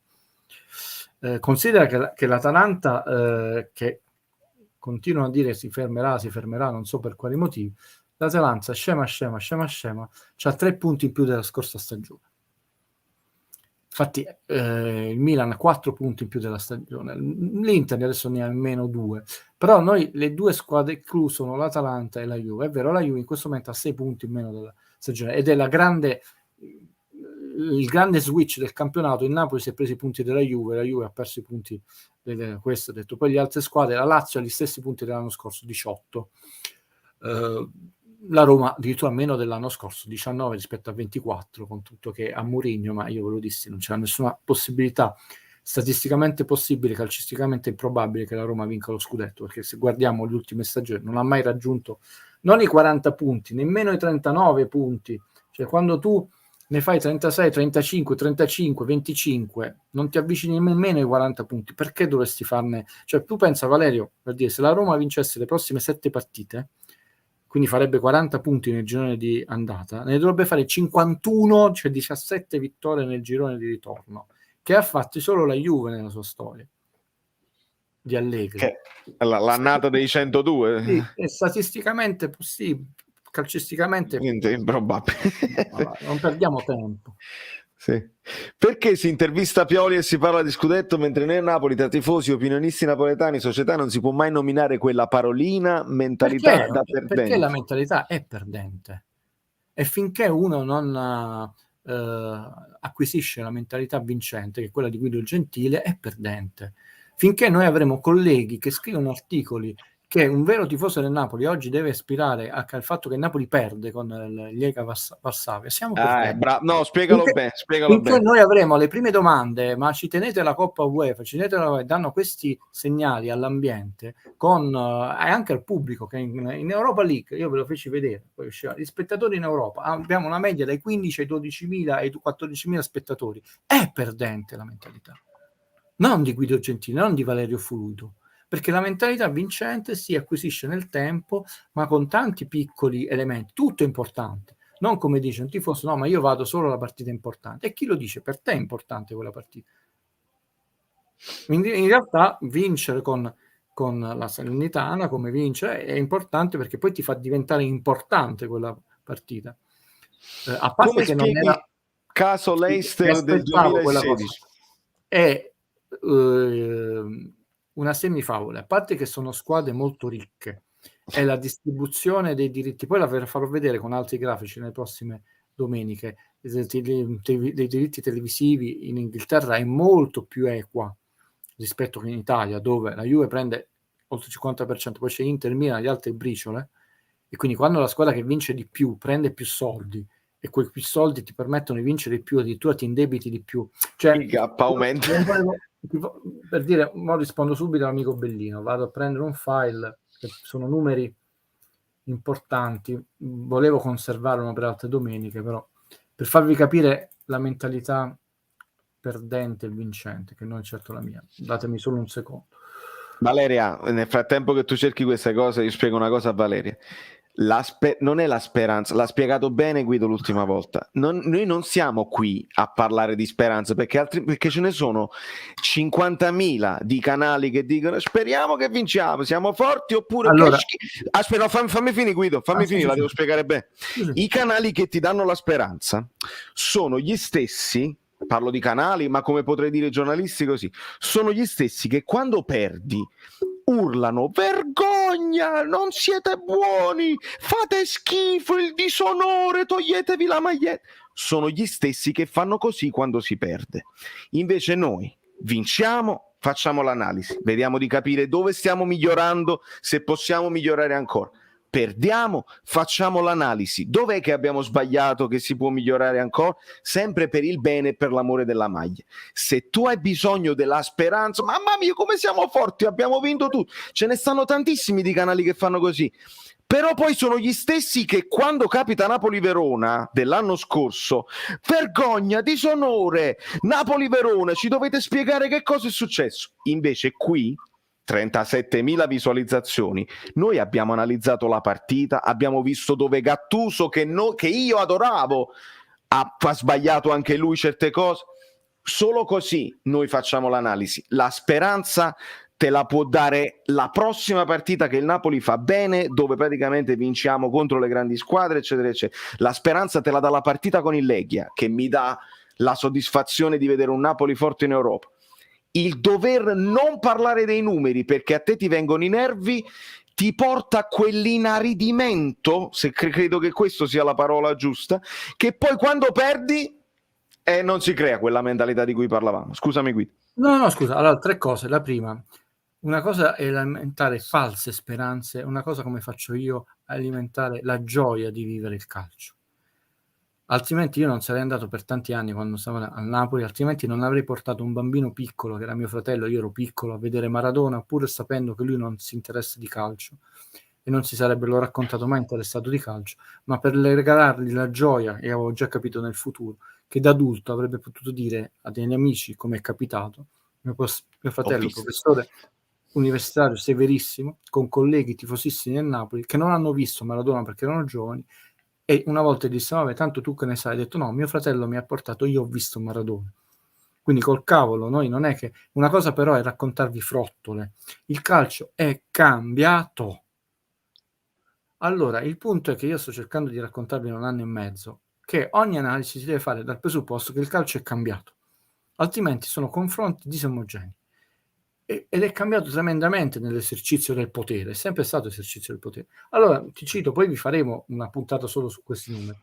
Nella stagione ritorna di 2010-2011, il fatturato del Napoli era 117,6 milioni di euro, quello della Juve 160.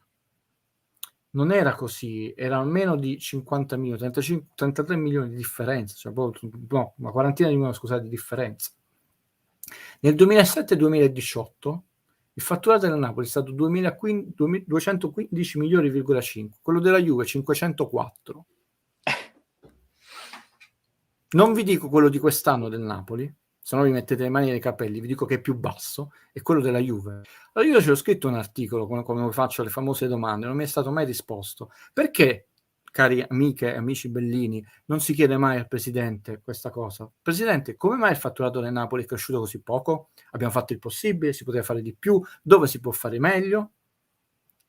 No, Guido Gentile ha la mentalità perdente. Io ce l'ho vincente, ma voglio vincere se ho la possibilità reale di vincere. Noi non abbiamo la possibilità di vincere. Perché, amica Bellina, io ti devo dire che hai la possibilità di vincere? Per prenderti in giro? Non ti conosco, non so quanti anni hai, non conosco la tua voce, non conosco la tua cultura, se sei fidanzato o fidanzata, ma anche se non conosco queste cose, ti rispetto enormemente, come se fossi la più cara delle mie amiche.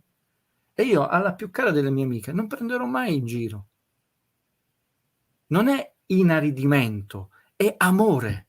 Gioisci per la tua squadra, emozioni per le giocate, per la tua azione, gioia. Andiamo allo stadio, torneremo.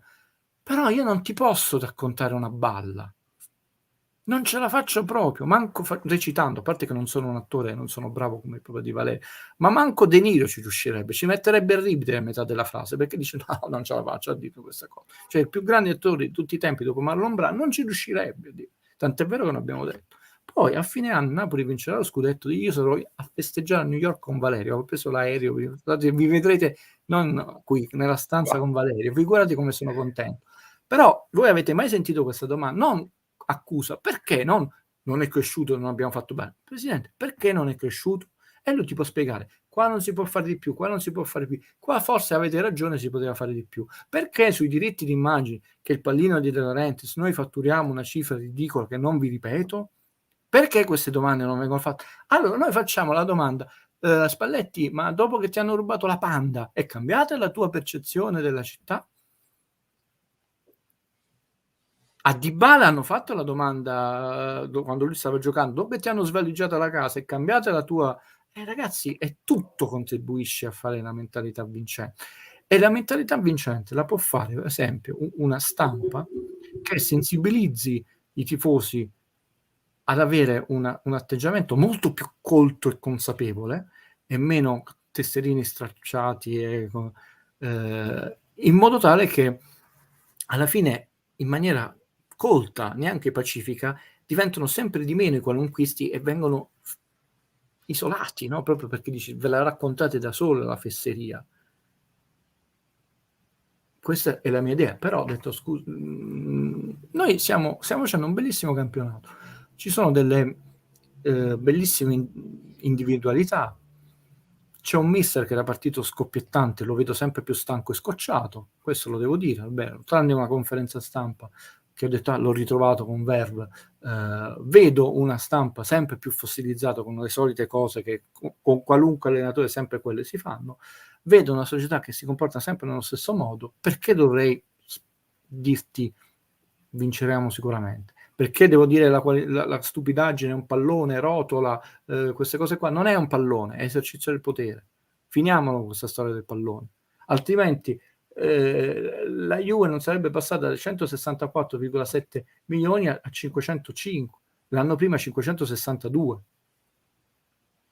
Perché il fatturato è nell'incipit di come io ho aperto la... Amica Bellina, non riesco a parlare di calcio. No, se il fatturato strutturale del Napoli è rimasto costante in 15 anni, se poi parti da questo presupposto, non accetti che un giornalista ti possa dire che il Malquitto non è un giocatore da Napoli. Perché lo potrebbe dire, che sia Valerio Fluido Guido Gentile, se il fatturato fosse passato da 155 a 380, per esempio, dice non quelli della Juve 600, e dice adesso noi ci possiamo permettere come rincalzo non di Lorenzo, Di Lorenzo diventa rincalzo un grande terzino, alto Palmieri, ma Malquit è un ragazzo tra l'altro simpaticissimo, quindi non è Malquit fuori, è il giocatore che Napoli si può permettere con un fatturato del genere. Quindi è anche molto scorretto accusare calcisticamente come a voler sminuire delle qualità tecniche o male di quel ragazzo, di non sei da Napoli. No, sei da questo Napoli. Eventualmente, se noi cresciamo l'anno prossimo, dire con un Napoli così forte dove ha raddoppiato il fatturato, beh, allora sì, Giuntoli, potevi far di più perché noi ci potevamo permettere un giocatore di qualità maggiori di questo. Ma questi ragionamenti che noi dobbiamo fare, ragionamenti onesti, e invece abbiamo ragionamenti che bocciano le persone, che immediatamente per una sconfitta urliamo Gattuso out, quello out. Gattuso l'anno scorso in girone di ritorno ha fatto 43 punti, il secondo punteggio più alto della storia, dopo i 48. Occhio a vedere quanto ne facciamo nel girone di andata quest'anno, perché se ne facciamo 42, allora che dobbiamo dire? Spalletti out?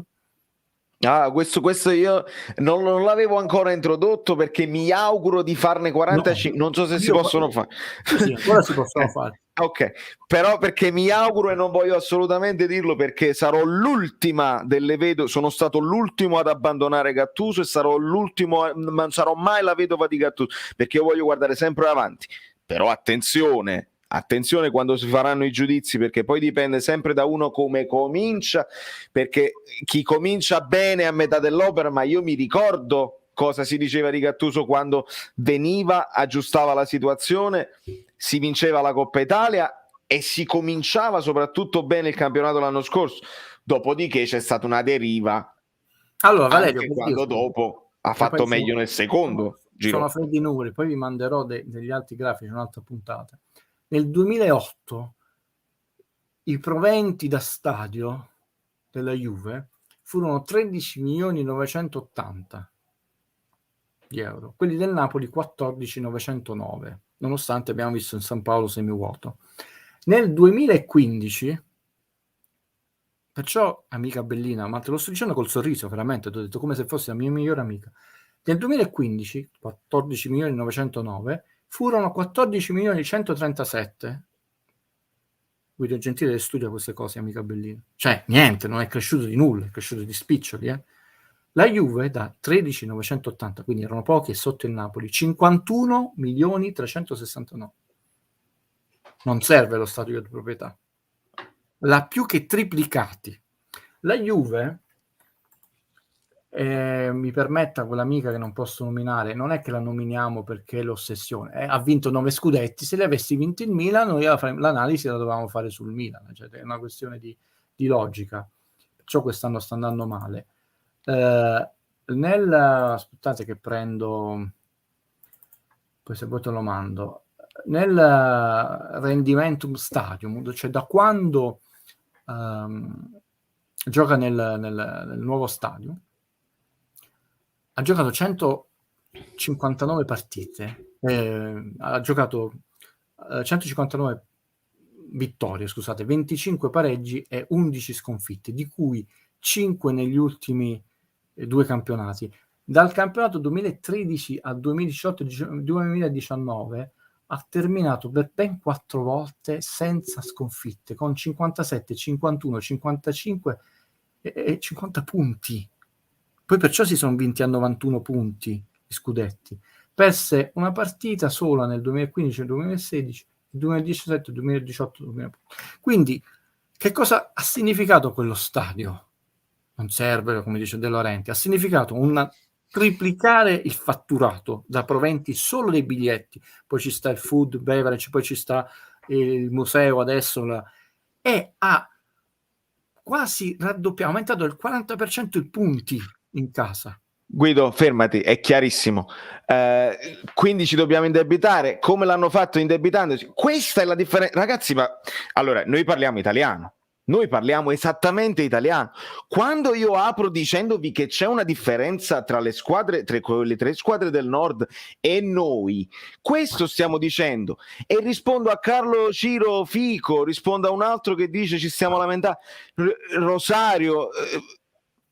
Nessuno sta dicendo Spalletti out, è tutto il contrario, ma ho difficoltà a farmi capire, Guido ha difficoltà a farsi capire. Stiamo dicendo esattamente il contrario, che il Napoli ha fatto molto bene con Gattuso, che sta facendo benissimo, permettimi il molto benissimo, con Spalletti, ma questo non vuol dire che dobbiamo stare con quella cosa, questo è l'anno giusto, vince, perché ci sono delle realtà alle nostre spalle, o meglio, di fronte a noi, che sono irraggiungibili per struttura, per quello che rappresentano a livello politico in Italia, a livello politico, non politico calcistico, proprio a livello politico, economico e finanziario. Allora, non ci capiamo no, oggi. no, Cioè, no, nessuno sta infatti. dicendo Spalletti out e nessuno è insoddisfatto per questo pareggio, anzi, lo ripetiamo un'altra volta, Guido. Io ho detto che è eccezionale. Ah, ecco, più di questo che dobbiamo dire? Cioè, io sono entrato col sorriso dicendo, l'avevo detto a Valerio, se farà un pareggio sarà eccezionale. Sto dicendo un allenatore che mi sta gratificando dal punto di vista tecnico, umano, cioè poi mi sarò costretto a rivedermi questa live per trovare il momento in cui io dico è diverso se io però vi prometto la vittoria. Io sto dicendo, anzi, il Napoli in queste stagioni mi fece vedere il grafico, ho detto negli ultimi 13 stagioni il Napoli è la squadra che ha fatto più punti dopo la Juve. Che cosa volete di più? Cioè stiamo riconoscendo meriti che forse sono andati al di là, perché più di Inter, Milan, Roma, però se voi pretendete la vittoria, cioè essere i numeri uno, questa non ve la posso dare. E questo è solo l'unico passaggio. Non che schifo tutto, che schifo... No, pessimismo, non è pessimismo, anzi gioia di essere la seconda forza per tante stagioni del campionato, più di altre squadre. Sull'indebitamento, attenzione, io parlavo dell'aumento di fatturato, poi fidati a me, non penso che tu ti sia studiato le 70 e passa pagine del bilancio della società, penso. Tra l'altro alcuni sono in inglese, quindi perché sennò adesso ti metto dei grafici, ho detto commentameli tu e ti faccio fare una brutta figura, perché ho detto quindi evitiamo. Sull'indebitamento poi dobbiamo andare a vedere perché una società si indebita. Per esempio la Juve si è indebitata perché Ronaldo era un giocatore che non poteva permettersi. E allora lì vediamo perché dobbiamo avere un collega che dice che Malquit non è un giocatore della Napoli, allora Guido potrebbe dire Ronaldo non era un giocatore della Juve, non perché Ronaldo non sia forte, a 36 anni continua a segnare anche in Champions League, perché economicamente forse anche quello non poteva permetterselo perché per i suoi conti, ma è un discorso molto complesso. Infatti io insisto molto sulla complessità del calcio ormai finanziario, manco più industriale, ma il ragionamento che faceva Valerio, che ovviamente anche il mio, semplicemente detto, qua io, poi Valerio penso, oltre che alla sua testa, ma vedo che mi segue, la vittoria non ve la posso né promettere né lavare speranze. Godiamoci le partite, analizziamo le partite, analizziamo le situazioni in confronto con gli anni passati, in confronto con quello che possono essere le prossime giornate, cioè questo è quello che si cerca di fare, ma vincere è difficilissimo. D'altronde, quanti scudetti ha vinto il Napoli? 2. È un'epoca pre-industriale dove appunto portavi 90.000 persone al San Paolo e una società si permise di fare un anno l'abbonamento di 2 anni, tanto che era forte Ferlaino. Era proprio, anche Maradona ha vissuto il calcio pre-industriale. Poi subentrò Berlusconi, scusate, e cambiò le regole, ha sbagliato tutto quanto. Ho detto, ma lo vogliamo capire questa cosa o no? Ho detto, poi sui conti ne parleremo più. Ho detto, sarà dura, vedrete che già dopo 20 giornate la classifica sarà molto delineata. Intanto, permettetemi, la storia delle 7 sorelle era vera o meno? Oggi quante sorelle abbiamo? Una più una, vogliamo metterci Inter, Milan e il Napoli che sta facendo qualcosa che dà un po' sulle scatole di imprevisto, perché il vero imprevisto è che il Napoli non è tanto primo, è che c'è un sacco di punti. Infatti i punti che sta facendo sono tanti e io vi ho detto occhio che il Napoli è vittima di se stesso perché sta alzando la quota Champions. Quindi se riesce a reggere questi ritmi e quindi va benissimo, meno male, e mette nei guai gli altri, perché adesso la Juve, se facesse 7 vittorie farebbe 40 punti. Pensate solo se fa 5 vittorie e 2 pareggi, che per le cose già quanto è difficile recuperare, eppure non è un punteggio gravissimo, 5 vittorie e 2 pareggi, che ne ha persi prima molti. Quindi prudenza, analizzare, ma qui nelle settimane passate, e in particolare oggi proprio, che sono entrato con una tranquillità, una gioia, una serenità, che nessuno sta bocciando nulla, però se volete faccio uno sforzo disumano, vinceremo lo scudetto. E anche la Champions League, pure se partecipiamo all'Europa League. Vi dico, triplete. C'è una differenza immensa tra non può vincerlo ed è molto difficile che accada. Una è una scemenza, l'altra è una grande verità. Io sto vedendo comunque un tifoso deluso, non una persona obiettiva.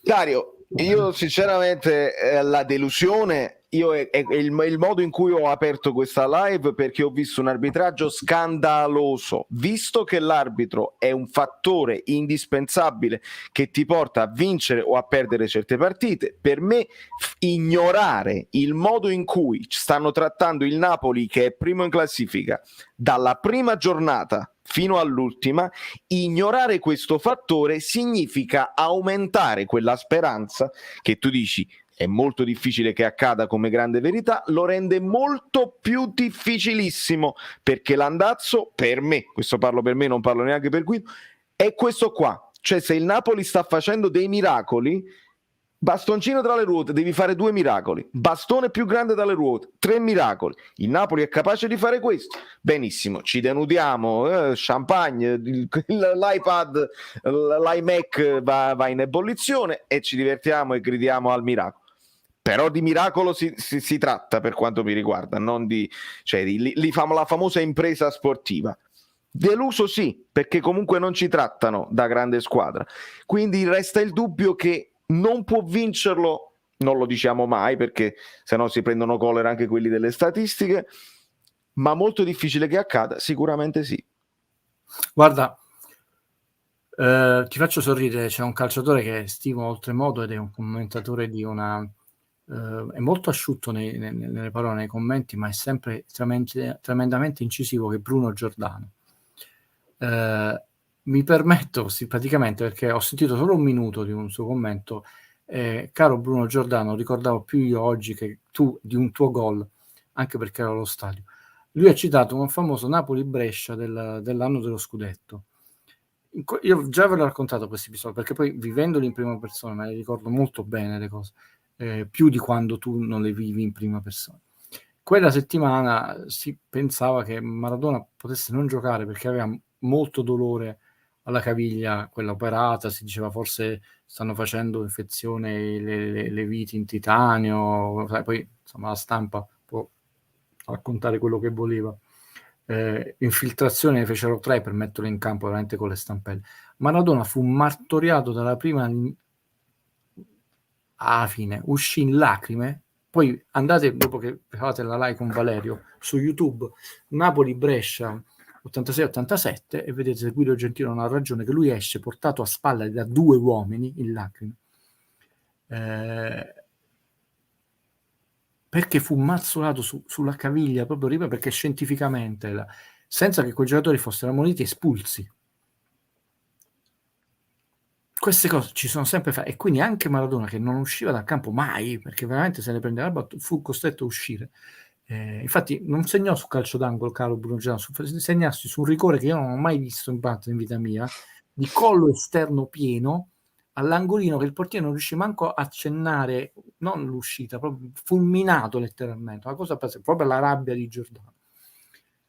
Quando il Napoli vinse lo scudetto, ed è un Napoli di un calcio preindustriale e c'era Maradona, perse a Milano con un arbitraggio scandaloso, un gol di Bergamo negli ultimi minuti, e l'anno del secondo scudetto perse una partita a Genova con un arbitraggio che altro che Pechino, quelle cose lì.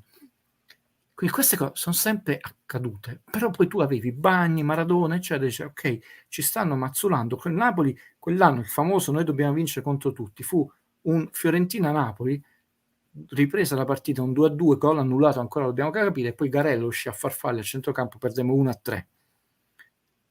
Ragazzi, avevi però campioni che riuscivano a compensare, avevi Ferlaino eletto in Lega, che infatti poi certe partite ha detto, ok, mi chiami Lobello perché almeno è un abito onesto, non è ostile a Napoli. E oggi esce la notizia che Lobello, Maradona va a ringraziare Lobello per l'arbitraggio eccezionale e gli regala il pallone di Napoli-Verona 5-0, e Lobello dice no, io ringrazio te perché ho arbitrato una partita e questa cosa si ricorderà nella storia. E lui dice quel pallone non lo darà a nessuno, il pallone firmato da Maradona del 5-0. Queste cose avvengono, non mi interessano, infatti non mi sto a piangere, ho detto, però è una delle 7 variabili che tu devi considerare nel campionato del Napoli. Però prima avevi Maradona e ora c'è Insigne. No, questo è il canale dove si difende Insigne, non si tifa Napoli, tifo solo per Insigne, quindi non è possibile. Prima avevi Giordano e poi c'avevi Osimhen, che aveva già vinto lo scudetto con la Lazio. Per favore rispondi a Nico Arena che sta per implodere, perché l'ho visto. Stiamo rispondendo questa domanda da 30, penso, no, forse di più, una cinquantina di minuti. Stiamo rispondendo questa domanda. Quindi non c'è bisogno che io le prendo se già stiamo rispondendo le domande, ragazzi.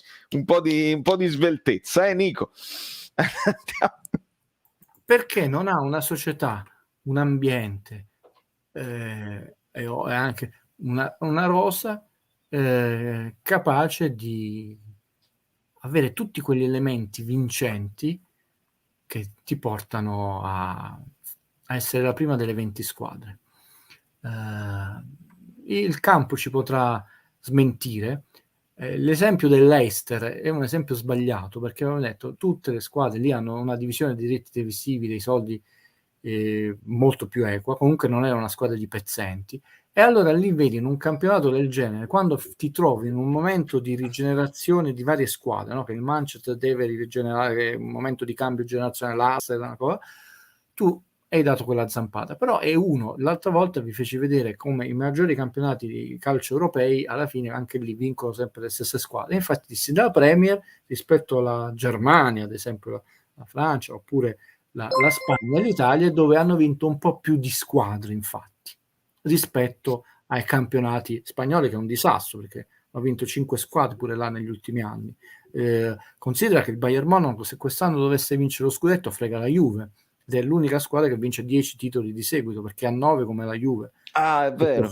Quindi è un problema abbastanza generale del calcio europeo industriale, quindi non solo, anzi vedi, non solo italiano, industriale, perché a questo punto dici perché vince sempre il Bayern Monaco? Che tra l'altro è una società. Ti piace questa idea? A me ogni tanto a me è venuta in mente, magari non mandare gli arbitri italiani lì, ma chiamare arbitri internazionali in Italia. Ogni tanto mi è venuta in mente. La ritieni una cosa possibile che possa aiutare almeno a meno retropensieri? Non lo so. È una bellissima domanda e strutturiamo la risposta. Va, quando io dicevo di regole trasparenti, cambiato proprio il sistema. Già. Perché, occhio, è chiaro, secondo me dei benefici in un campionato di 38 giornate secondo me ci sarebbero pure con questo sistema, non migliorerebbe al 100% la situazione, però va cambiato proprio il sistema delle designazioni, delle valutazioni, che sono segrete per gli stessi arbitri, cioè gli arbitri a volte, quelli che poi sono stati fatti fuori, non hanno potuto accedere alla valutazione che la sua classe, pensate un po' come è trasparente il nostro sistema. La domanda è perché non si fanno queste operazioni? Già abbiamo detto che rendono effettivamente trasparente, e la risposta è che considerate, lo dissi, adesso lo diciamo pubblicamente, lo dissi privatamente a Valerio, che diventare un arbitro importante di Serie A o un arbitro internazionale non è una cosa da poco, cioè significa avere un reddito interessantissimo, che arriva anche a 350, quasi 380.000 euro l'anno. Quindi tu poi, cavolo, che fai l'assicuratore, dici quello, infatti dicono signor Valerio da New York assicuratore, no? Prima, infatti l'arbitro è sempre il signor, ti dice la città di provenienza e il lavoro. Il lavoro è scomparso. E qui mi fermo, cioè, perché poi tornare a pane e prosciutto dopo che vivi all'Hilton, ti mandano in giro per il mondo, non è facilissimo. Il punto è che deve cambiare il sistema del disegnatore, come viene eletto, come vengono... deve cambiare un po' tutto. Se noi ci soffermiamo solo sull'arbitro che ha sbagliato o scarso, ecco, su questo passaggio voglio essere molto chiaro, come il Gattuso out, facciamo un errore di superficialità molto grave, perché dobbiamo ragionare, come faccio io, in chiave sistemica. È chiaro che Gattuso, Orsato, ma Orsato prima era stato bravissimo, allora dovete vedere perché il sistema ha portato un arbitro bravissimo, carismatico, calmo come Orsato a fare non un errore ma al corso degli anni altri. È il sistema che ti porta a quello, perché Orsato in sé per sé non è né un corrotto, né un imbecille, né un ignorante, sia chiaro. È un signor arbitro, per anni è stato veramente il migliore, se non è il migliore, diciamo, un arbitro di un'eccellenza incredibile. Perché pure un arbitro di un'eccellenza incredibile non solo ha fatto una serie di errori, ma poi è stato costretto a fare quella sceneggiata della chiacchierata davanti al caminetto? Quindi l'errore è prendersela col singolo, e non voler ragionare in chiave di dobbiamo cambiare tutto in modo tale che l'errore del singolo potrà avvenire, ma è come i famosi 12 punti del Napoli di Benitez, cioè capitano una volta su 20 anni di Champions League, è capitato a noi. Ringrazio Diego Pugliese per il supporto. Il Napoli non può vincere, non può vincerlo perché non conta nulla politicamente e soprattutto non ha calciatori vincenti nella testa. Guido, prendo questa domanda per integrare. Mi sembra che Spalletti sia molto morbido quando lo incalzano sulle cose arbitrali, cioè l'opposto di quello che sta facendo Mourinho o di quello che faceva Mazzarri all'epoca. Volendo dare una speranza ai nostri ascoltatori, potrebbe questo non dare peso a questi episodi, dare un pochino meno alibi ai giocatori, perché io li immagino alle volte all'interno dello spogliatoio dire noi dovevamo vincere, non ci fanno vincere, come dico io prima da tifoso, quindi sono io in prima persona a dirlo. Potrebbe questo aiutare i giocatori a crescere? Allora, secondo me, questa è un'opinione, non sono numeri, vedete, non sono fatti, non sono opinione. Secondo me non fa bene, fa strabenissimo. E non si dice in italiano, fa strabenissimo per tutta una serie di ragioni, in particolare sia, insomma, proprio che a me piace più questo tipo di cultura sportiva, proprio perché è più adatto una squadra come il Napoli, fa strabenissimo perché non serve a niente. Se tu non hai Marotta, che ti lamenti o non ti lamenti, che sbraiti, che non sbraiti, cioè non serve a niente. Servono quelle figure toste che agiscono in maniera efficiente, non solo seria, come efficiente, che non è l'allenatore, non è Insigne, cioè, e che lavorano alla distanza. Quindi avvelenerebbe un ambiente un po', a volte in alcune sacche un po' di pancia, creerebbe alibi ai giocatori e ci esporrebbe una cosa che io non perderò mai al maestro Sarri, tipo, lo sapete, la fase dell'albergo, che io preferirei evitarmi. Quindi parliamo di campo, lui ha fatto bene, adesso noi abbiamo avuto 10 vittorie, tutte legittime, 2 pareggi con la Roma, potevi anche prendere il gol sul colpo di testa, però dove abbiamo avuto 3 episodi arbitrali nettamente chiari e nettamente sfavorevoli, cioè la famosa espulsione. Abbiamo avuto oggi una partita dove abbiamo avuto 3-4 episodi nettamente sfavorevoli, quindi diciamo potevano essere di più i punti, ma fa benissimo, strabenissimo, fa strabenissimo. Spero, una speranza, questo, ma proprio che abbia la forza per mantenere questa linea di condotta fino alla fine, e spero che quantomeno in questo la società lo accompagni, lo protegga, non lo lasci solo poi in queste situazioni interviste, perché sono energie, lui ce l'ha detto, e come ce l'ha detto di allenatori altrettanto bravi e celebri come lui, sono cose che ti tolgono energie. Per me fa benissimo, io sposo questa sua linea. Io sono combattuto, capisci? Sono combattuto perché vorrei che si sottolineassero. Un altro amico mi scriveva questo era lo stesso amico che mi diceva un'altra cosa, cioè che nella domenica sportiva si è detto alla fine che Osimhen fa fallo prima. Il problema è che il Napoli deve avere qualcuno lì che parli in trasmissione subito. C'è la presenza anche nelle TV, no? Noi abbiamo avuto una sliding doors, perché dico che fa benissimo, molto grave, non parlo, vabbè, è capitato a noi a Napoli, però parlo per il campionato italiano, che fu Napoli-Atalanta. Io la vidi, quindi ebbi proprio la percezione dal campo, cosa che poi mi è stata confermata da conversazioni private con gli interessati, che a un certo punto alcuni calciatori, tra cui Koulibaly, non volevano riprendere il gioco e hanno ripreso il gioco per la fiducia, la stima, il carisma di Carlo Ancelotti, sì, che ha avuto garbo, sangue freddo, ma non è uno scemo, tra l'altro uno che ha vinto tutte le coppe sia da giocatore che da allenatore. Carlo Ancelotti si fece mandare e andò lui personalmente alla riunione con Rizzoli e fece quella domanda. Non so se è stato cancellato quel video, perché pose un problema molto importante. non corrotti, avete un rigore, un rigore. Lui disse, guarda, Ancelotti, ripeto, non era colto il filosofo Benite che cita i Monty Python, è un uomo molto intelligente che va dritto per dritto. E dice, io volevo solo sapere se alla fine arbitra il VAR. Quindi non disse quando interviene o interviene, rigore, fallo, Gattuso, o no, o l'arbitro, perché per me deve arbitrare l'arbitro. Il VAR è una passione, è un supporto, può correggerla. Rizzoli se ne svicolò, disse delle cose, eccetera, però poi Ancelotti è stato fatto fuori dal stesso ambiente napoletano. Quella domanda, e non mi sto, vedete, legando l'Atalanta, la partita, Gasperini, che poi non ha fatto mai più giocare quel giocatore, l'hanno venduto, è una domanda che a oggi, a vari campionati di distanza, perché abbiamo avuto metà e metà Ancelotti e Gattuso, uno solo Gattuso e quest'anno, rimane irrisolta.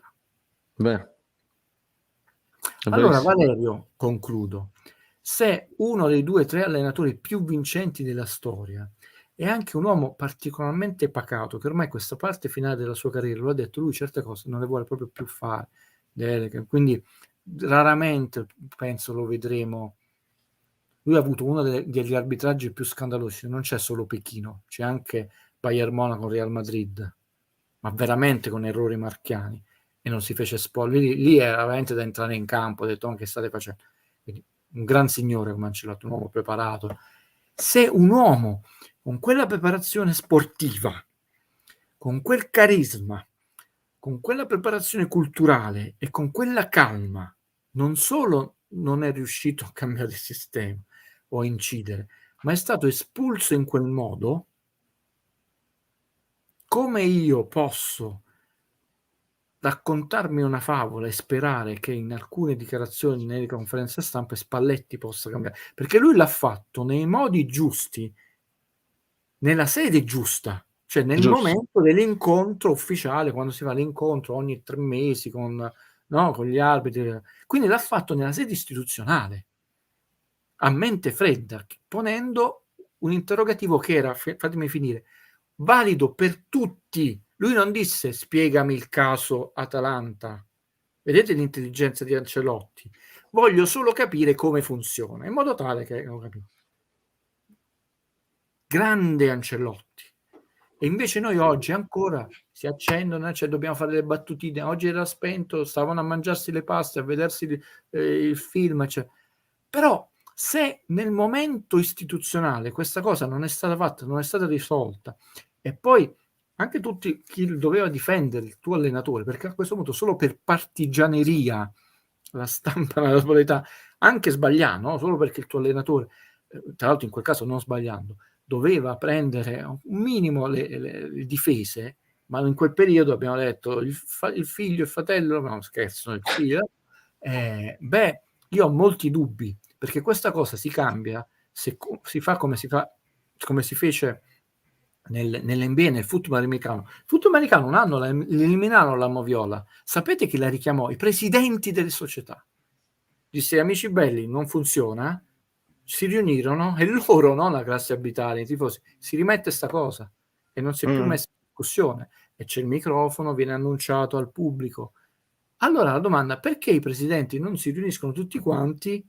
Invece abbiamo visto le riunioni, detto dobbiamo creare un sistema trasparente, perché poi ai propri tifosi raccontano la storia, no? Però poi bisogna vedere i fatti reali, le votazioni reali, le scelte reali, le azioni reali. E quindi ci sono delle figure che sono quelli che hanno poi il potere, perché un allenatore, per quanto importante e carismatico, è sempre un dipendente. Può anche essere il più importante della società, però alla fine è un dipendente, infatti può essere licenziato, esonerato, come vuoi chiamare, allontanato, anche messo in stand-by, per dire. Questa è la mia idea, che mi fa essere un po' dubbioso. Sorteggio integrale degli arbitri, AIA incorporata nella Lega Calcio, dove a decidere i migliori arbitri e i peggiori sono le società. Potrebbe essere una delle soluzioni. Sicuramente il sorteggio integrale mi piace come idea. Intanto veramente su 38 giornate non puoi avere proprio statisticamente la possibilità che sono scarsi. Poi creando una classe un po' più serena, perché non ha la pressione, quello lì alla lunga in 2 o 3 stagioni vedete come migliorerebbe la qualità. Di nuovo, questa cosa non è che in una partita va bene, avete visto, abbiamo risolto tutto, andasse male in una partita, ecco, volevate il sorteggio integrale. Tu devi avere la forza e la costanza di dire in un arco temporale di 2 stagioni tengo duro, faccio così e poi valuto i correttivi da fare. È chiaro, e vedi, ci sta giustamente. Come fai a fare un sistema trasparente se poi fanno sparire gli audio e i video delle designazioni degli arbitri? Mi diceva qualcuno che in Sud America, per esempio, le immagini VAR sono a disposizione, le fanno vedere nelle trasmissioni. Già sarebbe una cosa rivoluzionaria in Italia, sta più avanti in Sud America. Vale, Guido, secondo voi quali sono i passi da fare per cercare di cambiare qualcosa, tralasciando oggi ha fatto errori madornali di interpretazione, non a morire Faraoni che non fa, vabbè, penso riprendere il gioco, vabbè, ma ce ne sono state tantissime, Raff, quindi ne puoi prendere una a caso ogni 10-15 minuti di decisione arbitrale scandalosissima. Guido, passi per fare qualcosa? Che non saprei. Ma io ti dico, sono un po' più ambizioso, altro che non le speranze, perché invece ho una speranza di un calcio bellissimo e secondo me è un lavoro che va fatto da più punti di vista, quindi è sbagliato pensare agli arbitri o Valerio Guido. Più punti di vista intendo che le regole degli stadi, ve li dico tutti, devono essere uguali per tutti e devono essere improntate verso una società realmente civile. Lo stadio non può essere una zona di nessuno dove non valgono le norme, lo stadio non può essere una zona dove tu hai paura di prenderti anche una bottiglietta di piscio in testa, scusate, ma quello è sbagliato. Certo. Devono essere più un allenatore può avere un certo tipo di gioco, 4-3-2, 4-4, 8-8-8, la bizona, un calcio più maschio, più aggressivo, Simeone dell'Atletico, più elegante, Guardiola, eccetera, ma certe regole di condotta dovrebbero essere gli stessi allenatori, proprio la prendo veramente da più punti di vista, si dovrebbero riunire, detto, tutti così e non c'è nessuno di noi che sgarra, e mi riferisco a umilianti perdite di tempo, a mortificanti simulazioni, a cadute di tutti i giocatori, cioè tu stesso, anche se ti è andata bene, il giorno dopo, quando ti viene in allenamento di fare una cazziata, hai detto tu la partita dopo non la giochi, ti tolgo io, non c'è manco bisogno, ci vogliono però attributi del giudice sportivo, l'hai fatta franca perché c'è questo sistema, intanto ti squalifico io come allenatore, e dovrebbero essere tutti. I presidenti dovrebbero tenere duro per un sistema equo, nessuno pretende che facciano beneficenza, Maria Teresa di Calcutta, come là, però questo sistema è esploso, plusvalenze fittizie e tutto quello che sappiamo. Dovrebbero mettere una regola prima ancora che ci esista un salary cap e queste cose. Ho detto no signori, di nuovo però facciamo quadrato. E io mi ricordo, non è tanto il fatto che noi prendemmo Ruiz e Mascara quell'anno, il fatto, voi lo ricordate parzialmente adesso, che Cassano aveva messo le mani addosso, litigato con il presidente della Sampdoria, che è un gran signore, che veramente l'aveva salvato più volte, aveva fatto di tutto, e la Sampdoria l'aveva messo fuori squadra. La punizione fu che un giocatore che si era comportato ampiamente in modo indisciplinato nei confronti dell'allenatore, del suo presidente, eccetera, fu premiato, acquistato dal Milan.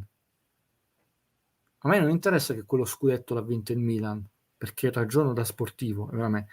Interessa che infatti, io scrissi, fu un elemento negativo, perché se tu dai questo esempio, che un giocatore che ha rotto con la sua squadra, che sta facendo la capafresca, addirittura mette le mani addosso a un uomo più anziano che il presidente, e se ne va nel Milan, ha pagato un sacco di soldi, poi va a vincere lo scudetto, che esempio io posso dare? E poi quindi non è la sentenza Bosa, e queste cose noi le abbiamo avute a cascata, perché trovatemi un esempio di un giocatore che veramente viene punito, perché i presidenti poi sono un po' succubi di procuratori, allenatori, e invece lì servirebbe un codice etico non scritto. Poi sistema arbitrale trasparente, quindi io la vedo in maniera molto più ampia, che non basta il sistema arbitrale, che però si inizi, non fate si inizi. Però ho detto, o lo vogliamo creare veramente con lo spettacolo degno di uno sport così bello, non mi permetto di dire il più bello, ma sicuramente il più faticato, o quindi il calcio 3.0 ci ricrea negli occhi, poi vince il Milan, vince il Napoli, vince la Juve, vince l'Atalanta, vince il Cagliari, va bene, tutti. Oppure teniamoci questo, però io non sarò complice di questo sistema con il qualunquismo. Voglio salutare Angela, che non avevo beccato prima, ma l'avevo letta. Se un difensore prende per la maglietta un avversario, Frank Zambo Anghissà, e l'avversario cade in aria, è rigore o quantomeno punizione dal limite dell'area? Io secondo me, Valerio, quella sono rapidissimo la scelta, quella della maglietta secondo me è il fallo più semplice da fischiare. Si allunga, Perché si vede. qua per una volta sono rapidissimo. Il calcio puoi dire, però non tutti i contatti. La maglietta tu non la devi tirare, punto. Tirare la maglietta non si può fare. Un po' di più, un po' di meno. Sempre perché io le ho viste, perché le magliette di prima erano pesantissime in lana. Io mi ricordo che Maradona a un certo punto si lamentò perché le magliette non si rompevano mai, quelle del Napoli, solo trattenevo.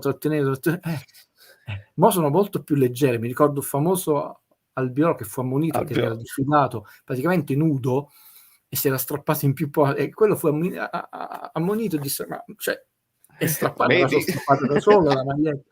Quindi Angela, da tirare la maglietta è un fallo e un'ammonizione molto facile, quindi infatti sono quelle cose che poi qualunque tifoso, attenzione, qua io sto parlando a chiave sistemica, rimane un po' così, dice che cacchio, cioè, questo com'è che non la vedi? Sì. Infatti, e poi uno si arrabbia perché dice in quella partita hanno ammonito quel giocatore. Vedi, infatti ci dicono le magliette aderenti dovrebbero anche farle risultare di più queste cose, ma infatti sono evidentissime e io ci ho tenuto tanto a sottolineare, Guido, anche la simulazione di quello che ha detto questo tifoso è falso, perché Napoli quando fece quella famosa maglietta che era della Madonna dell'Arco, quella che c'era, era di un nuovissimo. Stai parlando di questo? Perché non ho capito. No, c'è un amico Bellino ha fatto una domanda giusta, ma è falsa, perché qui intervengono storicamente. C'è stato, ed era il Napoli di Sarri, che il Napoli, in collaborazione col suo sponsor tecnico, fece una maglia estremamente innovativa per design, per materiale, per linea. L'unico, c'erano solo un paio di giocatori che si lamentavano perché essendo proprio, sembrava una doppia pelle totalmente aderente, se tu eri poco non fuori forma, veramente avevi mezzo che già si notava, e fu fatto, a parte che era molto più leggera, più traspirante, tutte queste cose ipertecniche come quelli che fanno vela di altissimo livello, no? Si spendono milioni di dollari per quei materiali altamente tecnologici. Aveva un'altra particolarità che è quella che hai detto tu, amico Bellino, era quasi impossibile da tirare perché era troppo fine, troppo legata al corpo, però veramente quando la tiravi era immensa. Quell'anno noi prendemmo 4 rigori, ti ho già risposto. Vedi, perché è più difficile da acchiappare. Sì. Quindi manco con la maglia che è proprio facilissima da vedere che ti potrei mandare il famoso file di Guido, delle immagini che dici, mamma mia, sembra, se avete presente, non so se gli amici Bellini seguono un certo tipo, ma molti sono giovani, no? Mr. Fantastic, Red Richard, ecco l'uomo che si allunga. Sì. Ringrazio ancora Diego Pugliese, gentilissimo. Guido, una volta lei ha detto il calcio è esercizio di potere e se comandare è meglio che, chi avrà mai il coraggio di cambiare? Comandare è meglio che, è chiaro. Chi avrà mai il coraggio di cambiare lo status quo? Allora, intanto ringrazio per il lei questa persona gentilissima e mi adeguerò a lei, dottor Diego Pugliese. Non so se state leggendo il termine gola profonda, che non è legato a un film porno, no? Ormai si intende perché l'uomo che fece cadere Richard Nixon nel famoso scandalo del Watergate, il giornale Washington Post, fu ribattezzato perché doveva essere segreto, no? Gola profonda, anche se ovviamente in italiano c'è quella traduzione di quel film famoso, mi sembra del 72, e quindi come ormai il suffisso gate si utilizza negli scandali, uno può essere gay, Iran Gate, è uscita questa gola profonda di uno dei 23 calciatori dell'Italia 90 di Vicini. Sta uscendo un po' di verità quanto dovremmo chiedere scusa a Diego Armando. Ebbene, innanzitutto ci sono anche questioni personali su gusti sessuali dei giocatori che non mi riguardano. Come vi dissi, mi sembra abbastanza improbabile che un mondo come quello del calcio, il più popolato e più giocato al mondo, non ci sia uno sportivo che stanno uscendo intrighi di potere prima che il calcio dopo gli anni 90 diventasse industriale, da cose anche stupidissime, che i giocatori del Milan misero al bando Carmando e non si facevano massaggiare, anzi doveva uscire dallo spogliatoio quando c'era Carmando. Quindi, di nuovo, se Guido Gentile vuole raccontarvi le favole, mi metto e vi racconto anche quelle di Cappuccetto Rosso, ma il calcio è esercizio del potere. Chi deve cambiare le regole? Quelli che creano l'esercizio del potere.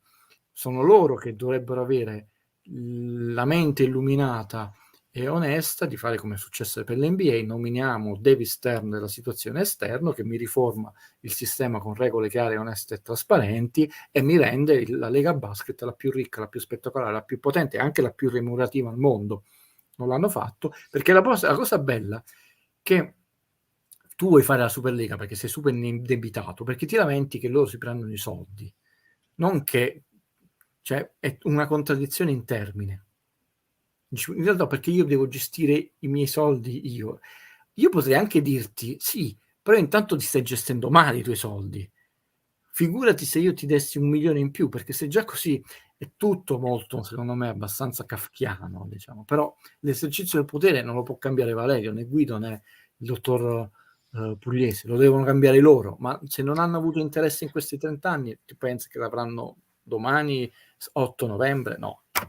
Ed è qui che mi richiamo anche a questo messaggio, cercando, capito, di legare tutti i messaggi insieme. De Laurentiis ci ha provato, neanche De Laurentiis, perché De Laurentiis ci ha provato ma è rimasto da solo, per cui ha capito che il nemico va combattuto restandogli al fianco e non andandogli contro, fa quel che può sapendo che i nodi vengono al pettine col tempo. Aggiungo, ci ha provato in quel modo quando l'abbiamo visto sbottare in maniera volgare, eccetera, eccetera, ma poi alla fine è a quel tavolo, e se poi non cambia niente, noi parliamo spesso, Guido, di quel fatto di avere delle alleanze un pochino più forti con altre squadre per contare un po' di più quando poi si tratta di prendere delle decisioni, no? Ma io non voglio dire sì, non voglio dire no, diciamo ni. Il rimprovero, l'unico vero rimprovero che io ho sempre fatto a De Laurentiis, che è un po', diciamo, un peccato, no? Che la società gestita in maniera più, non è solo un fatto di conti a posto, più eticamente corretto, in modo più eticamente corretto, e poi tu non puoi inciampare in parolacce, frasi, stupidaggini. Lui ci ha sempre tenuto che il Napoli, poi devo dare una brutta notizia,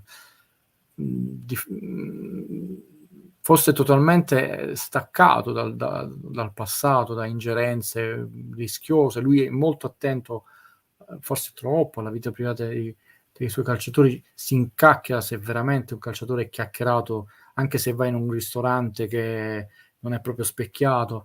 È proprio, dice, proprio perché sei così attento, poi dovevi avere il pugno duro in certe situazioni, proprio perché dicevo io non appartengo a questo mondo, non stavo in questo mondo quando voi facevate calciopoli eccetera, l'avrei voluto più duro, ma proprio perché salvaguardava, oltre che il suo investimento professionale, che è di altissimo livello. Non sto parlando di quello sportivo, cioè nessuno è perfetto, però lui veramente ci ha sempre tenuto che il Napoli Soccer, di fatto il Napoli Soccer non è Società Sportiva Calcio Napoli, sì, perché il numero di registrazione del tribunale non è quello della vecchia società, anche se abbiamo riacquistato, diciamo, quella denominazione. Se tu vai a vedere la Camera di Commercio, il Napoli ha quanti anni? 18 anni, non ce l'ha più.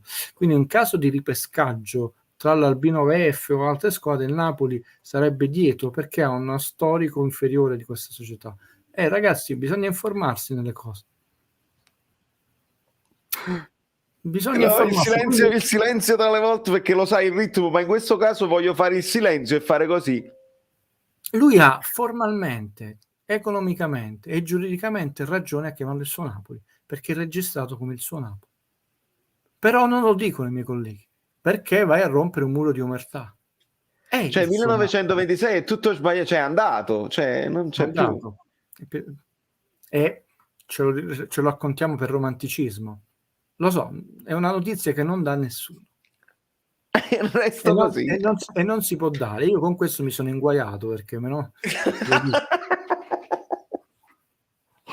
No, vabbè, sì, perché lui compra il marchio, però non è... sì.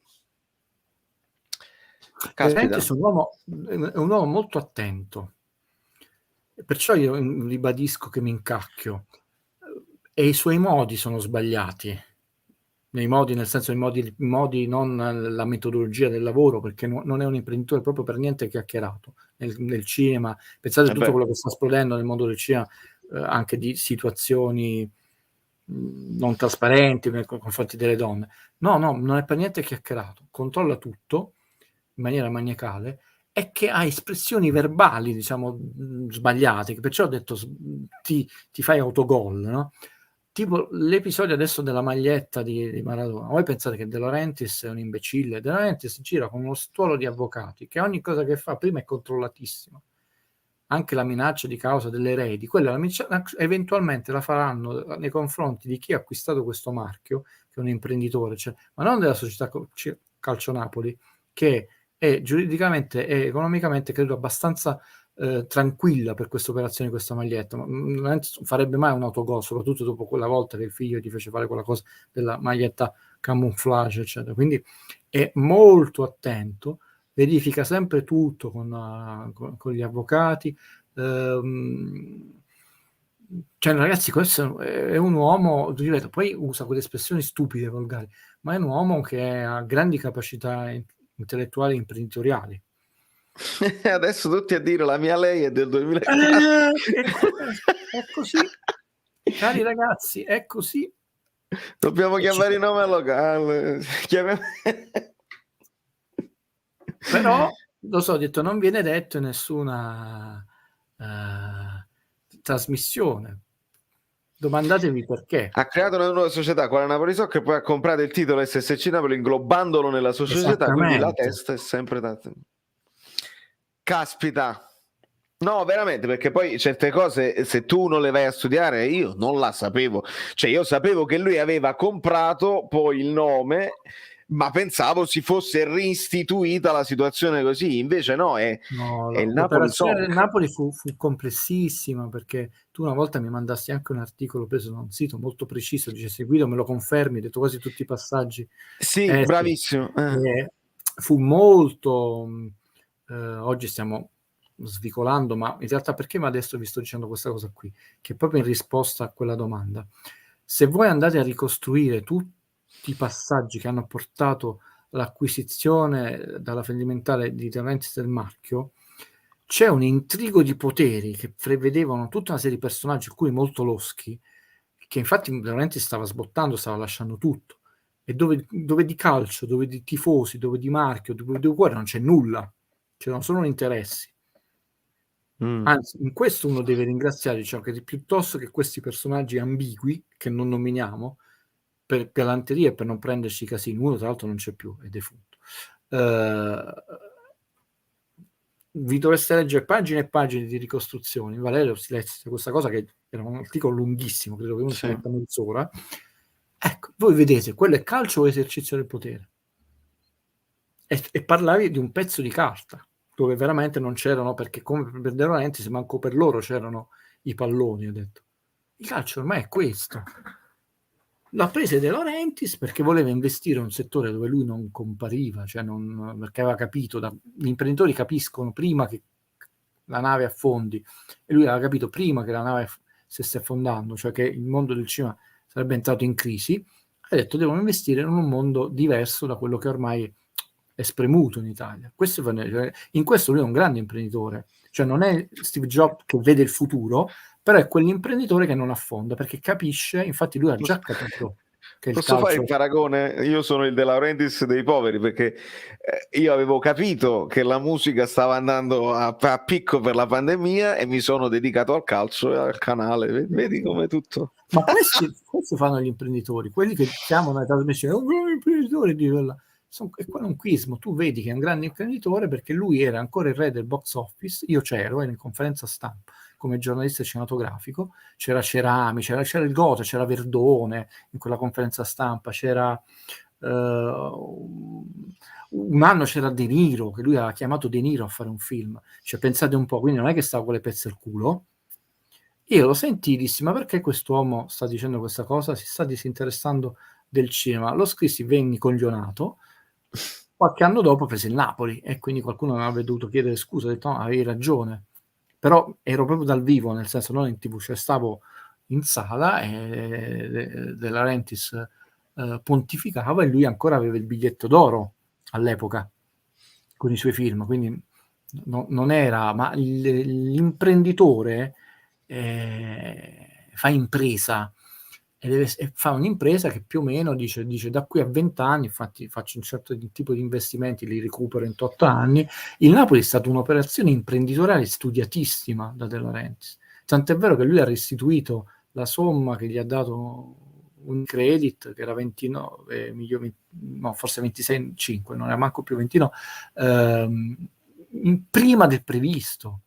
Pensate che gestione oculata, cioè il Napoli è stata un'operazione studiatissima, portata avanti come un orologio svizzero, che poi non ha vinto. Quello è un fatto sportivo, ma non poteva vincere con questo tipo di gestione, perché la gestione delle Laurentiis è l'opposto delle gestioni delle società di calcio, tant'è vero che qualche anno fa uscì una statistica di tutte le squadre dei 5 principali campionati. Il calcio, Napoli rivaleggiava col Bayern Monaco, che è la società migliore di tutte da un punto di vista finanziario, intendo. Eppure c'era il Barcellona, si è visto il Barcellona quanto sta indebitato, no? E chiaramente Napoli e Bayern Monaco non sono minimamente paragonabili da mettere su una stessa pagina. Cioè parliamo di una società che ha uno stadio bellissimo, un centro sportivo bellissimo, ha vinto 5 Coppa Campioni, privilegiali, però diciamo la gestione, infatti un po' una punta di diamante, lì per esempio De Laurentiis ha sbagliato, perché era ben visto, lui incominciò a frequentare quell'ambiente perché Bigon fece quell'operazione, che era un'operazione che calcisticamente non ha dato grandi frutti, il Principito Sosa, però Bigon disse: è importante che cominciamo a dialogare con queste società di eccellenze, il Bayern Monaco. De Laurentiis fu ospitato più volte a Monaco, ha visitato lo stadio, il centro sportivo, lui si è fatto il tour dei principali stadi europei, lui li ha studiati, non è che non ha diciamo, la lungimiranza, la capacità di immaginare uno stadio a livello come queste società, è stato proprio ospite. Aveva buoni rapporti con una leggenda del calcio come Karl-Heinz Rummenigge, perché poi quando vuole De Laurentiis è un padrone di casa di alto profilo, e quella strada non si è andata avanti con forza e coraggio, ed era un partner importante il Bayern e il Rummenigge. Secondo voi è un'utopia vedere uno sceicco del Qatar a Napoli? Sì. Molto spesso basta un monosillabo. Secondo me ci stiamo esagerando. Il Napoli, tranne il secondo tempo a Varsavia, ha un attimo di appannamento fisico. La questione arbitri non è prioritaria in questo momento, troppo presto per i bilanci. Ma infatti sì, cioè nessuno sta facendo bilanci. La questione arbitra per me esiste, ma non è perché in questo momento. Perché io lo dico dalla prima giornata, dalla espulsione di Osimhen, che hanno individuato il modo di innervosirlo per bloccarlo, perché altrimenti la variabile impazzita, che rappresenta quella variabile anche a livello delle scelte del Napoli, perché Osimhen rappresenta, ricordatevi, la variabile fuori dalle operazioni solite del Napoli. Per me, l'ho detto quando vincevamo e lo dico adesso quando abbiamo pareggiato, non abbiamo perso. Sull'appannamento, non a caso vi feci vedere il minutaggio dei giocatori, se no poi ripetiamo sempre le stesse cose. Sì. Tra l'altro dalle prime giornate che vi ha detto lo scemo di Guido, è importante che determinati giocatori non entrino nelle rotazioni, garantiscono un certo tipo di prestazioni e qualità nelle prestazioni. Quindi da questo punto di vista sfondi non una porta aperta, è già aperta la porta, l'abbiamo tolta dai cardini. Sugli arbitri però io vi chiedo una cosa: nel caso facciamo gli scongiuri malaugurati, però non venite poi all'ultima giornata, il rigore orsato, perché le cose si vedono subito e subito tu devi avere quella intelligenza di dire queste cose in corso dopo ne vanno corrette, altrimenti poi cresci storto. Tutto qui.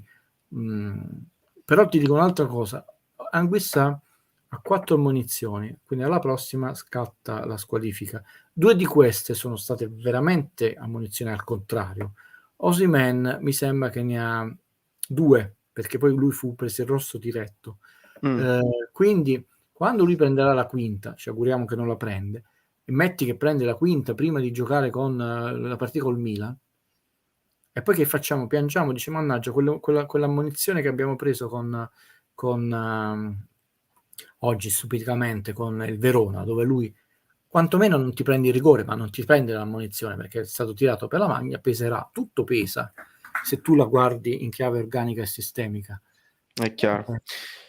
Guido, con la faccia mia sotto i vostri piedi, ma del calcio non se ne dovrebbero occupare anche i calciatori nei direttivi UEFA, FIFA, FIGC? Quanti ex calciatori ci sono? Guarda, io faccio un complimento a questa persona per questa domanda, perché io l'aspettavo, non l'ho mai voluto dire io, l'aspettavo da tempo, finalmente mi è arrivata. Grazie, è la domanda più intelligente che si possa fare nel mondo del calcio. Nel sistema arbitrale, e soprattutto come si scrivono le regole arbitrali, ci dovrebbe essere, non dico i calciatori, ma almeno anche un calciatore, perché ci sono delle regole scritte male, che non mi interessa intanto lì hanno dato rigore, non rigore, la trasparenza, è che sono cose illogiche per chi gioca a calcio, perché sono scritte dai potenti, probabilmente perché favoriscono determinate situazioni ambigue, ma non hanno nulla a che vedere col gioco del calcio. Questa cosa già la diceva Maradona. Per quanto riguarda tante altre situazioni, come è giusto nella vita, no? Hai detto, è come se io parlassi di cucina e non c'è manco uno chef, non c'è manco una cosa, dice che sì, vabbè. Ho detto, andrebbero fatte tutte le cose dove nel bureau c'è un dirigente perché la vede in maniera giustamente manageriale, che insomma il calciatore non sta a pensare che i conti devono trovare un loro equilibrio, un ex arbitro, un ex calciatore, ma sì, finalmente è stata posta questa, non sì, perché molte cose sono veramente illogiche e rovinano il gioco del calcio, perché poi il gioco del calcio, noi dovremmo parlare del gioco del calcio e favorire un gioco che diventi più bello, più fluido, più spettacolare. Bene. Ringrazio Levitan che risponde a Rosario. Evidentemente c'era stata una domanda sul mercato di gennaio e quindi Levitan mi aiuta anche a ricordare che ovviamente per problemi di tempi non tutti possono aver visto tutte le live. Io lo devo tenere a mente quando capitano domande magari a cui abbiamo già risposto. Perché uno sceicco non acquisterebbe il Napoli? Francesco, chiediti anche perché, poi faccio rispondere anche a Guido, perché non hanno acquistato nessun'altra squadra italiana? Forse. Allora, bisogna distinguere quella che è la passione, l'amore per i propri colori, per la propria città, da quello che è un ragionamento freddo imprenditoriale. Tu sei tifoso, ma lei è tifoso, io sono tifoso, ed è bello e giusto. Uno sceicco, per quanto è ovvio che ti viene a dire io, mio figlio, ho sempre tifato a Napoli, non è tifoso. Fa un calcolo imprenditoriale. All'epoca dell'acquisto del Paris Saint-Germain, io scrissi un pezzo, anche lì forse da visionario, anni dopo mi verrebbe da prendertelo, mandartelo, dici Madonna Guido, ci hai beccato in tutto. Anni dopo poi abbiamo trovato il mondiale dove?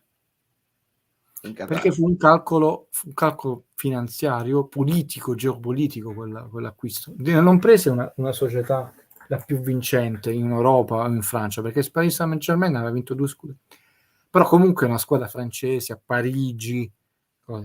Allora ci devono essere delle condizioni politiche, cittadine, economiche, che sono molto importanti e che noi non abbiamo. Cioè il sistema calcio italiano è un sistema molto ambiguo, dai, non voglio dire un'altra parola, molto indebitato, molto litigioso e molto ignorante. La qualità delle trasmissioni televisive pre, post, di approfondimento durante la gara inglesi è molto più elevato delle nostre. La qualità delle riprese televisive è molto più elevata delle nostre. Io adesso non ce l'ho perché anche oggi è andato bene, però pensate un investitore che legge tutta la polemica che quest'anno c'è stato su DAZN. Basterebbe già questo per chiudere tutti i discorsi. Allora tu devi moltiplicare questa cosa per tutti gli elementi che un imprenditore che non pensa a quello della maglietta valuta. L'altro elemento, andando specificamente nel Napoli, quanti scudetti ha vinto il Napoli? 2. C'è anche Paris Saint-Germain, ma quello è Parigi e Napoli. Quanti problemi a Napoli, una città predispesto, in perenne predispesto. È molto difficile che un imprenditore prenda una squadra sapendo che è una squadra che non vincerà mai. E qua torna, perché non vincerà mai? Io aspetterò di vedere.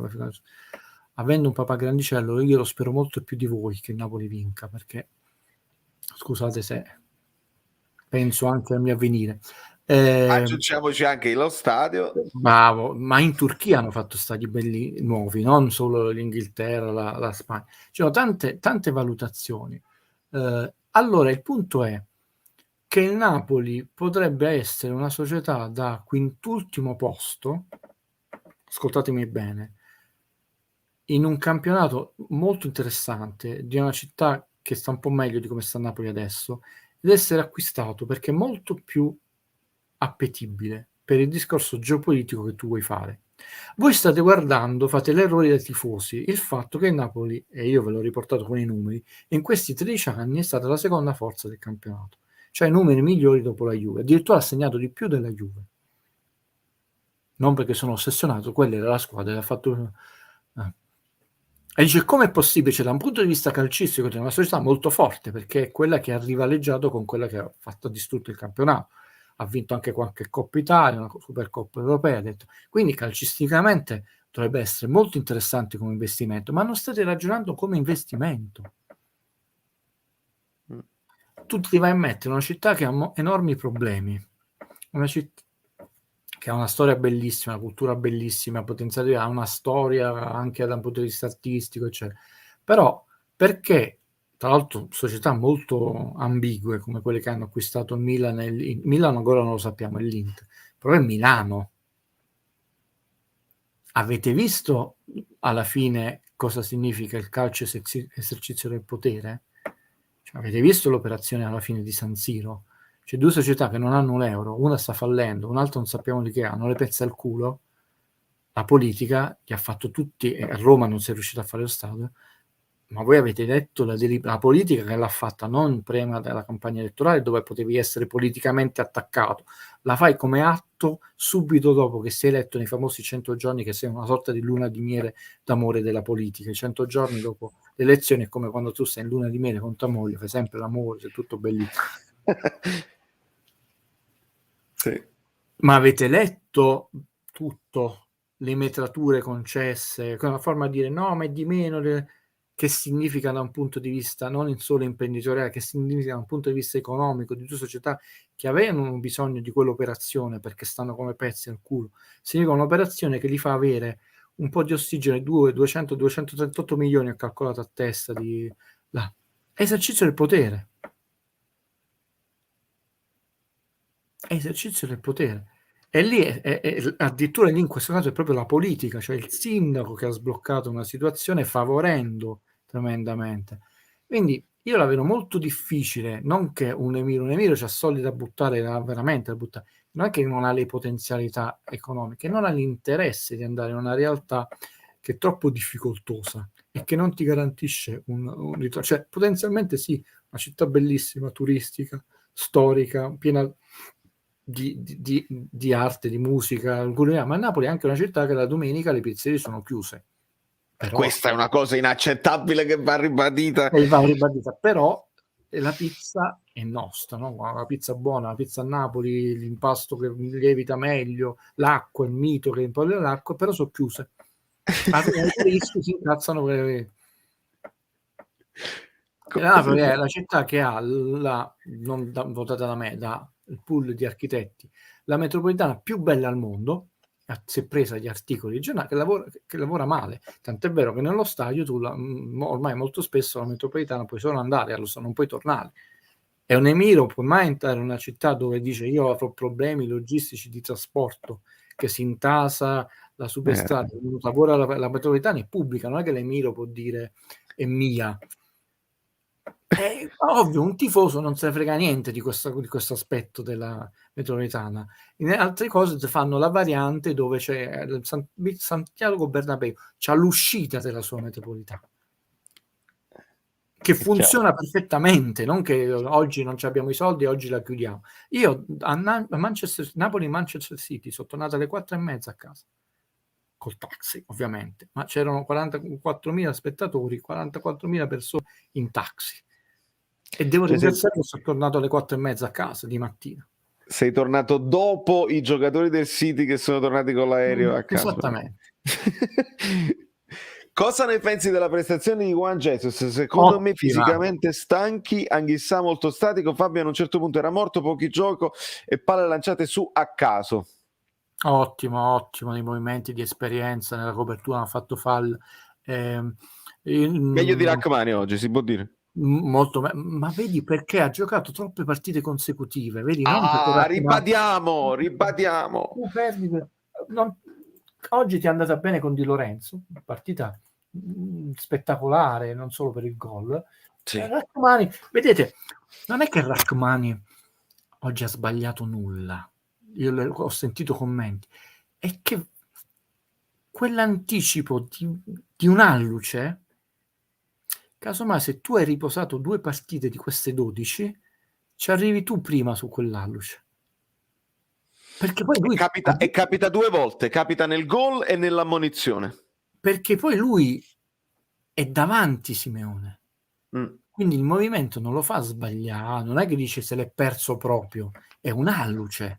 Però noi li consideriamo dei robot, non consideriamo che è un campo di 110 per 70 metri, eccetera. No? Quindi oggi Juan Jesus, pure se aveva giocato poco, Juan Jesus aveva giocato 7 minuti l'ottava e 17 l'undicesimo. Quindi non partiva titolare, aveva 24 minuti sul groppone, che sono niente, no? E ha fatto una partita tonica. Rachmani dalla quinta giornata è sempre in campo. Marquita ancora infortunato, è schierabile in Europa League. Mo giocherà le partite con la nazionale dove la difesa dell'Italia è tutta infortunata, quindi giocherà per forza sicuro, perché ci mancano i centrali. Quando riposa a casa sua, spero, cioè, nel senso almeno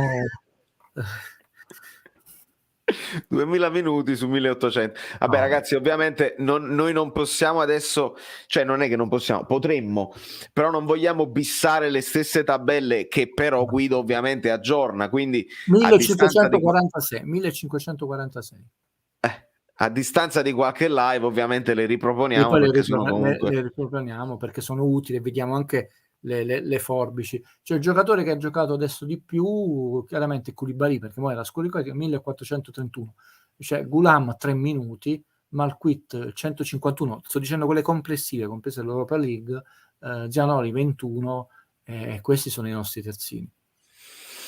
Condizioni di Manolas. Sì, comunque dicevo a Simone, cioè leggevo a Simone, gli davo ragione, perché Simeone sta in un momento di fiducia. Io ho fatto il paragone con il Mertens dell'epoca, cioè che tocca, qualsiasi cosa tocca diventa oro in questo momento. Ma mica dicevamo è scarso, cerchiamo di analizzare da tutti i punti di vista. Quelli che adesso se l'è perso. Abbiamo un giocatore che in questo momento è tonico, con le gambe, è in fiducia, è affamato, tutti i meriti di Simeone, quindi non è che dei meriti, quindi sta in ottime condizioni psicofisiche.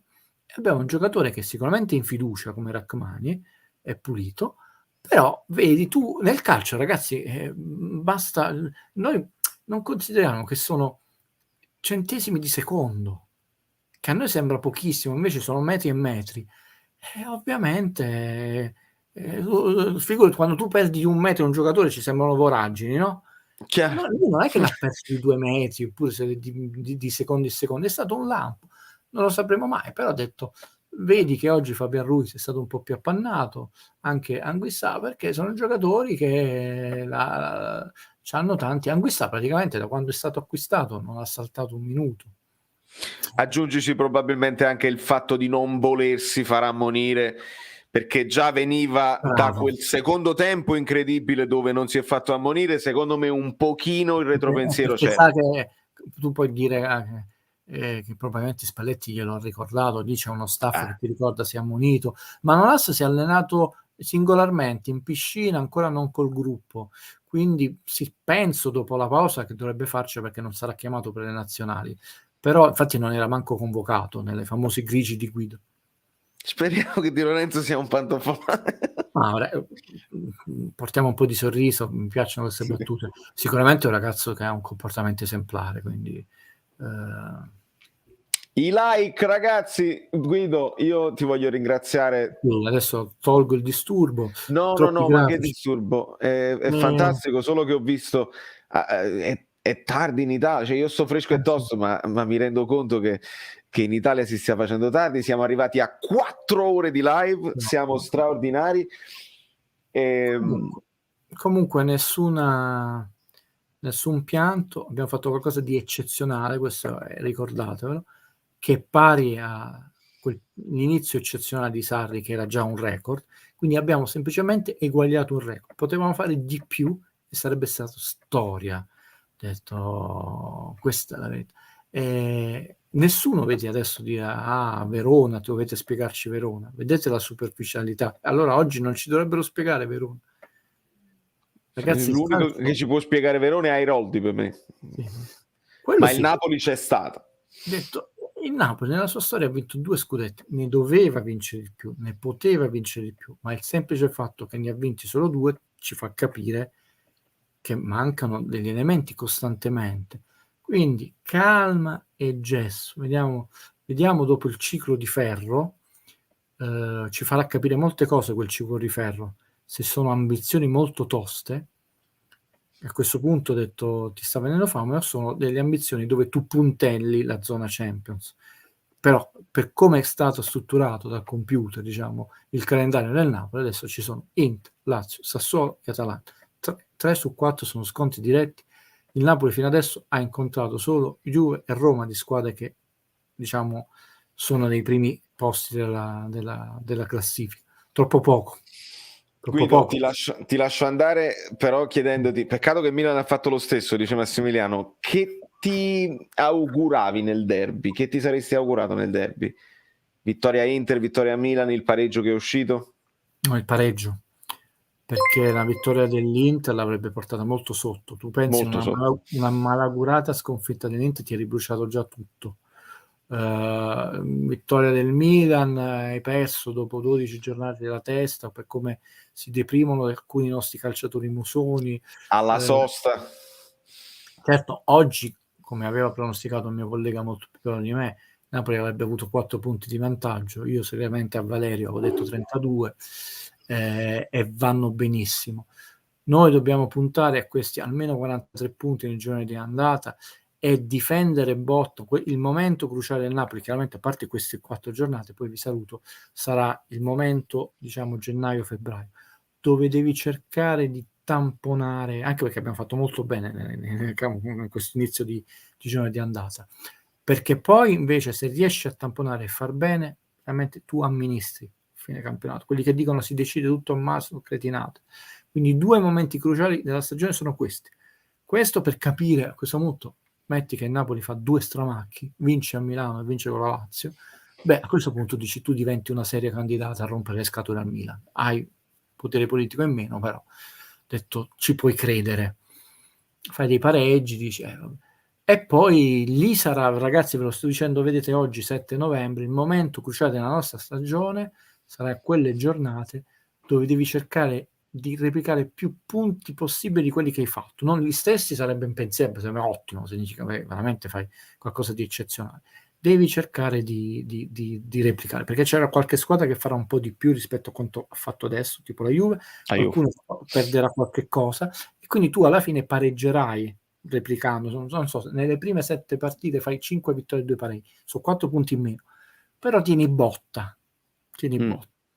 Con una perderai tipo che la Juve ne avrà fatti qualcuno in più, con una che ne ha fatti un po' in meno, qualcuno che gli fa gli stessi 2 punti e pareggi, perché comunque è accumulato nel girone andata. Questi saranno i 2 momenti cruciali della stagione del Napoli. E non ti posso lasciare andare perché Internos ci chiede con una generosissima donazione: vi giro la mia preoccupazione fatturato, ritorna a quello che forse lo stava scrivendo anche prima, me lo so perso. Una società che si autofinanzia senza crescita, che futuro potrà sognare avendo cessioni obbligate ed età media della rosa che avanza? Allora, poi la faremo. De Laurentiis è stato molto duro e chiaro, per una volta educato in quella famosa conferenza stampa. Il Napoli quest'anno deve andare in Champions League. Lui l'ha detto come società, che non è che Guido dice deve andare, cioè nel senso non si può proprio permettere di non andare in Champions League. Non perché fallisce, attenzione, lì la gestione è sana, ma deve, perché comunque loro hanno tutta una serie di calcoli, di investimenti. Una di queste ragioni è detta molto bene da non so se è un amico uomo o amica donna, Bellina. Enzo. Ah, ok. Perché effettivamente ci sono dei giocatori con cui ormai non fai più mercato. Il famoso Insigne.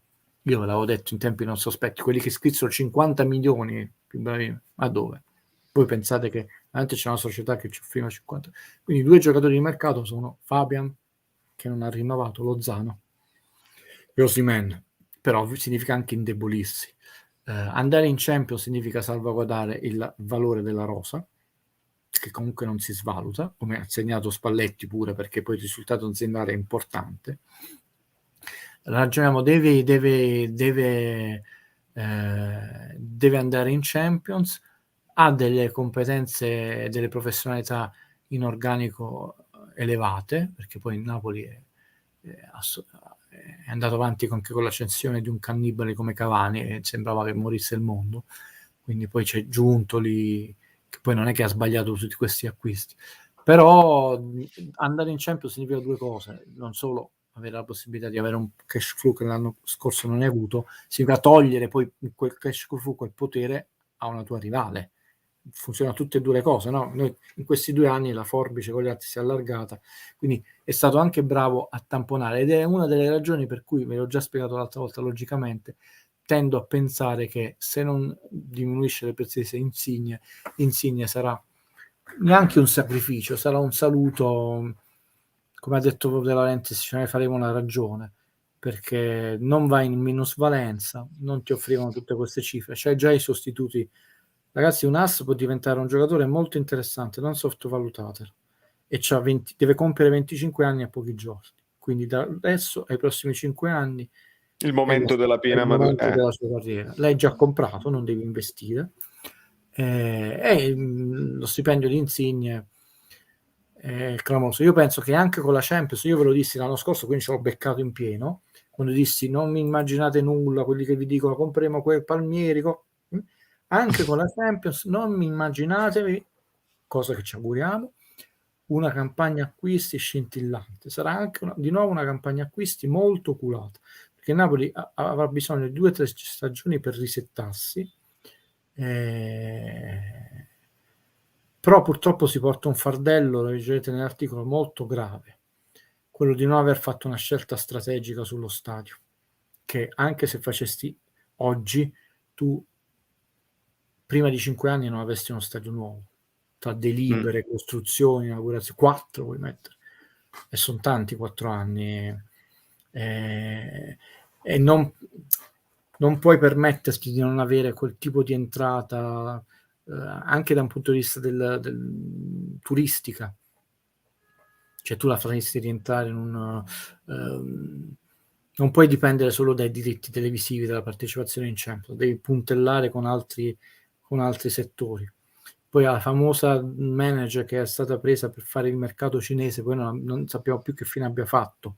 Sicuramente il mercato cinese, a parte quella famosa maglia per omaggiare il capodanno cinese che non ci porta bene, 1-1 col Palermo, mi ricordo, non abbiamo visto grandi operazioni finanziarie con con la Cina, quindi c'è il momento di fare delle scelte coraggiose, se no significa vivacchiare, prendiamocela per così.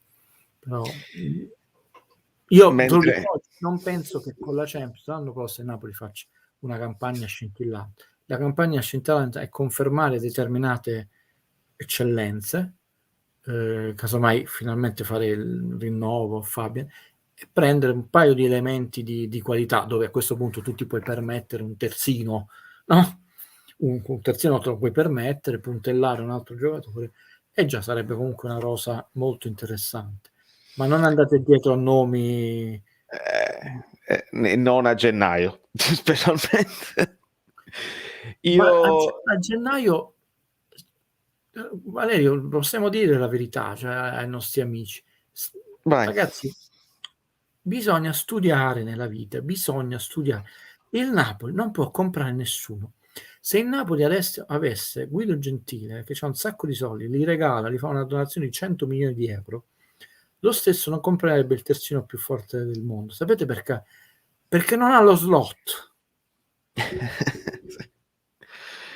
Introduciamolo questo argomento, magari dovete studiare.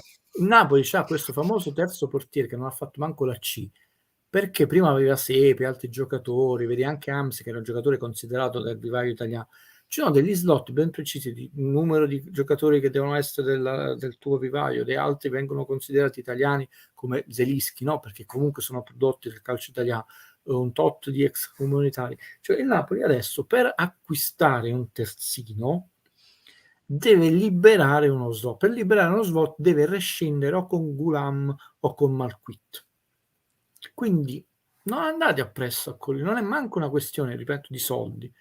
E lì entri diciamo, nei calcoli di Chiavelli più che di Giuntoli, che non c'entra niente in questo caso. Giuntoli sceglie il profilo tecnico, ma è Chiavelli che col presidente decidono gli acquisti per quanto riguarda la sostenibilità economica. Cominciamo a stabilire competenze. Però adesso, anche con la sostenibilità economica, c'è una questione di slot. E Napoli deve liberarsi di uno slot. Quindi dovrebbe chiedere a Gulam, che è un giocatore molto influente all'interno dello spogliatoio ed è anche un ragazzo d'oro, rescindi il contratto con Napoli. Altrimenti, già adesso Gulam tra l'altro è fuori rosa nella lista UEFA, però può rientrare in quella italiana. Napoli non può avere 27 giocatori, può avere tutti i primavera che vuole, ma non può avere più di 25 giocatori, e li ha. Quindi non diciamo, però poi faccio veramente la parte, come mi spiace quell'amica bene, dei numeri, però vale, è anche la verità. Però Napoli, allora, notizia bomba, Napoli l'anno prossimo a gennaio compra Messi.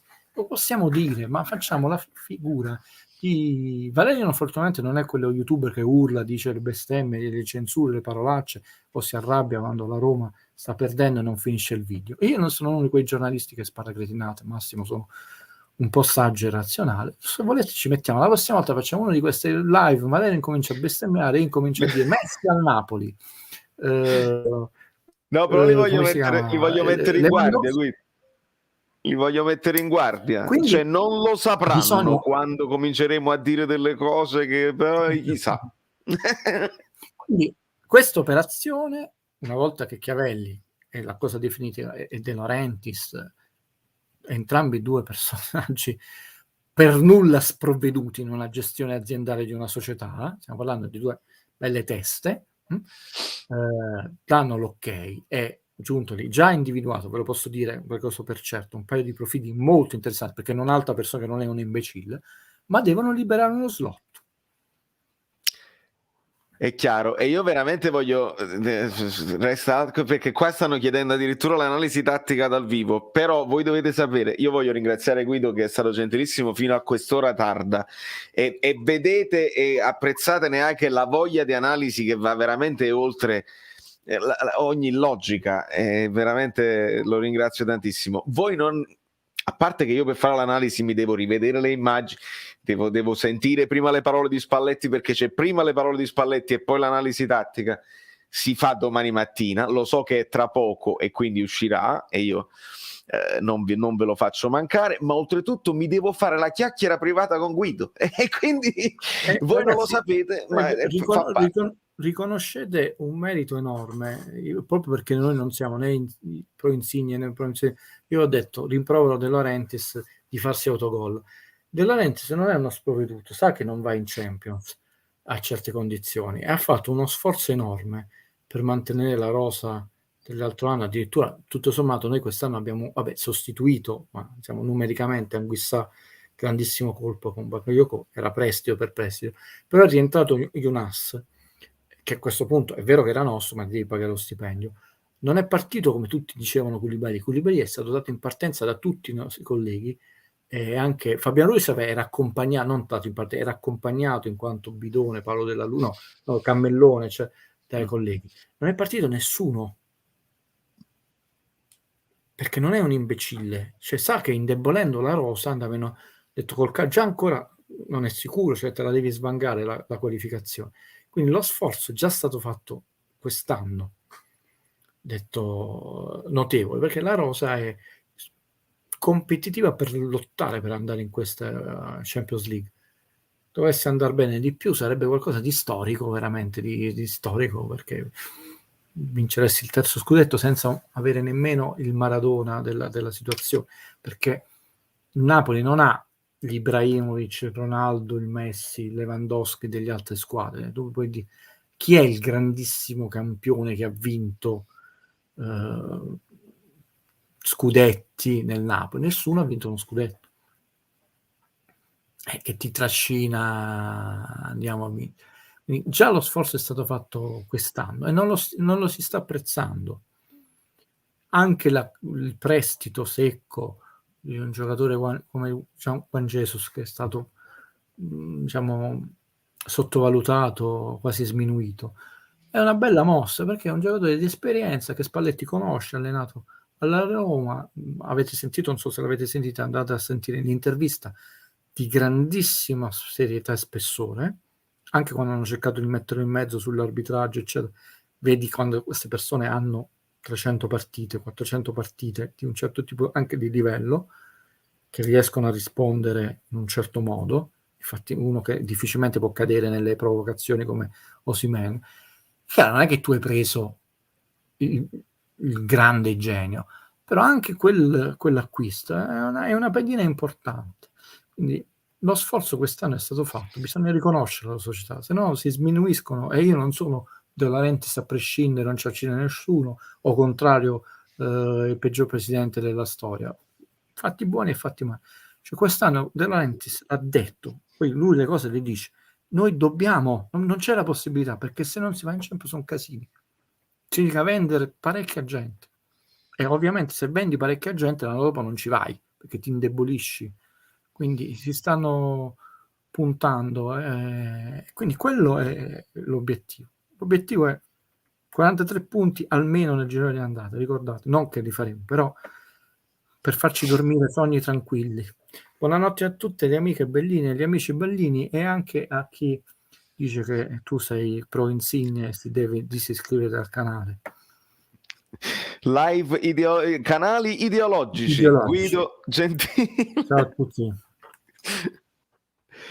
Allora, amici miei, io vi... No, sta ancora qua Guido, fammi vedere. Ok, ti ringrazio Guido.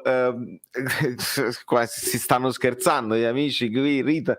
Continua Guido. Valerio nel frattempo vede il post conferenza, prepara la live tattica, un piatto di pasta e reattacca.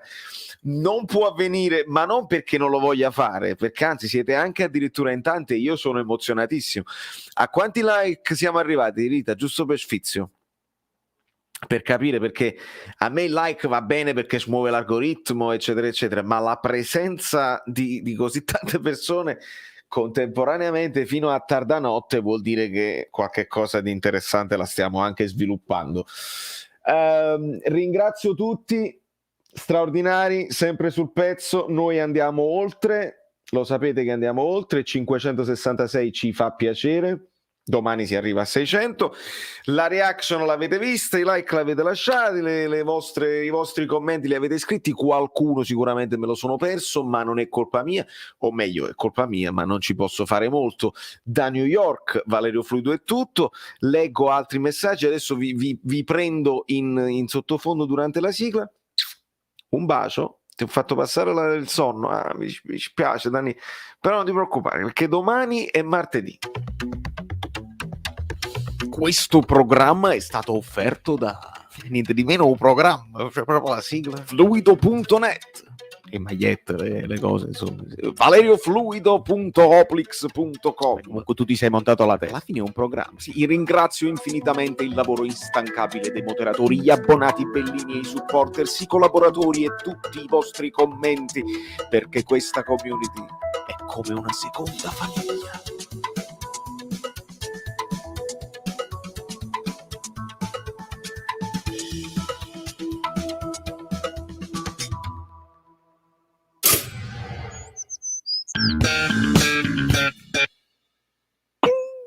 Ho visto una cosa, comunque è finita, cioè non è come la Marvel che uno resta nel cinema.